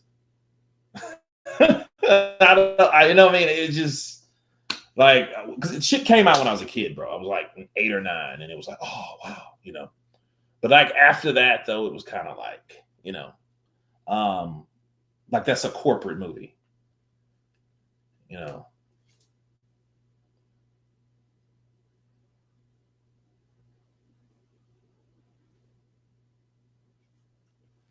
go to a decision. So here we go, people. Okay. Negative 125. Paul points a decision. Paul TKO plus 175. It just already went off. But no, I mean, he was all off balance. Loco 80, 173. And because he had too much weight added to him. Wilder's a slender guy naturally. You know what I mean? He's about maybe 220. That's the sweet spot for Wilder. But he tried to put on more weight because I guess he thought, based on the Luis Ortiz knockout, that was okay for him. The only problem when you get in there with somebody that knows how to box and that can avoid shots, that can take you some rounds, that weight starts to go against you because you're not used to it. Like I'm probably about 100 and I'm probably about 200 and maybe 40 pounds right now. If you add 20 more pounds to me, that makes me 260. Bro, I'm in bad shape. I can't live that way. 260 pounds, bro, I'm gonna be, because one thing about me, my weight adds at different parts of my body, but I'm not gonna be healthy. And especially if I'm trying to do everything that I'm accustomed to doing, like jumping rope and running, jogging, sprinting, and then having 20 extra pounds on me, no, that's not going to work. So when you go in from being 209 pounds to 231 pounds, that's a big ass jump. And that's what Wilder did. Yeah, Kurt worked on Black Panther. Yeah. And believe it or not, that was shit a long time ago now. I never saw a complete Jurassic Park movie either. Nah, just think the first one, I don't even remember it, man. Like movies. Did you ever work on a movie with Michael B. Jordan? Yeah. Black Panther. Super cool dude, man. I mean, every time I see Michael B. Jordan, he's one of those guys that, for one, he remembers you. For two, we worked together a while though, because I doubled Forrest Whitaker, and then a guy named Khalid doubled him, and a guy named Kofi doubled Chadwick. So we all, it was just pretty much us and the actors. So us stunt guys, we call them our voice doubles. So they're our voice doubles. So, we work together in fight sequences and stuff like that. So yeah, it was pretty dope. I mean, it was a good experience. Do you know John Valera, a stuntman? I don't. Counterpunch to you, Danny DeGeneres. A good fight for Wilder now is probably Dave Allen. Well, I got some news about Dave Allen coming out soon, so stay tuned. That I'm going to drop in the morning, because I always do my videos the day before. You know what I mean? So big props, my brother. Man, no problem. Thank you. Appreciate it. I mean, it was definitely a blessing to get the call. In fact, fun fact, I never forget the day I was called. I was called on a Sunday, a fucking Sunday. Called on a Sunday, and I got a call. And like, this was back when the spam calls first started, the people start calling. And this is back in 2017. And I was like, okay, shit. I get a call, and I answer, and it's like, hello, would you like to be? And I'm like, click. So when I hung up the phone, and then I immediately seen this little voicemail. That's why people always empty your voicemail. And then I checked the voicemail. It was a lady, oh, this is from Black Panther. Hey, Kurt, I'm understanding that you double Forrest Whitaker. We need you to double, see if you're available. I'm like, fuck yeah. Then I thought about it. What if they didn't leave a voice message? That call intercepted the call that she called me, because it went right to voicemail when she called. So if it wasn't for the voicemail, I would have never knew she called. She could have just hung up and called somebody else if they had somebody else in mind. That's crazy. Bro, I love that you actually interact with your live chat. Enough respect. No, yeah, absolutely. That's what we do it for. Interaction. Sure. You guys watch me commentate the fight, talk about the fight, to discuss the fight or the fights. But overall, it's about you guys interacting with me and me interacting with you guys. That's what it's about. That's what it's supposed to be for.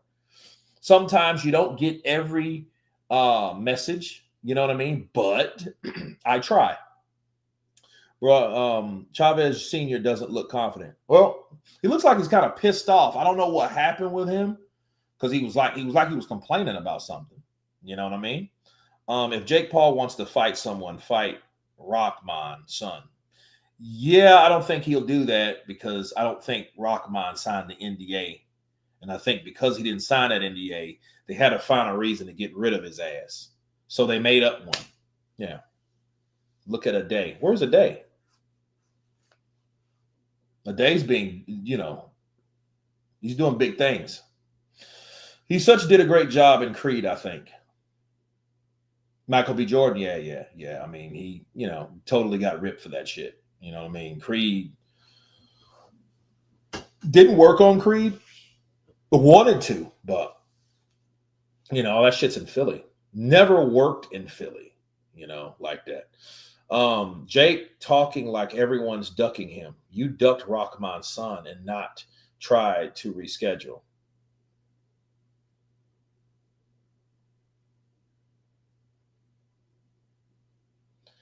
Prime Aaron Pryor beats Prime Chavez Sr. Changed my mind. That might be the case, because Aaron Pryor was an absolute beast.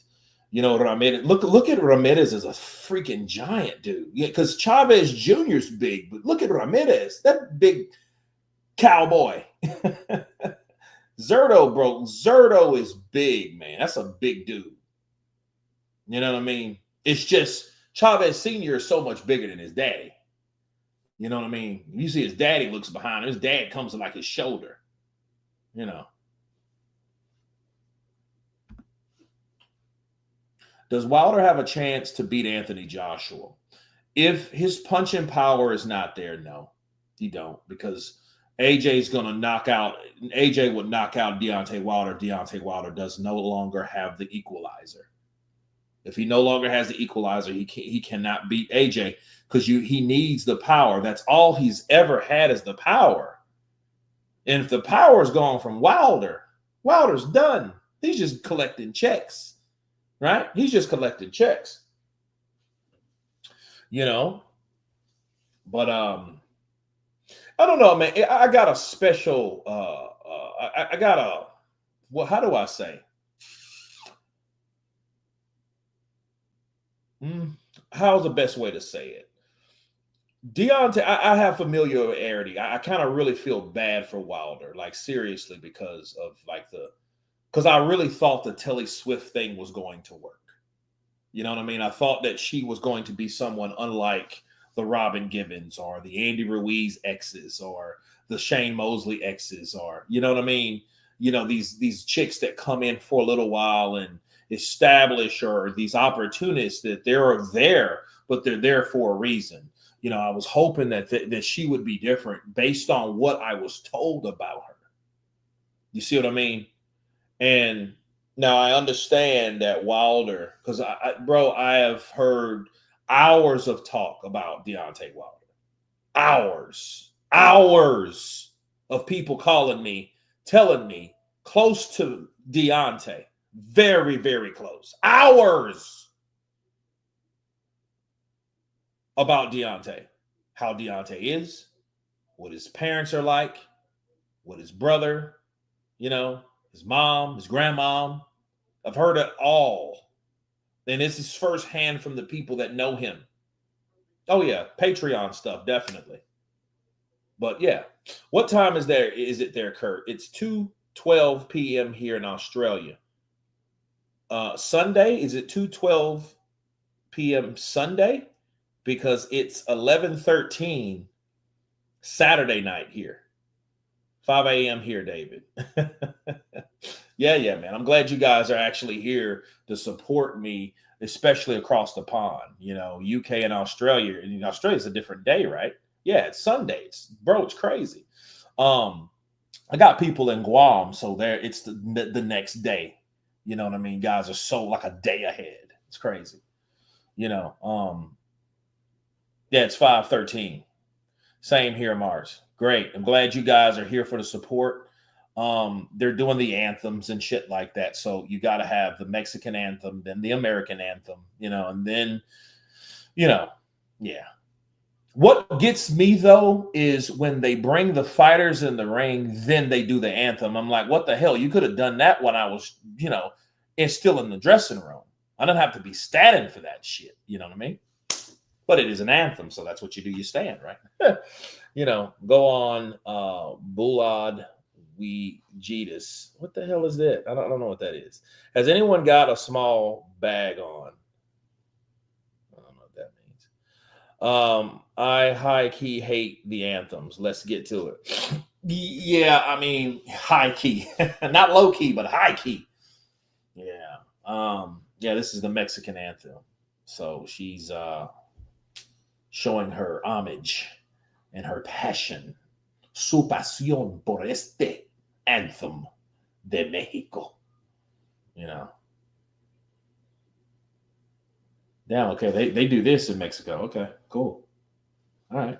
11 years age difference. Damn. And Southampton, Mars. Who's UK? Jadis. Do you think Fury was done in round 4 versus Wilder?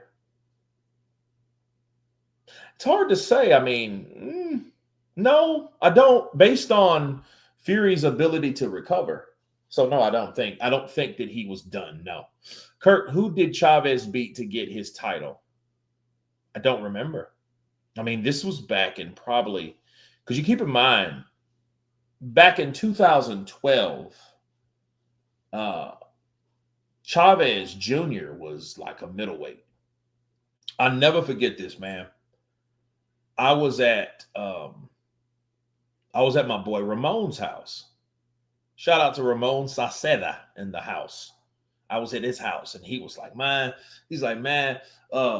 shit, man, Chavez Jr. gonna whoop this dude, man. It's this dude, man. I'm like, dude, what? Because he didn't know who Sergio was. So he wasn't familiar with Maravilla. So I was like, no, bro. Chavez Jr. is gonna get ate alive. And we sat there and watched this shit. He's like, dude, I can't believe what the fuck I'm watching. I'm like, yeah, I can. You know what I mean? And I think it kind of hit hard because he's Mexican, and Chavez Jr. was undefeated. So that was his first professional loss. And this was back in 2012. Okay, so so it's kind of hard watching a guy that you have followed and start to admire as the son of a legend get his ass whooped. And then, smart mouth fucking black guy comes in the house telling you what's going to happen, and it happens. It's kind of, you don't want to hear that shit. Hey, Kurt, which is bigger passion for you, boxing or being a stunt double? More than probably boxing. You know what I mean? Because when once upon a time, this is all I needed. Like, my channel could support me. But now I need them both. So, you know what I mean? As far as stunts go, yeah, the money's going to travel because the money is going to be there. But I love talking about boxing. Stunts is something that I do for a profession. Acting, I love acting, but I love stunts too. So, yeah, but it's boxing. It's boxing, definitely. Definitely. Is Wilder... If Wilder is washed, can Crawford or Canelo beat? You mean beat Wilder? I mean, no. I mean, for one, why would they fight Wilder? Wilder's a heavyweight. That's not that. I don't know if did they sing it? Okay, so they both, that was kind of cool. That was different. They actually sung the Mexican anthem, and then the lady was right there and sung the American anthem right there. Boom. So it kind of, so one stepped out, the other steps in, get prepared, and then sing. No, they all did it the same thing, same time, right then, back to back. So Usyk took Fury's soul. Was it hard to get into stunt work? Yeah, because here's the catch about stunts. Nobody will hire you if they don't know you. But then, if nobody gives you a chance, how are you going to ever be a stunt guy and show people what you got? Because ultimately, if you're a stunt coordinator, because I've coordinated a few shows myself. So understanding about stunt coordinating, you're hiring stuntmen. So it's your job to hire the best person for that particular job. If they can do the work, if they're available for the work. So many key guys come into play. So if you need someone that knows how to fight and knows a lot of, like, all around guy, you would want to get like a Stunts Unlimited or a Brand X stunt guy. And those guys are from stunt groups that know what the hell they're doing. And they pretty much kind of, they kind of pass out work. They kind of refer work to each other because they're all buddies and shit like that. But the thing is, if you like say something that's crazy, you're going to have to bring in Clay Fontenot. Because he's like the dude. He is the Iron Man. He's the original Iron Man in Iron Man, right? He's the dude in the suit. Not Robert Downey Jr. Clay Fontenot is the guy in the stunt suit. That's Iron Man. But he's the guy that you have to pay him 3 times as much. So let's say the stunt double has a stunt that he can't do. They're going to call Clay. It's almost like Pulp Fiction, bring in the wolf, right? And the wolf comes and the wolf tells you what to do and do it. That's Clay Fontenot. So you're going to call Clay. He doubled Will Smith, Wesley Snipes, and all the Blades, Denzel Washington, Jamie Foxx. That was Clay Fontenot. Badass. You want explosive? Keith Willard, stunt coordinator, ex-SEAL Team 6. Motherfucker don't play.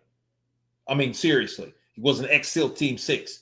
He's stunt coordinator now. So if you want something blown up, that's who you call. Guys like that. So all around, ground and pound, you got a lot of guys for that, but you have to make sure they know what they're doing, because if they don't, it comes back on you because you hired them. So you had to trust them to hire them, and production's going to have confidence in you for hiring them. So if they go there and do a shitty job or can't do the job, or they lie about it, then you're going to have to call somebody else on the fly. It's a cluster. So it is a problem. It is a struggle. It is one of those things. Yeah. But so that's stunts, you know. So stunts is very, very important. You know, you're a stunt guy. So, you know, and then mostly you're doubling someone. And if you're doubling someone, you have to know what that dude does, or you're going to have to be able to do those things. The YouTube Cowboy, Ika Barabucci and Danny Williams is fight going to happen? I have no idea.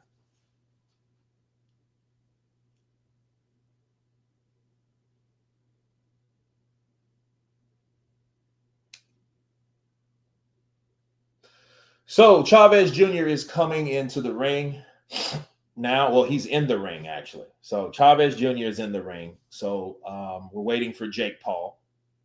Kurt, July is going to be a great month for boxing. I believe that. I hate Pulp Fiction because of that scene with Ving Rhames. Yeah, at the very end, yeah. Well, I mean, it happens.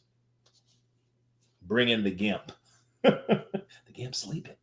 Well, we're just going to have to wake him up. That's crazy, dude. And then, you know, it puts you now in a perspective if that's actually, you know, it's people in the world like that. You know what I mean? So was Forrest Whitaker a nice guy, Kurt? He seems very humble. He is very humble, quiet, very talented actor, very bashful. You know, you talk to him, hey, how you doing? Oh,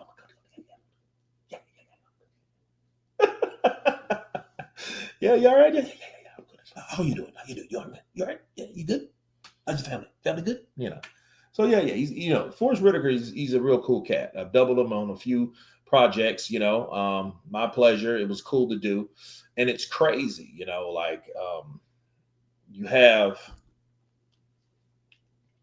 you know, Black Panther roots, what else? Godfather of Harlem. Let's see. Let's see here.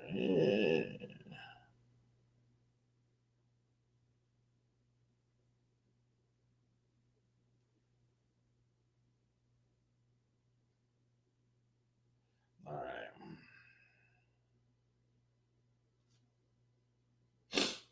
Mm-hmm.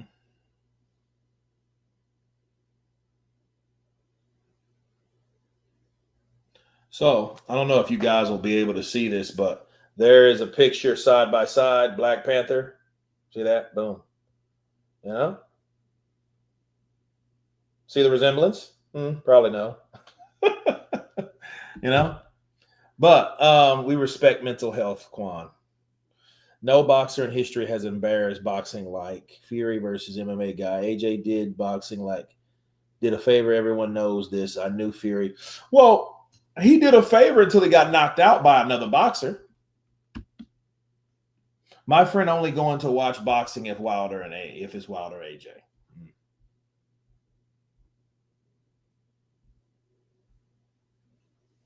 Cat Williams, big him up for outing these mofos. You know, that is amazing. That was last year.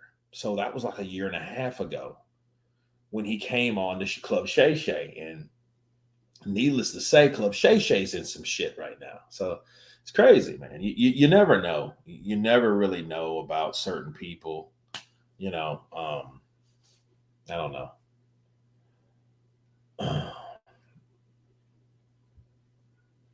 So it is what it is.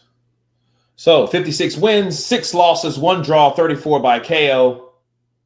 So here we go.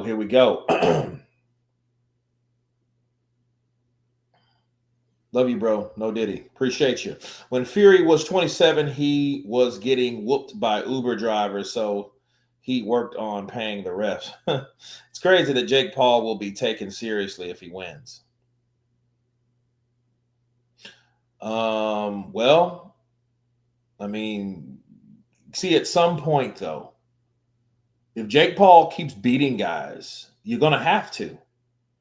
So, I mean, yeah, he's a YouTuber and this, that, and the other. And Canelo, he pulled that power cord, the ego cord, and, said he was going to fight Jake Paul. But then, then he didn't last minute because now he's fighting Terrence Crawford. So, you know what I mean? So, I mean, obviously, Jake Paul, money talks, bullshit runs a marathon. Yeah, it's highly weird. Yeah, it's weird. But probably one of the funniest guys I ever doubled was David Allen Greer from In Living Color. And you might think, damn, Kurt, you and David Allen Greer? Bro, David Allen Greer is not short. Let me show you. This dude is not short at all. This dude is he's right at my height, bro. And I'm 6'2". Wait, look at that. Look at that, dude. Right. Look at that. That's me and David Allen Greer. I don't know if you can see it there, but yeah, it's crazy.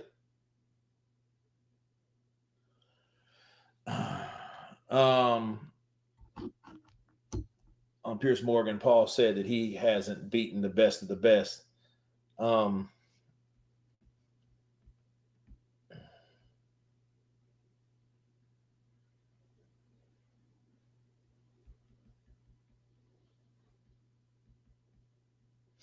You should be at 100K this year. You are so active on YouTube.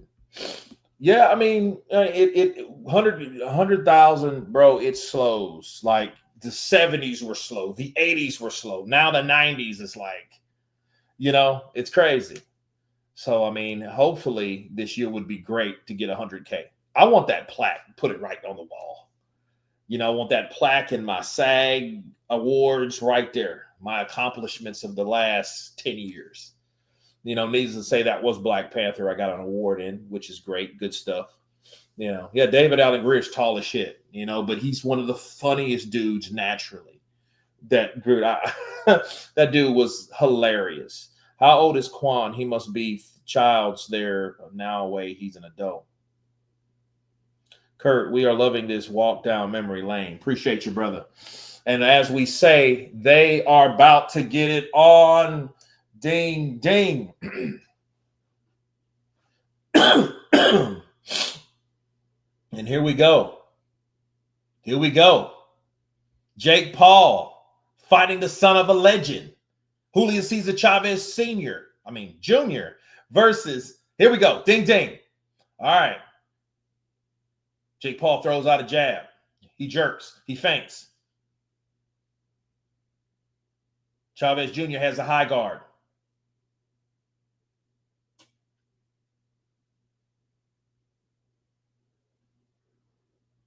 Jab for Jake Paul. Jake Paul pumps 2 jabs. Chavez throws a wide left hook. I think he misses with that left hook. 1-2 for Jake Paul, misses. He lands a small jab to the midsection of Chavez.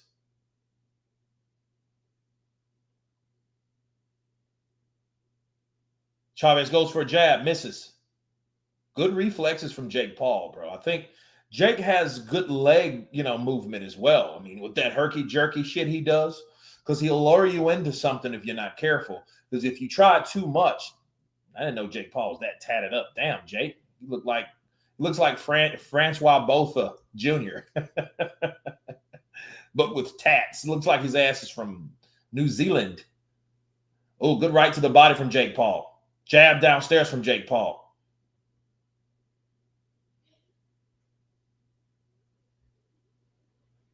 And Chavez Jr. he slams his gloves because he's trying to get at Jake. But see, Jake's faster. His fast twitch muscle. That twitch muscle, bro. That twitch reflex is a lot quicker. Good jab from Jake Paul.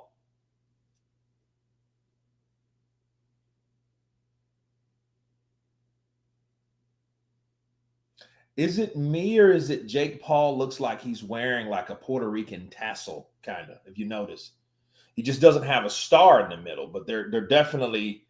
Oh, good right hand for Jake Paul. That was around the guard because of the high guard. Good jab for Jake Paul. I mean, my thing is, does does Chavez Jr. know how to throw a jab? Because I haven't seen him throw one yet. He went for a hook earlier. He just reached out. He measured, okay? But he's not throwing a jab. Paul, on the other hand, is keeping that jab in his face, setting up other shots. Jab, jab, right to the body. Jab, jab, right upstairs. Look at that left hook, misses. Chavez is trying to throw punches like that mean something, but he's not trying to set him up. He's not Roy Jones Jr. Now Jake Paul hits him with a right hand. He said, oh, he's behind the head. That wasn't behind the head punch, bro. That was not. That shit hit you like on the ear. That's bullshit. He did not hit you behind the head. And Chavez is already trying to complain.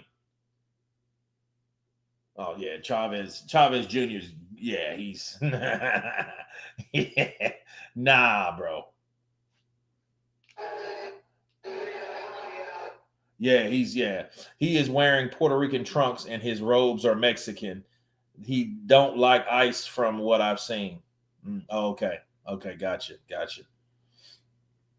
And okay,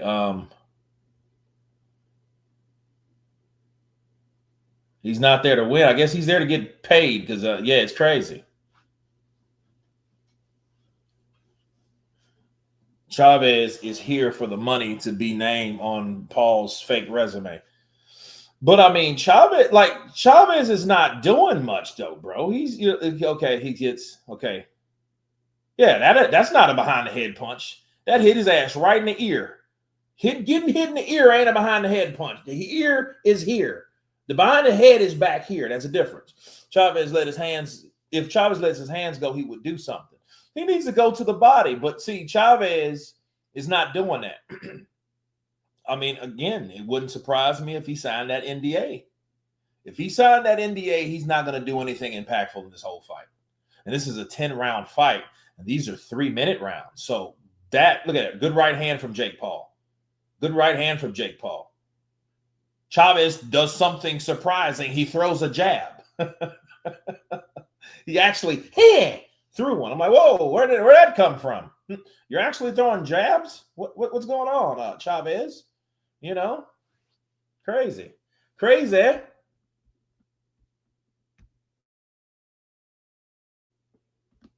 I want to fight Jake Paul's mom. The hell was that? Oh, too much grease in this fight. Okay. I was about to say, what is this? Tank Davis? Oh, wait, my eyes. No. The referee saw that, you know.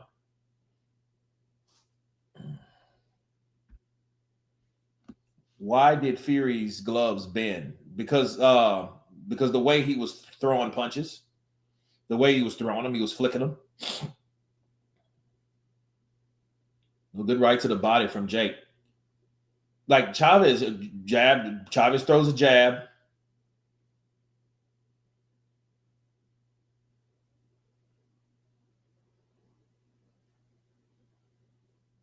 How much money is Chavez Jr. getting for this fight? Does anybody know? Does anybody know how much money he's getting for this fight? Because that could dictate on why he ain't doing shit. He's just sitting there. He's sitting there like Mike was doing. He just, he throws a jab. Okay, come on. Bro, where's the pressure?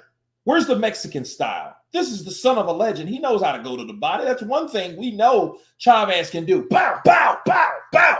Chavez has a win over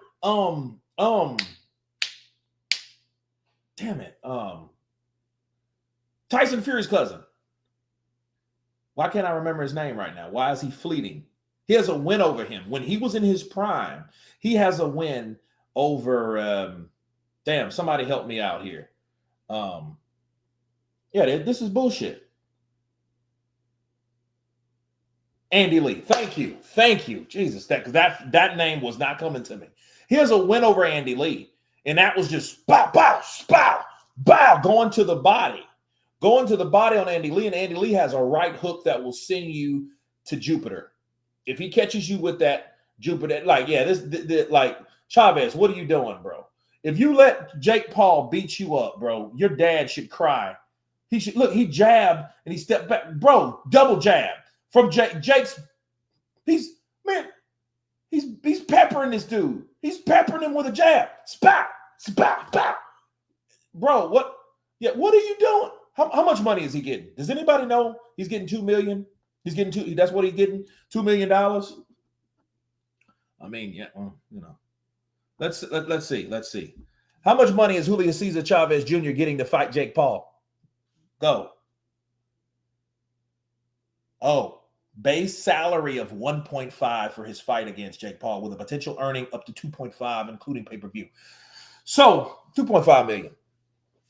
Yeah. He ain't even come to fight. He come to get a check. This dude's coming to get a check for he's coming for a meal. He's coming for a meal. No. He just said base salary of 1.5. He weight bullied Andy Lee.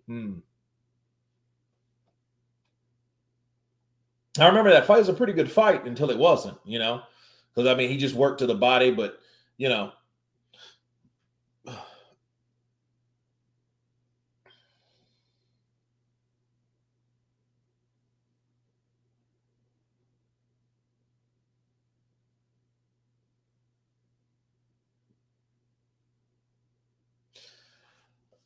What Chavez is just, what is he doing? I mean, has this mother sucker, look at that, left hook to the body, right hook to the body, all Jake Paul. When are we going to see a body shot from the son of the legend here?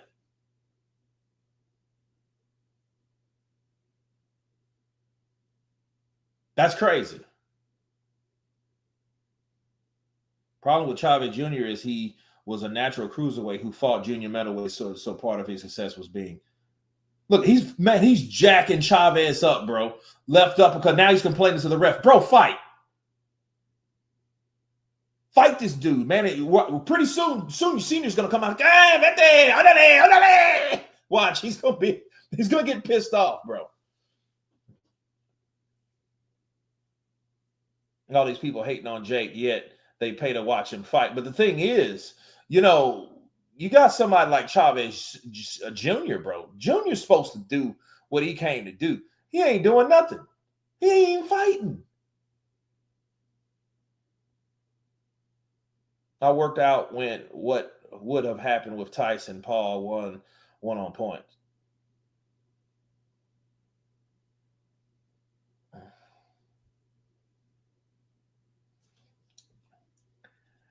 Dude,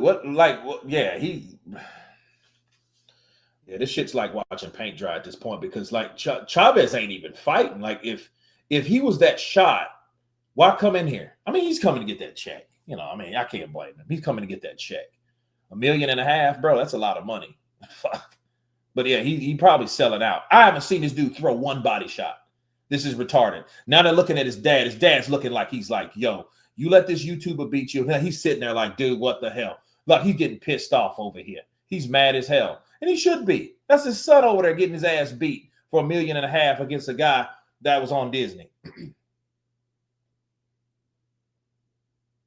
People actually sold this place out. Yeah, people coming to see this shit. The son of the legend? That's Julio Cesar Chavez Jr. And he already got beat by an old ass Anderson Silva. Like, what's wrong with this dude? Look at Chavez. Chavez is like, fucking get him. I know he hear him. I know he hear his daddy out there. I know he hear him talking. I know he hear him.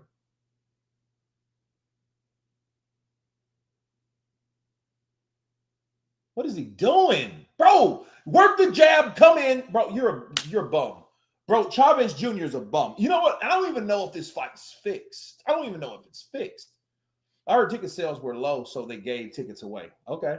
Where are the guys who said Jake Paul doesn't rig fights? This is 100% script. I don't even know. Because, I mean, bro, if he's just there to take an ass whooping, okay.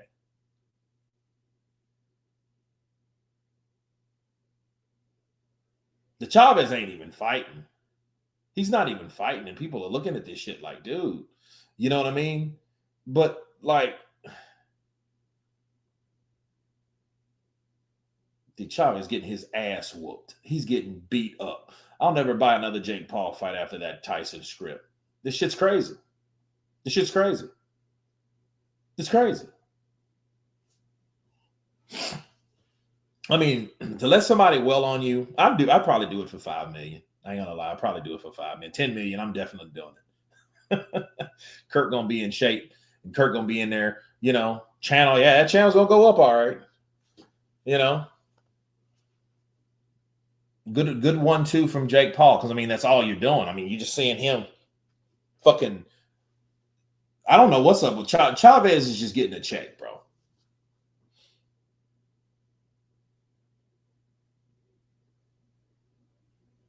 He's just getting a check at this point.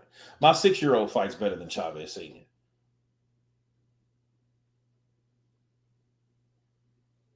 No jab, no nothing, no initiation to an attack. None of that. What is he doing? He's following Jake around. He throws a right hand. Left hook to the body. Bro, why are you complaining? Now he's talking. Went to my body and you hit it. It's low. No, it's not low. You fucking cokehead bum. He's not low. He's just not fighting. Okay, right to the body. Okay, right upstairs. Why couldn't you do that before? Why couldn't you do that before? Dude, this is the 4th round. This shit's crazy. Happy belated Father's Day. Appreciate you. Appreciate you.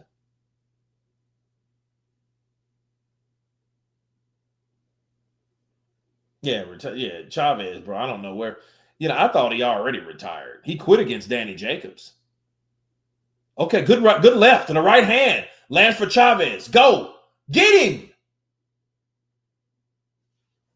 Chavez just standing there with his hands up, hoping to go the distance. Dude, good right hand from Jake Paul. Look at his dad. His dad's like, fucking come on, dude. What are you waiting on? What is he waiting on? Like, come on, get in. Bob and weave. Left hook to the body. Good. First body shot all night long. He just finally threw in the 4th round. It took you 4 rounds to throw a body shot, and you son of a legend that's known to throw body shots? The motherfucker should know how to throw a body shot before he knew how to walk.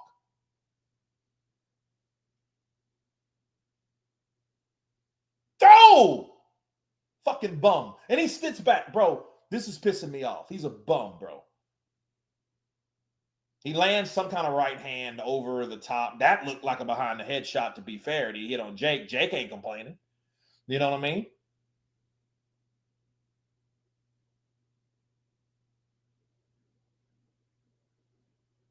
Ten whack-ass rounds. Crazy, bro. It's crazy. The best thing about this round, it's almost over. Look at Chavez. Chavez is...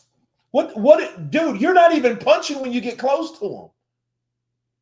Fucking bum. What's wrong with this dude? Nah, I can't believe this dude is having Jake Paul dictate. That's crazy. Chavez is taking that cartel money. Yeah, when Jake says...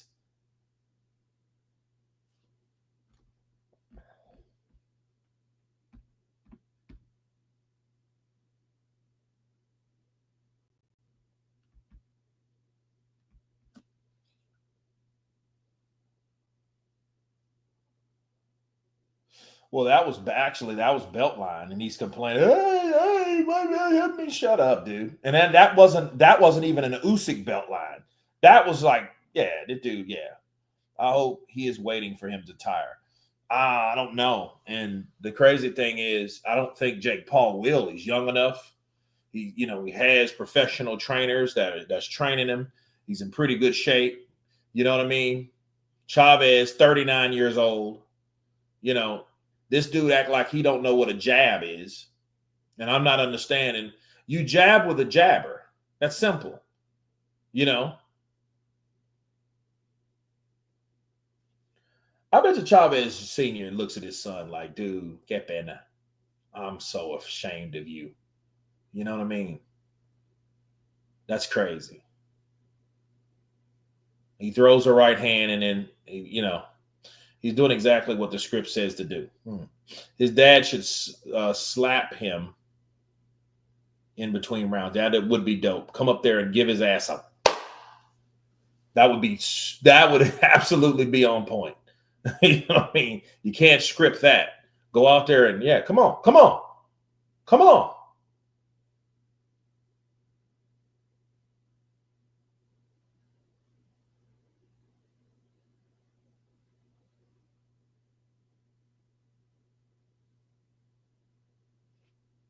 Just to survive, I guess. My only hope is Chavez is saving energy for the last 9 and 10. And you got to think about it. If Chavez if he's unhealthy like people think he is, he's going to tire out. He's going to tire out, and he's, you know.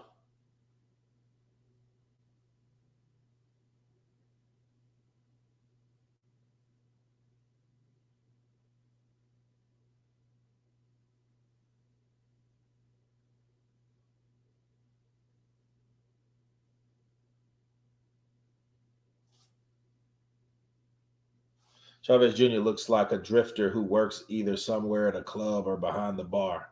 Yeah, he looks like a big ass loser bar back. You know what I mean?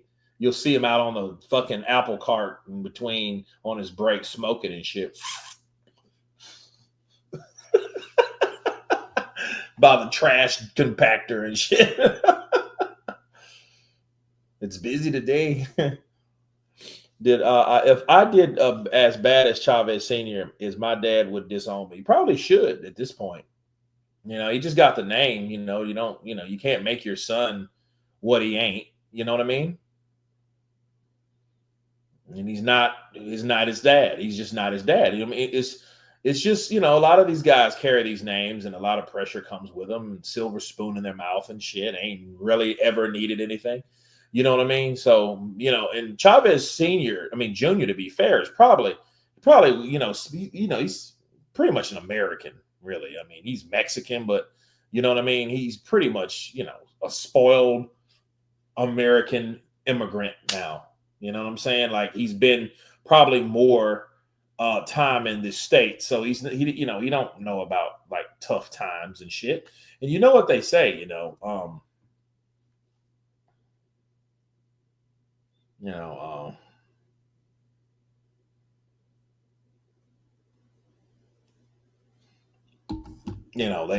they say about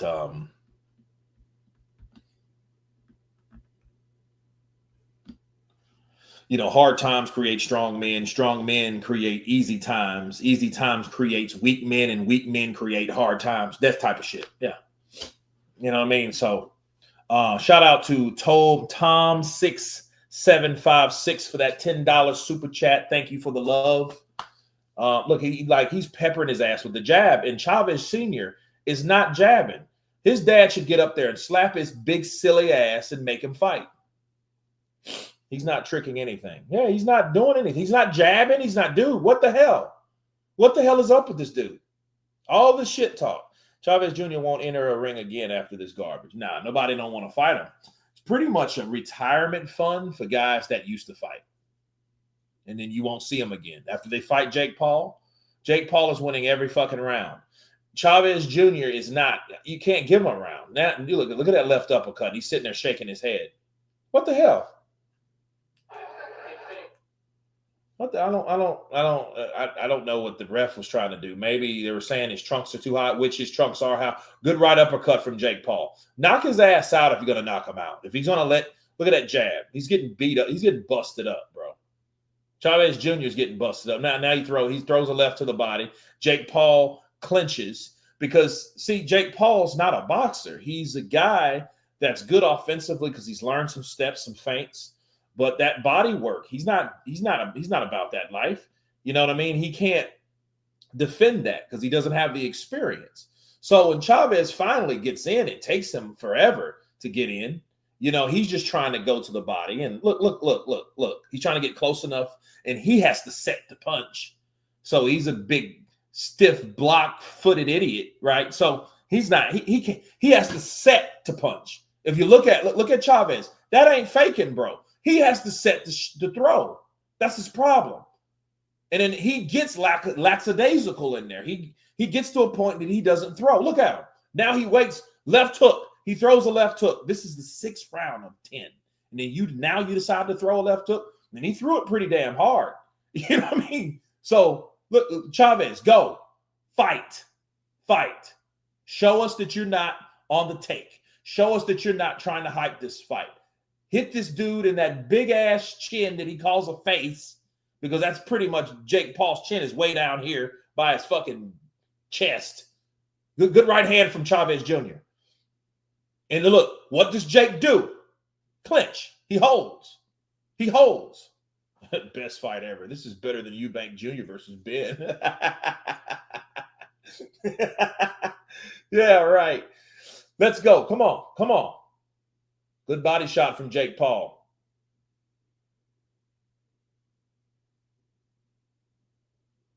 I mean, at least he is fighting somebody in the 30s. Come on, Chavez. Good right hand from Chavez. Jake Paul comes right back with a right hand. Come on, let's go. See, Jake Paul answered that attack right away. That's what you got to do when somebody gives you a successful attack and he lands some shit on you. Get him.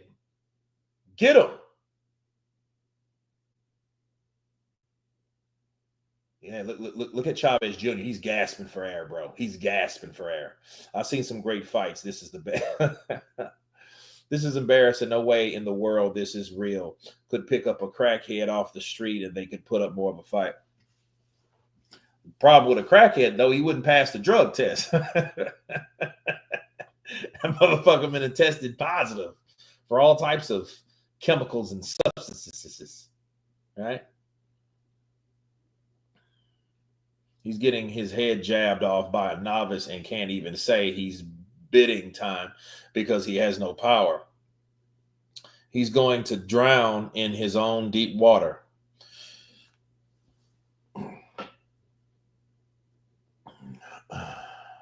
Usyk 2, Wembley, July 19th. That's crazy.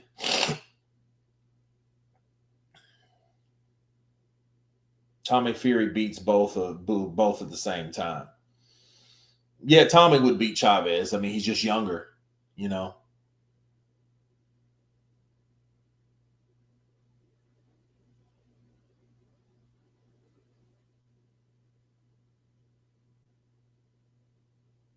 Yeah, Chavez Jr., bro. But see, understand, Chavez Jr. is not a boxer. He's kind of like a bruiser, brawler type. You know what I mean? His shots have decent power, but he was nothing ever special. Like I told you about, I went to my boy Ramon's house in 2012 and witnessed Sergio Martinez box his ass from rounds 1 to 11 when his dad was just like screaming at him, "Bro, what are you doing? ¿Qué pasó? Luchar este hombre, este cabrón, pelea."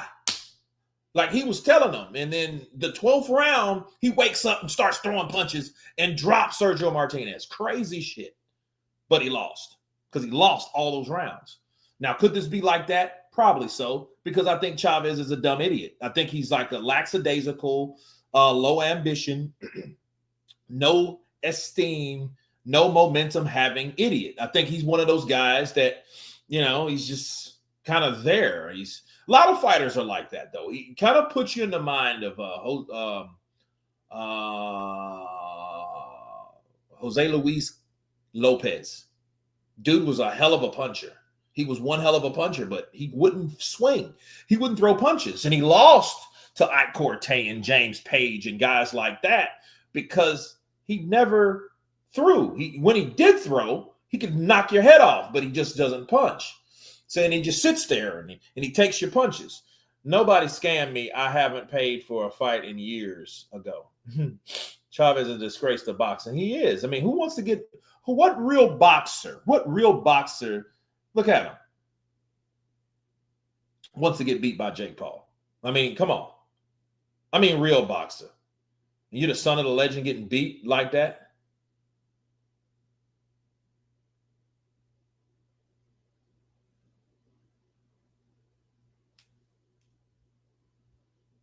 Chavez is a disgrace to boxing. It's garbage fight, but it's still more entertaining than Vlad versus Fury, which is the most boring fight in history. Yeah, that was a shit fight. Yeah, I remember that damn fight, and Tyson just won just by, do you think Jake would be handling getting knocked down for the first time? I don't know.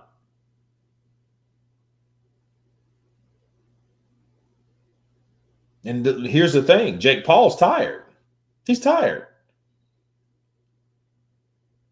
Yeah, bro.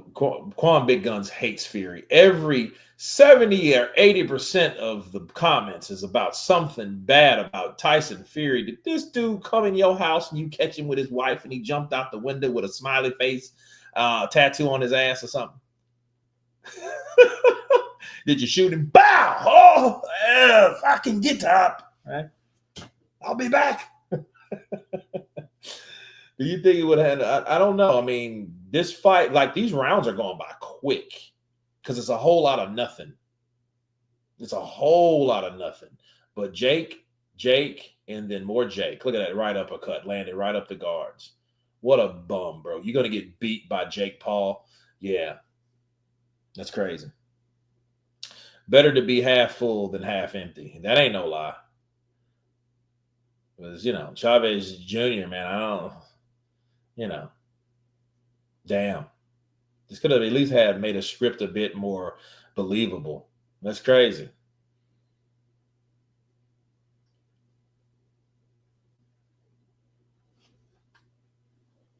Smiley face tattoo. The latest man, Leon Phelps. Look at that right to the body from Jake Paul. You threw a jab, you fucking idiot. And it baffles me. Why did you decide to throw a jab at that point? Right hand. Okay, he throws the overhand right. Now, everything Chavez is throwing is wide. And that does make you think maybe this shit is scripted. Because when he's throwing shots that wide, that means you expect them to be telegraphed. We learned that in stunts. You got to sell the shot. So throwing a right hand that wide, that's not believable. Because, that means that Jake could possibly see the punch coming, shit like that. Look at him.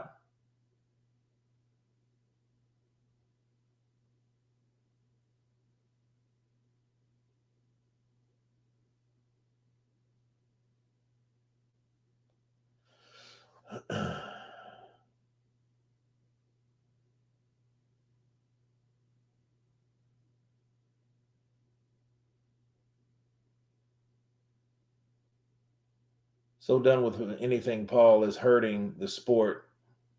I mean, the fight came on yesterday, which was a lackluster. I mean, Wilder and all that shit.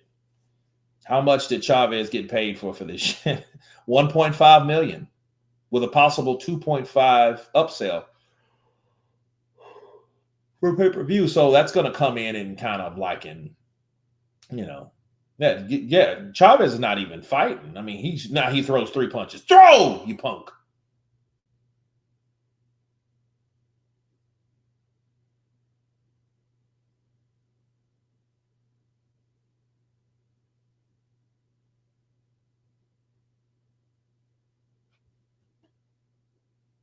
This is what's going to happen, though. See, Chavez Sr. is going to get pissed off because he knows that his son is getting beat by that YouTuber. And he's going to do something, and he's going to really get the attention of his son. And his son,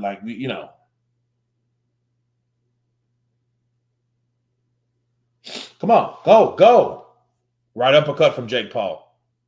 Jake Paul's the only one fighting. This dude, he's coming close. He throws a left hook. Come on. Left hook for Chavez. Come on, go. Jab for Paul.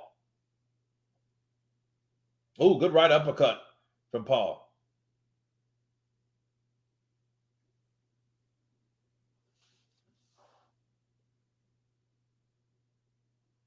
Mexicans out-train, outwork, then ultimately out-fight you. Junior is just the runt of the litter. That Pharrell dog annoying you begging scraps at your dinner table when you're on holiday. Pretty much. I agree with that. I mean, he, again, Chavez Sr. paved the way to have kids that are not like him. That those are You think about the Tariqs, like, Ghost versus his son Tariq. Tariq's a punk ass. His son, his father paved the way. You know what I mean? Jake Paul 100% pays his opponent not to aim. Well, I mean, you can say whatever this fight is, but you have to consider the other fights that Chavez Jr. has been a part of. And he quit. He quit on the stool against Danny Jacobs. Facts. He quit. The dude quit. He quit. Motherfucker didn't even want to fight. This is round 9 in a cruiserweight fight. It's crazy. That free bowl of Coke is yours. Shit, with $1.5 million, he can buy his own Coke. He can buy his own Coke. So he took a 3-year hiatus. He got beat by Anderson Silva back in 21. Then beat David Zegara. And then Uriah Hall. And he got beat by Danny Jacobs and Mario Abel Cazares. Then Canelo Alvarez. Then Brian Vera. No, he beat Brian Vera. Sergio Martinez gave him his first loss.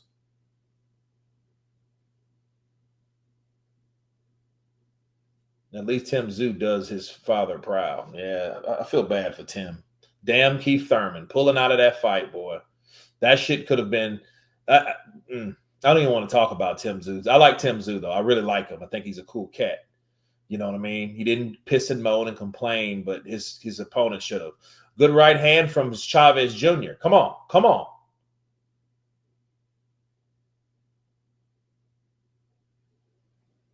Too little, too late. Good right hand from Chavez. See, now Jake Paul wants to wrap him up. See, once Chavez gets the throwing, he gets the grabbing. Because, because Chavez can punch, though. It's just, especially at his weight. This is his weight.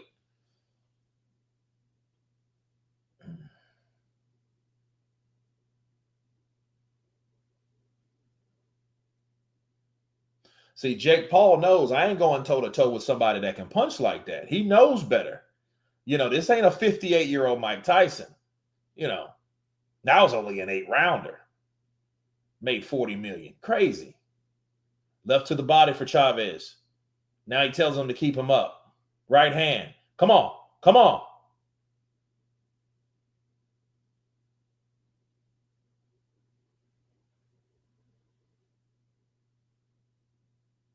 Right to the body for Jake Paul.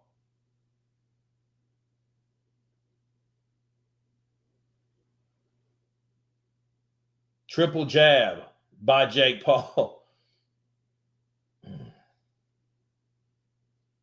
Oh, good right hand from Chavez. Another right hand. Left hook to the body from Chavez. Go. Body shot. Good right uppercut for Chavez. He stood up. Go. Good left hook for Chavez. Come on, baby. Get him. Hey, you're going off script. Oh, good left hook from Chavez. I think that hurt Jake. He hit him in that big ass chin. Right uppercut for Jake Paul. Right hand for Chavez. Go, Chavez. Jab for Chavez. Get him. Come on. Okay. Now, what round is this? Round 10? He better give it everything he got now. Is trying to use Usyk tactics with low blows, complaining belt line is legal and all that. Yeah. But look, he landed some good shots. Was that scripted? See, like that's, I don't know. I'm trying to tell you guys, Chavez is notorious for slow starting. He's notorious for slow starting. He's like one of those dudes. He don't wake up until the damn fight's almost over. Oh, that's the pelea. Yeah, motherfucker, you're in the fight. Yeah.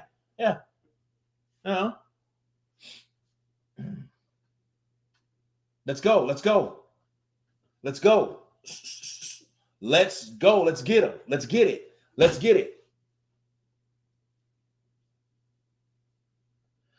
Okay, 10th round. Let's go. Let's get it.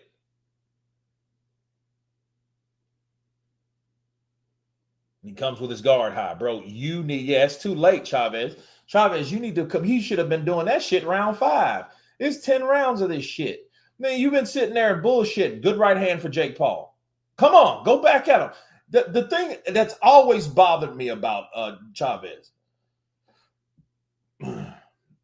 See, Chavez is trying to knock him out now because he knows. Ooh, good left hook. Right hand. Come on, Chavez. Go, baby. Go. Right uppercut for Jake Paul. 1-2 for Jake Paul. Jake Paul misses with that exchange. Oh, that was an elbow. Jake hit his ass with an elbow. Get off his head. Now that ref should have warned Jake. Get off his fucking head. You don't lean on anybody's head. That'd have been Tony Weeks or somebody. Yeah. That's not on the tape. They would have told him. Come on, bro. Come on.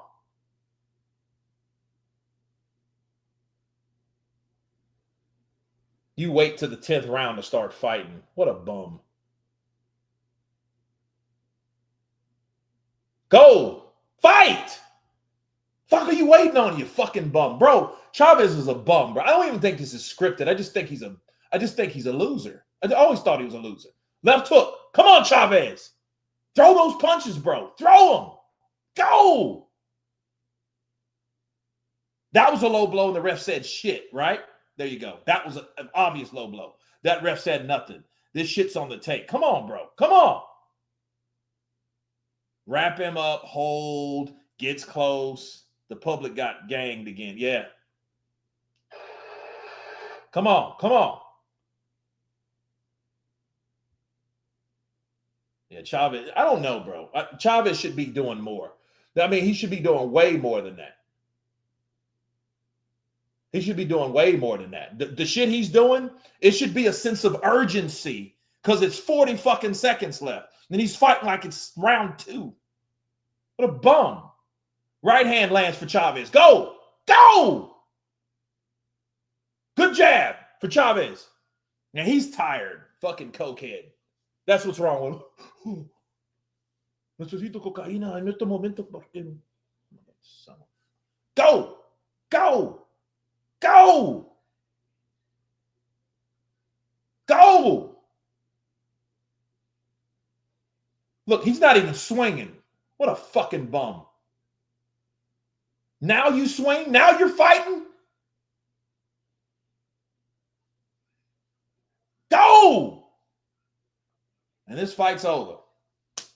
Another unanimous decision for Jake Paul. No knockdowns.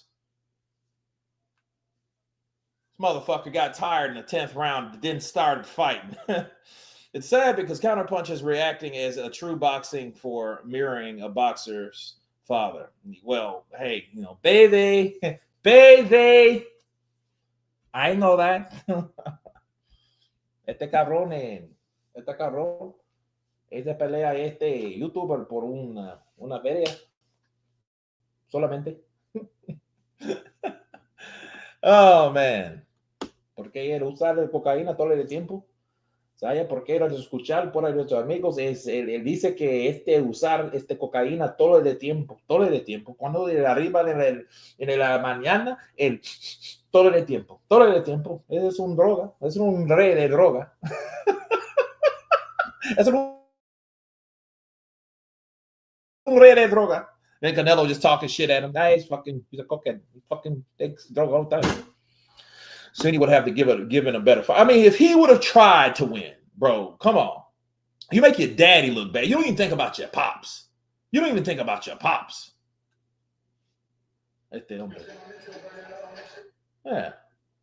Papa, yo tengo $1,000,000. Yeah, I bet. Mm-hmm. Puta. Yeah, BS, bro. Yeah. Look at Chavez. Mad. His dad mad as hell. Dad looking like a pissed off lion over there. That's crazy. He only threw punches in around 9 and 10. It's just stupid. He didn't throw jabs. He didn't jab with Jake Paul. Like, you see somebody jab his ass back. Jab him, bro. What happened to head movement? He's sitting there with his gloves up. But that's Chavez Jr. Look at Chavez's fights and look at this fight. It's the same shit. Like Canelo said, same jet. It's the same jet. It's the same jet. Rigged like diesel. Like a diesel, rigged like a diesel. Damn. Oh, at this point, I would avoid anything Paul until it's a real fight. He wasn't crazy enough to call out Zordo Ramirez. No. But I don't know. I mean, I don't know who he's calling out.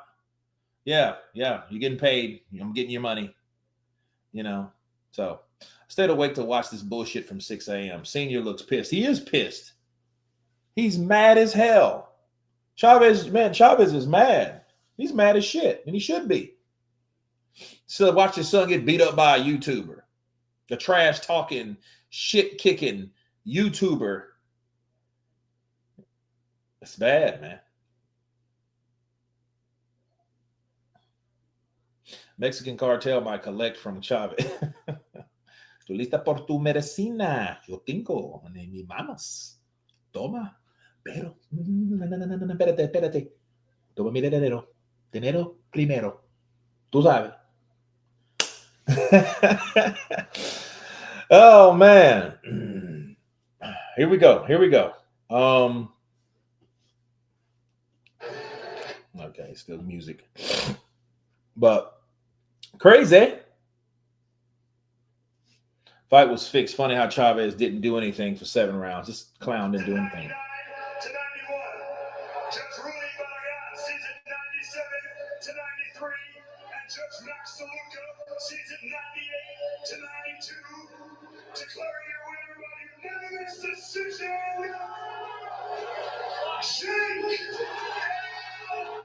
Hey, yeah. Un otro derrota para ti. Chavez Jr., you bum. Another loss. Great. Wonderful. Big respect from New Zealand. Oh, at Planet Fiji in the building. What's up, brother? Counterpunch to you. Fiji! Yeah, Jake Paul is not improving very fast. This performance sucked. Where did you get this from? I don't want your money, Tony. Where did you get this from? I do nothing, mama. You know, I invest. You know, I'm an investor now. You know?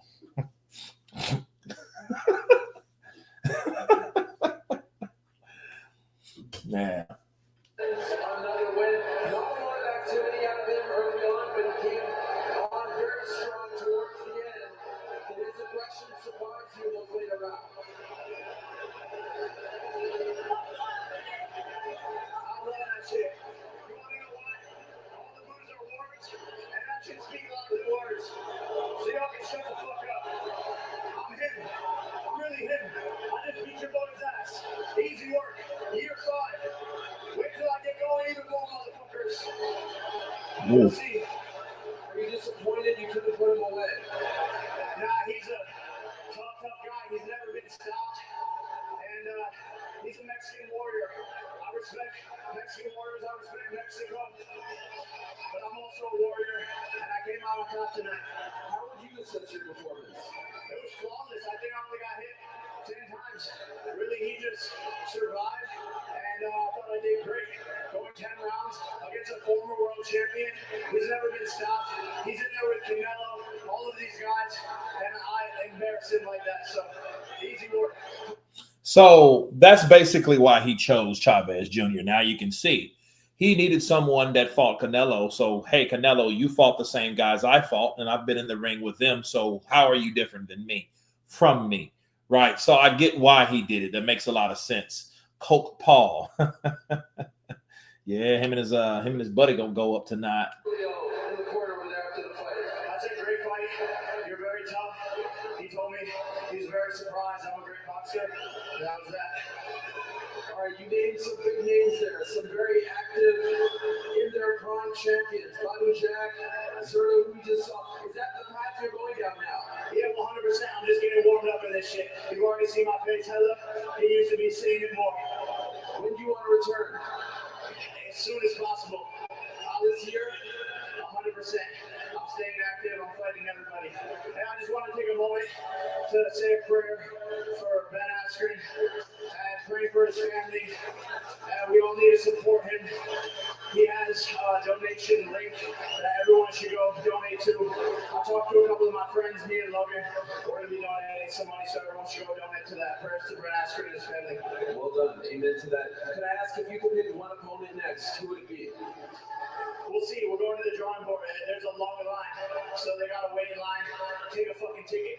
Would you have a preference? I don't care, bro. I got a bunch of time. I'm 28 years old. I'll fight anyone, any comedy place. It's every day, bro. If you want to, let's bring in Julio to the show. What is Chavez talking about? Initial thoughts on what we just witnessed. It seemed like you came on strong late, but a little too late at the end.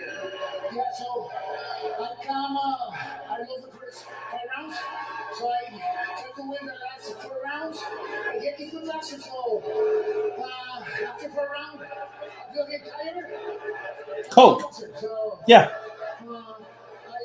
Cocaína demasiado tú tienes. Yep. Now, I'm wondering, do you have more respect for him as a boxer? Now you just went 10 rounds for him. Have your opinions on him changed? You know, he's a strong good boxer. The first 3 or 4 rounds. After that, I feel tired. So I don't think he's ready for the champions, but he's a good fighter. So he doesn't think you're ready for the champions. You disagree, Jay? Yeah, all I need is myself. If I listened to anybody in life, I wouldn't be where I'm at today. So self-belief is all it takes. If you're a kid at home, don't listen to anybody that tell you can't do shit. I'm living proof of this shit. I'm from Ohio. I didn't have shit. Self-made motherfucker all the way to the top of the game. And I'm still going. I'm 28 years old and I run this fucking shit. Look at him. Look at him. Going up. Do you want to keep fighting after this? Porque me gusta este dinero por comprar cocaína. Thank you very much, Julio. Appreciate your time, Jake. Any final thoughts before we go? It's every day, bro. It's every day, bro. Congrats to the Paul family. It's a great scene that's always in here, Todd. And Paul's rich. Like my son's rich, boy. I love them. They're my kids, the crazy shit. I love them. They give me money every month. We don't do shit. Coke Paul is a fraud. Well, I mean, he said he was tired, you know what I mean? But I told you, if he's in out of shape, he ain't going to have the physicalities for this. Start talking about I want to fight. If you wanted to fight, you should have trained for a fight. This fight just kind of came out of nowhere, really. Boom. He's fighting Jake Paul. Chavez. I'm like, whoa. When is this? There you go. Cruiserweight, not fight a real live cruiserweight instead of an old prime boxer. Well, like he did say, he ain't ready for he's not ready for a champion. And no, to be fair, he's not. Zordo would get him. Jai Apataya would crucify him. He would decapitate him. Yeah, you don't want he don't want none of that. I mean, I think, you know, that's why you noticed he didn't call nobody out. If you notice, Jake Paul didn't call out shit. He didn't say Zordo. He didn't say Jai. He didn't say Badu Jack. He didn't say none of those guys. Oh, man, I can fight them all. We'll go back to the drawing board. He didn't even call out somebody that he was interested in. So that tells you he's not interested in fighting the top live dogs if you're not talking about the top live dogs. You got a projection somewhere.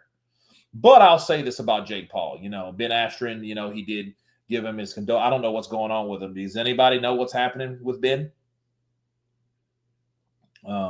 He called out AJ, but that's just talk, bro. I'm talking about after this fight in the division that he's currently fighting in, he called out nobody. He didn't call out anyone. So that should let you know, like, okay, well, what's going on with you, Jake Paul? Or, you know, are you serious about fighting guys in the division? And I would have to say no. He landed 140, thrown 482, 29%. Chavez landed 61, thrown 154, 40%. You know, but yeah, Chavez Jr., he just getting paid off his daddy's name. You know what I mean? Lucky bastard. You know, he goes in and takes some shots and whatever. But yeah, he got outworked by the younger guy. Obviously, that's what happens.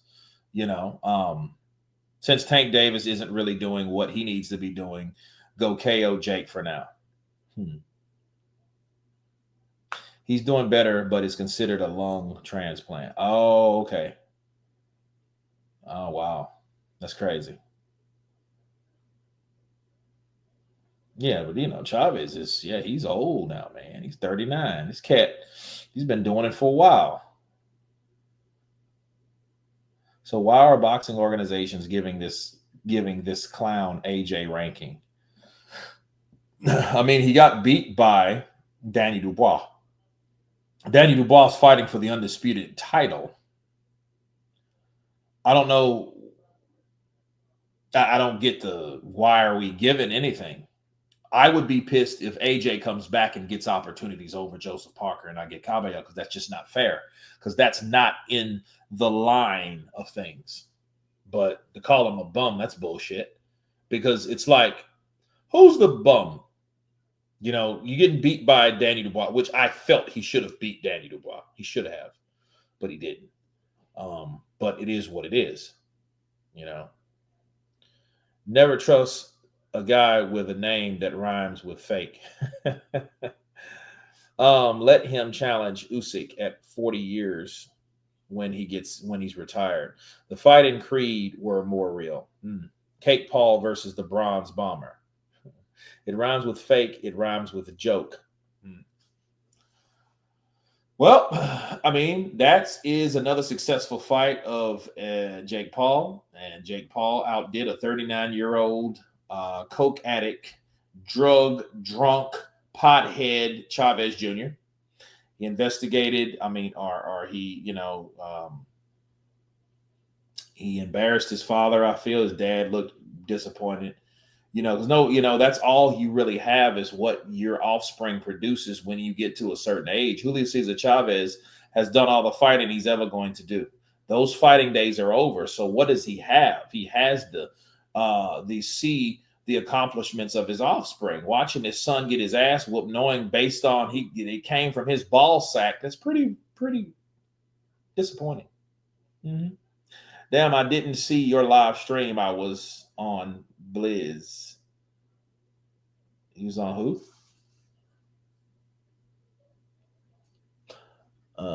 It was scripted, same as the Iron Mike Tyson fight. That wouldn't surprise me. It wouldn't surprise me because, they get paid handsomely to get in the ring for fights that they normally wouldn't get paid for. He wouldn't get $1.5 million to fight someone. You know what I mean? You'd probably get 500,000 maybe.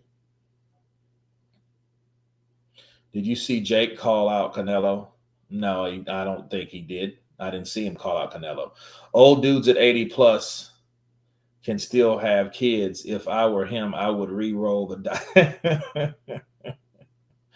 He said, I was Blizzard boy. Oh, I was on the Blizz. Oh, okay. I guess that's Blizzard Coke. I don't know. Chavez made his daddy proud. Este cabrón es de derrota todo el tiempo. Nah, I meant it was on a podcast and he said he could beat him. Oh, okay. Got his ass whooped for $1.5 million, Oh, yeah, that's what I thought he said. Showbiz is live stream. Well, yeah. Showbiz has some pretty cool stuff over there. But Chavez Jr., man, he threw shots for a while. I mean, he should have been throwing punches from the. So this clown said, "Oh, I got a little tired," and dude, so you didn't have energy. This motherfucker came in with a quarter tank. Crazy. Was all in contract. What? Yeah. I'd like to see what was all in the contract. Me too.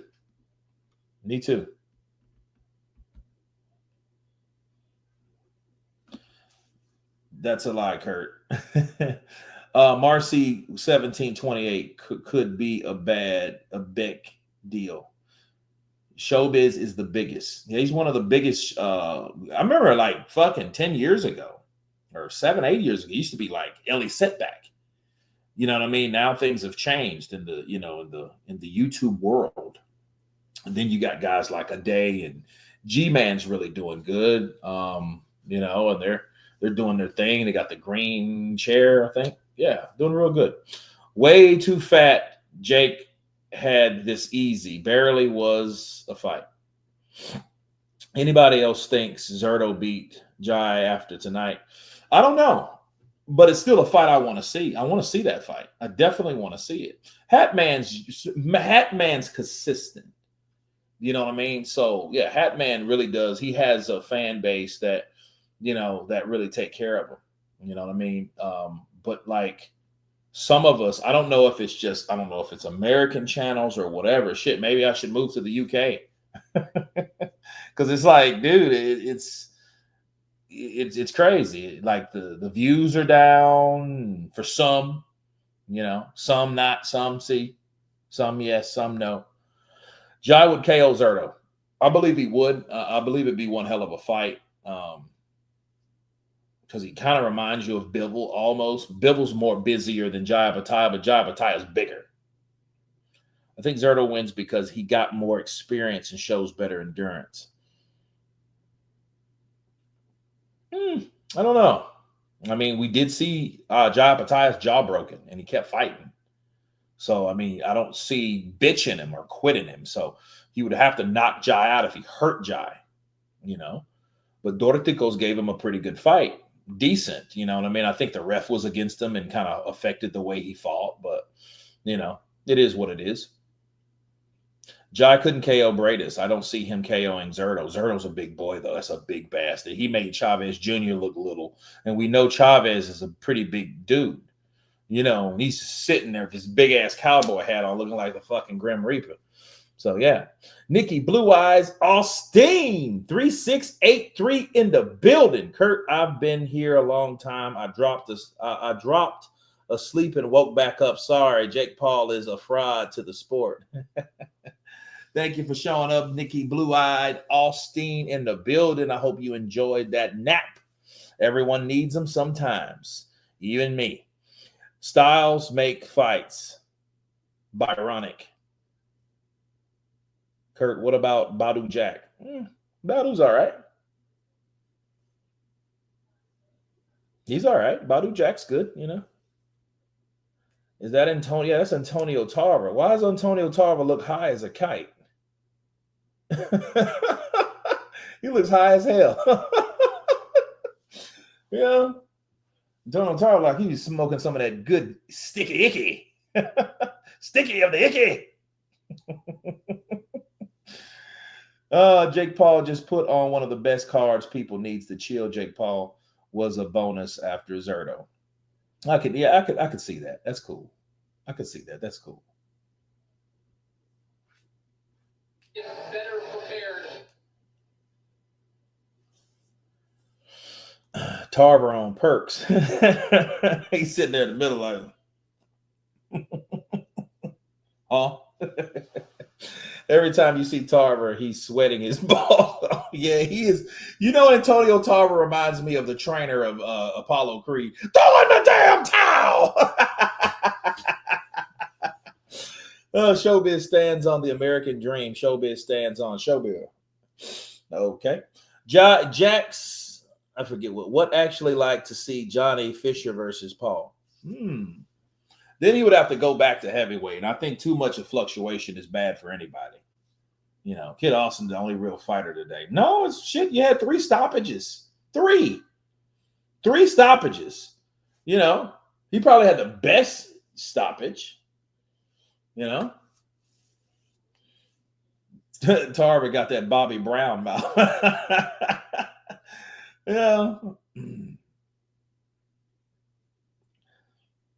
Man, what y'all talking about Showbiz for? Showbiz eyes actually leave his face. Yeah, that's wrong. Okay, so we got who's next? KSI, Javante Tank Davis, which is weird, or Badu Jack. So if he's smart, he would fight Badu Jack. Jake Paul, KSI, I don't know. But Badu Jack, 29-3, 3 draws, 17 KOs. Dude, he has a real record. 3 losses, 3 draws, 29 wins, 17 by KO. I'm not a fan of Jake Paul, but most are afraid to give him due credit because they feel obligated to go with or against based on popularity and the times. Yeah, Jake after this fight. He didn't say Jai Apataya. He doesn't want any part of that. That's just like, no. Stay away. Yeah, stay away from Jai. Let's talk about our co-main event tonight. Zordo Ramirez started up. So, UK way. Badu would KO him. just banter, Kurt. Jake is successfully disrespecting boxing. I mean, the boxers are letting him do it. Chavez Jr., you have to show him wrong. Tommy Fury has one win on Jake Paul. You can't say that's scripted. So, because he lost. So what the hell? So, not all of them are bought or fixed or scripted or paid for or corrupted or whatever. Tank was strictly on an exhibition spectacle because it could never be commissioned, as Tank and Jake could never meet at a catch weight. I mean, why would it? Fuck. No, nobody. Tank is a little bitty ass dude. Now he might walk around at about 150, 160, but he's not going to do that. You know what I mean? To fight Jake Paul. And Gervonta has his own problems, bro. He has that fight against Roach. You know what I mean? He has to be ready for it. So that's what he's getting ready for. So he has his own battles ahead of him. Zordo Ramirez, Jai Apataya, Badu Jack, David Benavidez. David Benavidez and Zordo Ramirez would be an absolute war. The speed would be so much for Zordo, but Zordo would fight him. I don't think he could keep up with David with speed. Jai Apataya, 22 and 28, bro. Shit. David Benavidez, 30 and 24, and Badu Jack, So Zordo Ramirez, he has, some choices to make. If he wants to unify, like he said, that's exactly what he should do. Honestly. So it is what it is. But yeah, Kid Austin, bro, came through with a first round knockout, knocking my man Tevin Farmer, aka Philly, out. And he whooped his ass quick. He did not stop until that ref stopped it, because he wasn't going to stop it. And the ref was like, "Nah, I had enough of that shit." So it was over with, done. So there you go. Rodriguez versus Griffin was good. That was a good fight. 10th round KO. You know what I mean? So, yeah, it was a good fight. You know what I mean? And 10th round, got to the 10th. Boom. I'm so happy for Rodriguez because, he knew, bro, that punch is coming if he kept believing. Oh, man. Curiel took out my man from Uruguay. You know what I mean? But it's always good, though, to fight out of your territory. Because what happens is, those guys that are undefeated, they're used to fighting certain guys in their area. They're not used to fighting more diverse styles, because mostly people, they get, tough, and then, they get accustomed to certain styles, and those certain styles are what they know.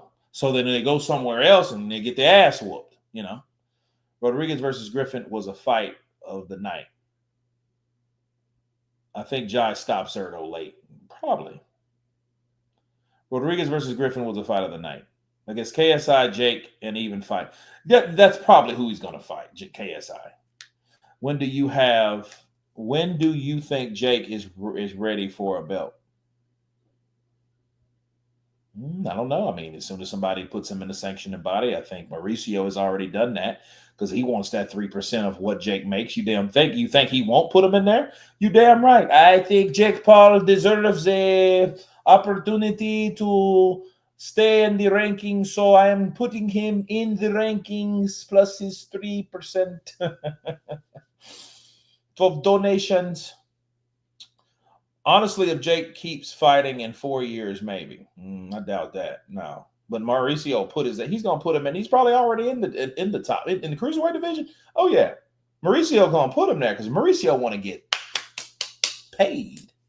He wants to get those greenbacks from Jake. Know how much money Jake Paul made tonight for fighting Julio Cesar Chavez Jr.? Let's find out, people. How much money did Jake Paul make tonight fighting Julio Cesar Chavez Jr.?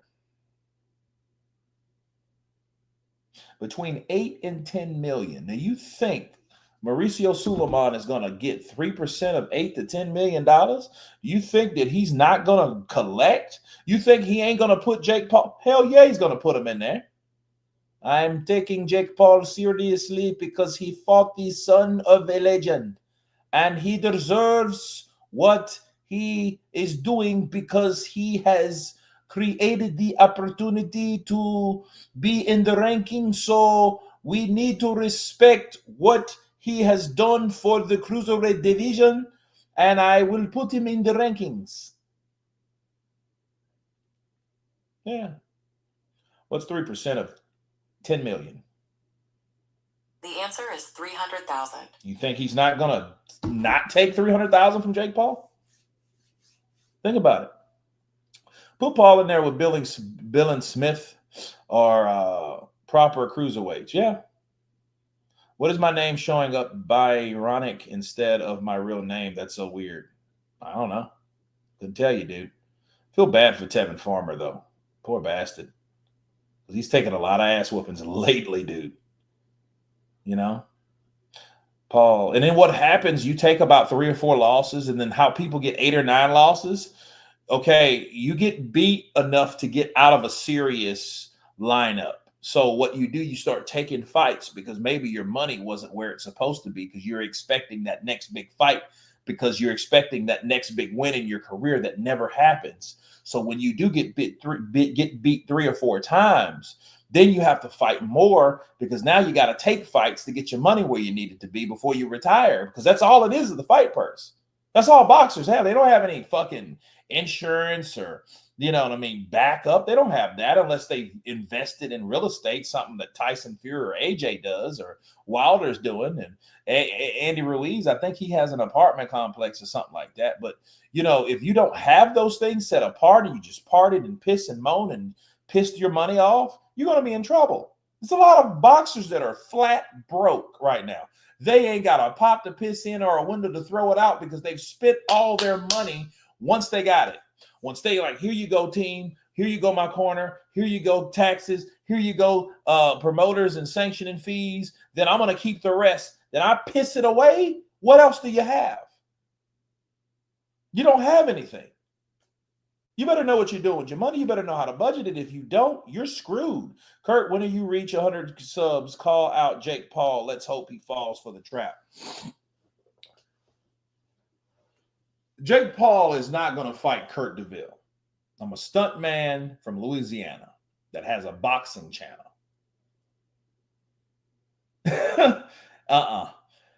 And because, see, he'll see, my motherfucker's big. And I'm not going to cruiserweight to fight Jake Paul. Jake Paul got to come to heavyweight. But you think he's going to do that? He's going to do me like he did Rockman Jr., son. Rockman Jr. He's going to fight me. He's going to find a way out of that. Because when I start dropping them bees on him, unless he pays me, I'll fucking pull a Chavez. This is about getting paid as a business at the end of the day. You know?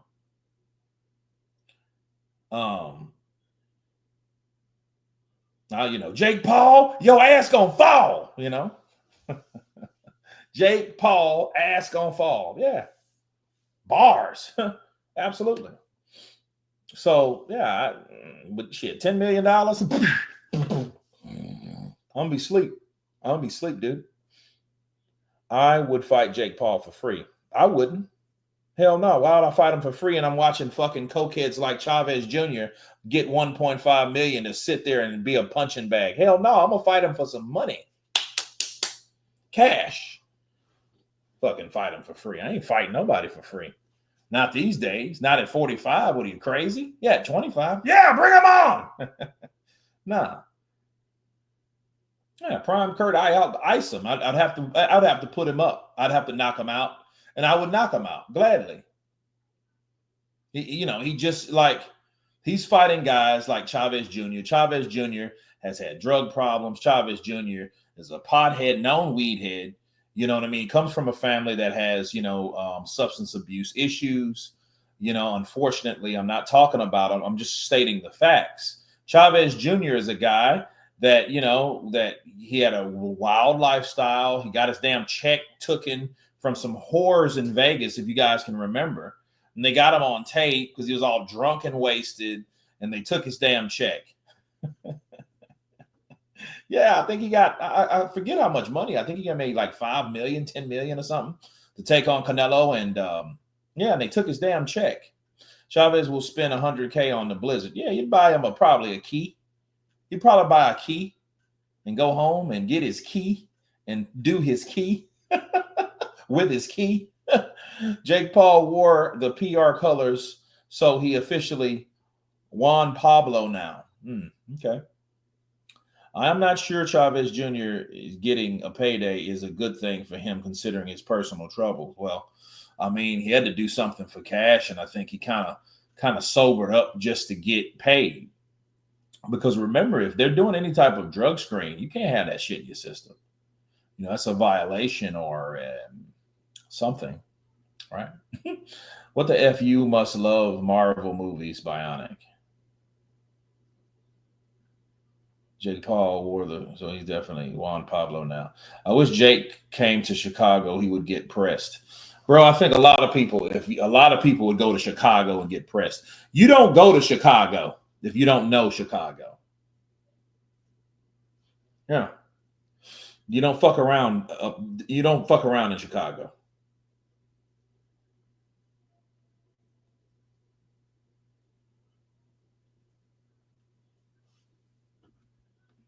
That sounded gay, Quan. This is worse than WWF. You know, it's crazy. But yeah, Chavez Jr. is getting paid. I hope, you know, he stays straight. You know, he says he's not finished fighting, so it is what it is. Quan Big Guns, yeah, 100% facts. We don't play, bro. I seen some shit and they got a surveillance camera. A cat walked up to a car. Dude got a car.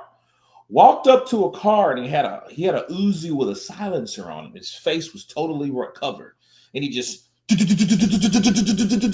then got right back in his car and drove off. That's some scary shit. You can't anticipate something like that.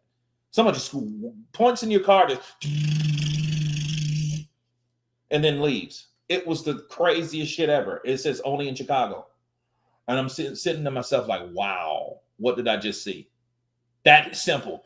And the crazy thing about these shooters is like they're hella small. They're like these little tiny Charleston White looking motherfuckers. They're these dudes that shoot like the killers, the gunmen. They're like the skinniest King Von. Those dudes are small. They're itty bitty. They just like to shoot and kill. Then they go to jail when someone's bitch. It's crazy. Like Mike Epps, get the old nudie book slapped on your back. Slap. Slap. Hold on a second, guys. Hold on just a second.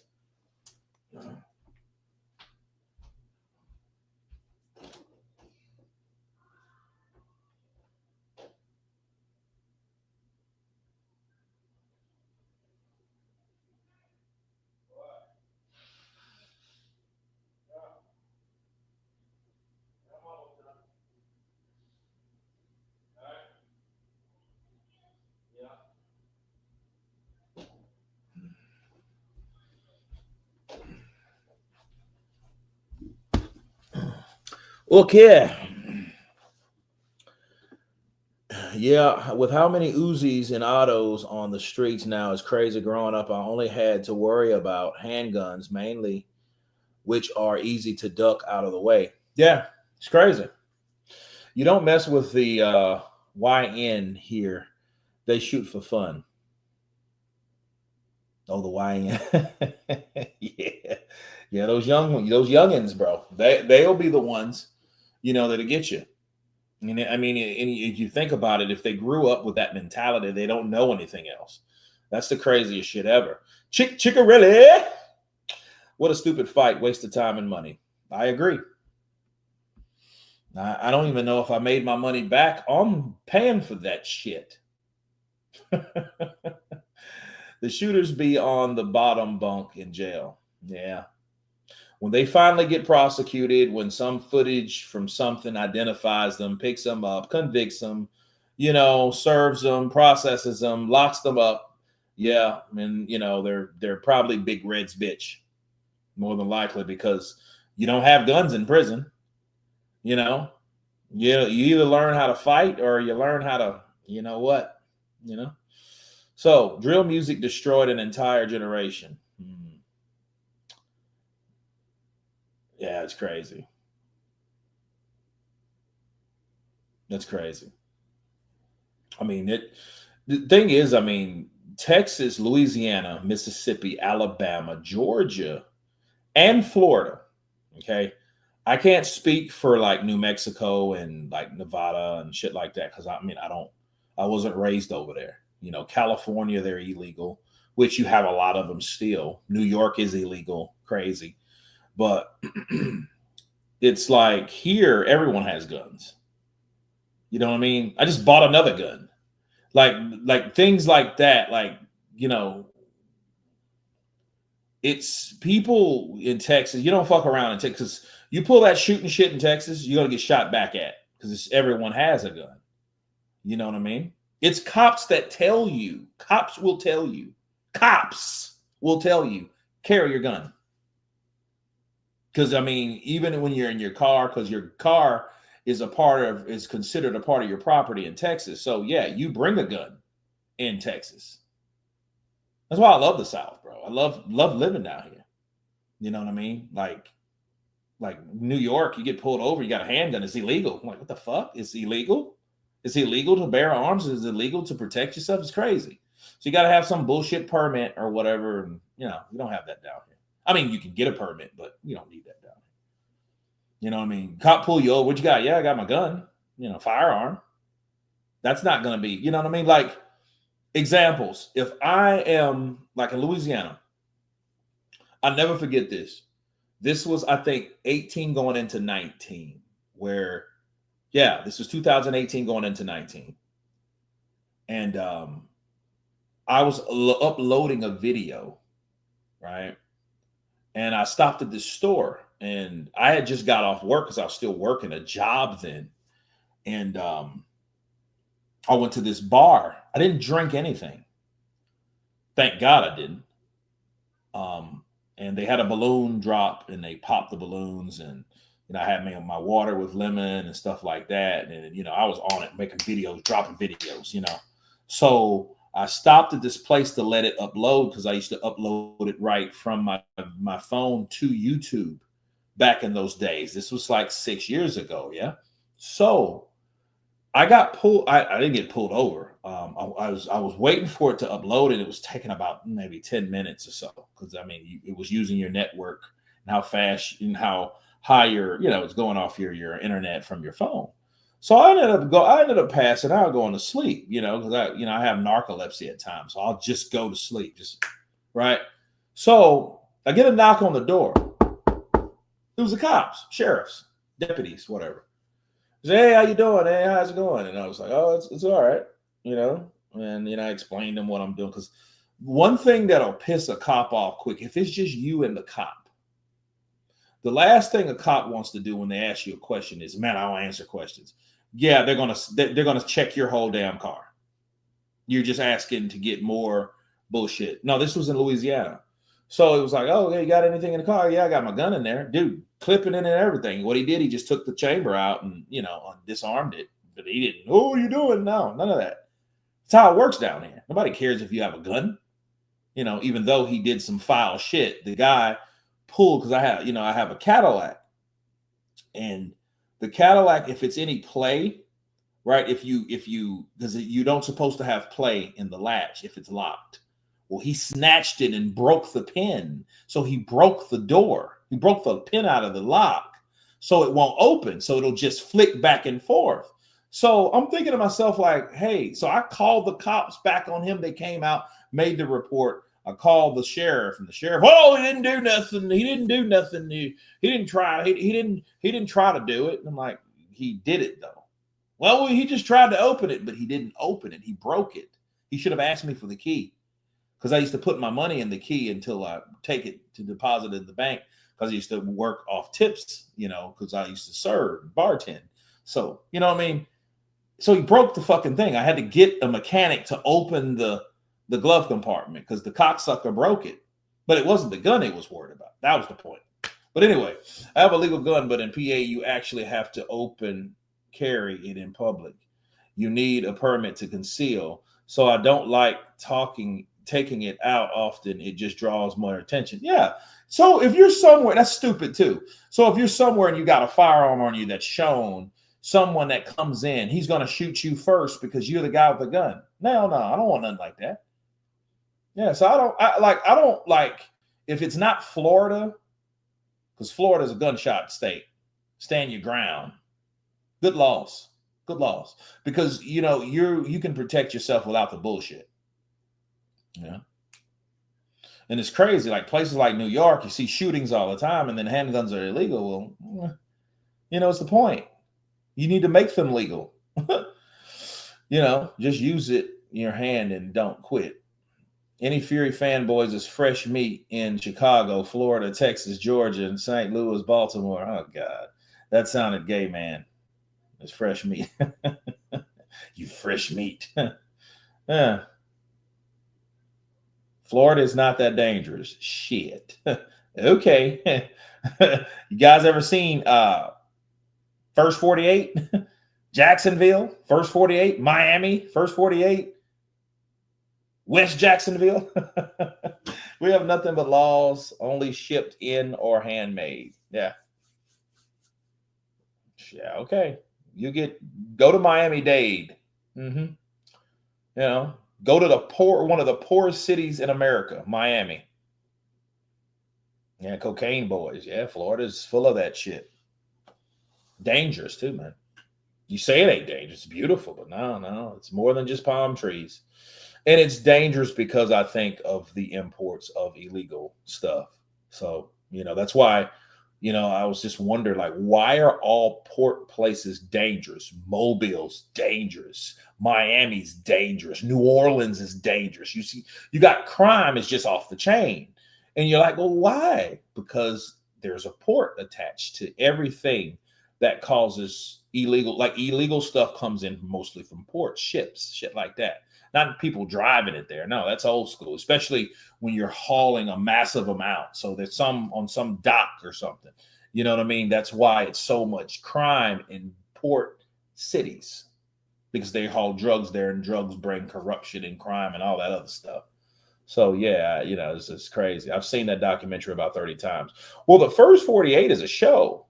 So, I mean, they're all over the place. Dallas, Memphis, Mobile, Jacksonville, Jackson, Mississippi. Jackson, Mississippi is so bad. I did a movie in Jackson, Mississippi, guys. This shit's crazy. True story. It was a Bruce Willis movie called A Day to Die. A Day to Die. And I died a lot in that movie. But A Day to Die, we filmed in Jackson, Mississippi. Jackson, Mississippi was so bad. Like when I got to downtown, because that's where they had us in a hotel called the Oyo. So, a few of my stunt brothers came from Atlanta, and they were like, nah, I was talking about the Cocaine Cowboys documentary. Yeah, I seen that. Then they had the second one too. But Jacksonville, pull up at the Oyo. A guy walks out of the Oyo. Look, chubby black dude walks out, and he has a M4 strapped across his shoulder, talking to himself. Man, mother wood, man, they told me. And I'm sitting there watching this dude like, what the fuck is this? An M4, bro, a machine gun.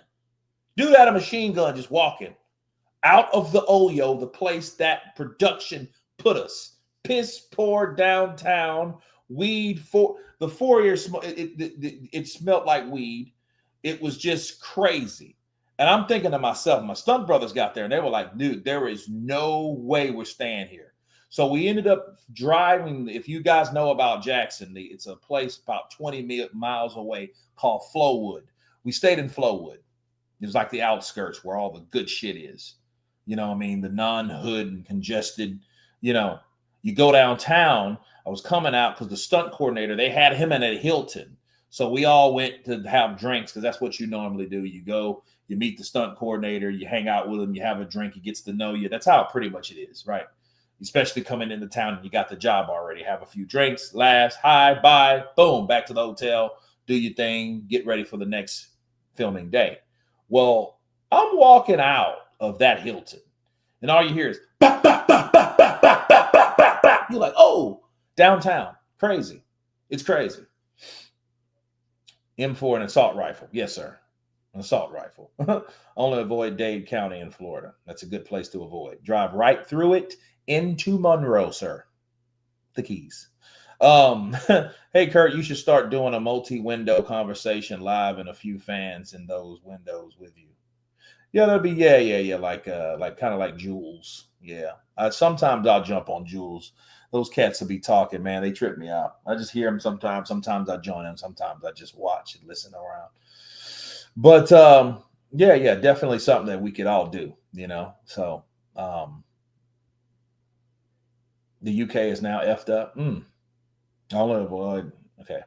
But yeah, it's crazy, man. Crazy. And yeah, Jackson, if you look up some of the worst cities, yeah, Jackson, Mississippi is probably the worst city in Mississippi. If Usyk wins, the heavyweight division is stagnant and can't be called a great era. If Dubois wins, the heavyweight division is free for all and can't be called a great era. Yeah. I've been to Florida, mad shit. Depends on what part of Florida you go to, man. You go to St. Pete, or St. Pete, Tampa. Orlando's pretty. I mean, you know, I took my oldest kid to Disney World when she was 11. And yeah, she really dug it. Jacksonville, Florida, bad. Yeah. Try Little Rock, Arkansas. Shit gets down there. I like Little Rock. I like Hot Springs. I like Arkansas. Arkansas is pretty cool. Mississippi is the poorest state in America, so I'm not impressed. Yeah. Mm-hmm. It is. Poorest state, Mississippi. Gary, Indiana. Yeah, I hear about Gary, Indiana. Gary, Indiana is like the place where the people from Detroit, when they get into trouble, they go to Gary, Indiana. Because I met a chick from Gary, Indiana, and that's what she said. Like, look, all the people that did dirt in Detroit and they got out of town, they went to Gary, Indiana. Because it's a lot of like shut down places and, you know, a lot of condemned places. You know, I went a few places, Orlando, Kissimmee, Jackson, the OBT. You ever heard of the OBT, Orange Blossom Trail? Yeah, that's where all the bad stuff happens in Orlando. You know, what would you say are more dangerous, Afghans or Mexicans? I have no idea. Both. Flint, Michigan, like Gary, Indiana. I believe it. Heard about their water there. It's terrible. Newport News, Virginia. I know somebody's from that. Newport News Beach, I believe. Never been there, though. I've been to Virginia because I did a film there. Because most of the time a film takes me to most of these places. And especially in the U.S., like, you know, what are you doing in Wyoming? You know, you're probably working on a show. You know, I would like to go to Wyoming, though, you know, eat some elk, a good elk steak. Ooh, good stuff. I think I'm getting hungry. But, yeah, back to boxing, guys. I think that, yeah, I'm going to try some elk, bro. I'm going to try some elk bison steak. I heard that's the best. You know what I mean? I'm going to buy some, I'm going to get some steaks and see how, you know, Kurt, you was messing with hood chicks in Gary. No. There's a chick from Gary, Indiana that I met from a friend of mine last year in North Dallas area. You know, she's not there now, but that's where she's from. So I was like, So Michael Vick is from Newport News, Virginia. Okay. We've got a film star here. Used to live right on the other side of the other Rhine. What are you doing in Wyoming? Helping Kanye build his doomsday bunker? No. Is that where Kanye is? He's in Wyoming? Yeah. Interesting cat. But but no. Fight happened the way I thought it was going to happen. Chavez either more or less took a dive or too bad in shape to actually put up a fight or whatever. He lost. He got paid and he lost. So pretty good fights tonight. Zordo Ramirez has responded to Jai Apataya, so I'll do a separate video about that. So we got to keep it moving. I appreciate you guys coming in, hanging out with me. Stay tuned for the next one tomorrow. I will be live tomorrow. We talk more about Deontay Wilder, so we'll save all the Wilder stuff for tomorrow and what his next step is going to be. You guys be blessed. Be safe. Thank you guys for supporting me, showing up, and I appreciate each and every one of you. The lovers, the haters, the participators, all of that, and then some. See you tomorrow, and everyone has been counterpunched. Peace.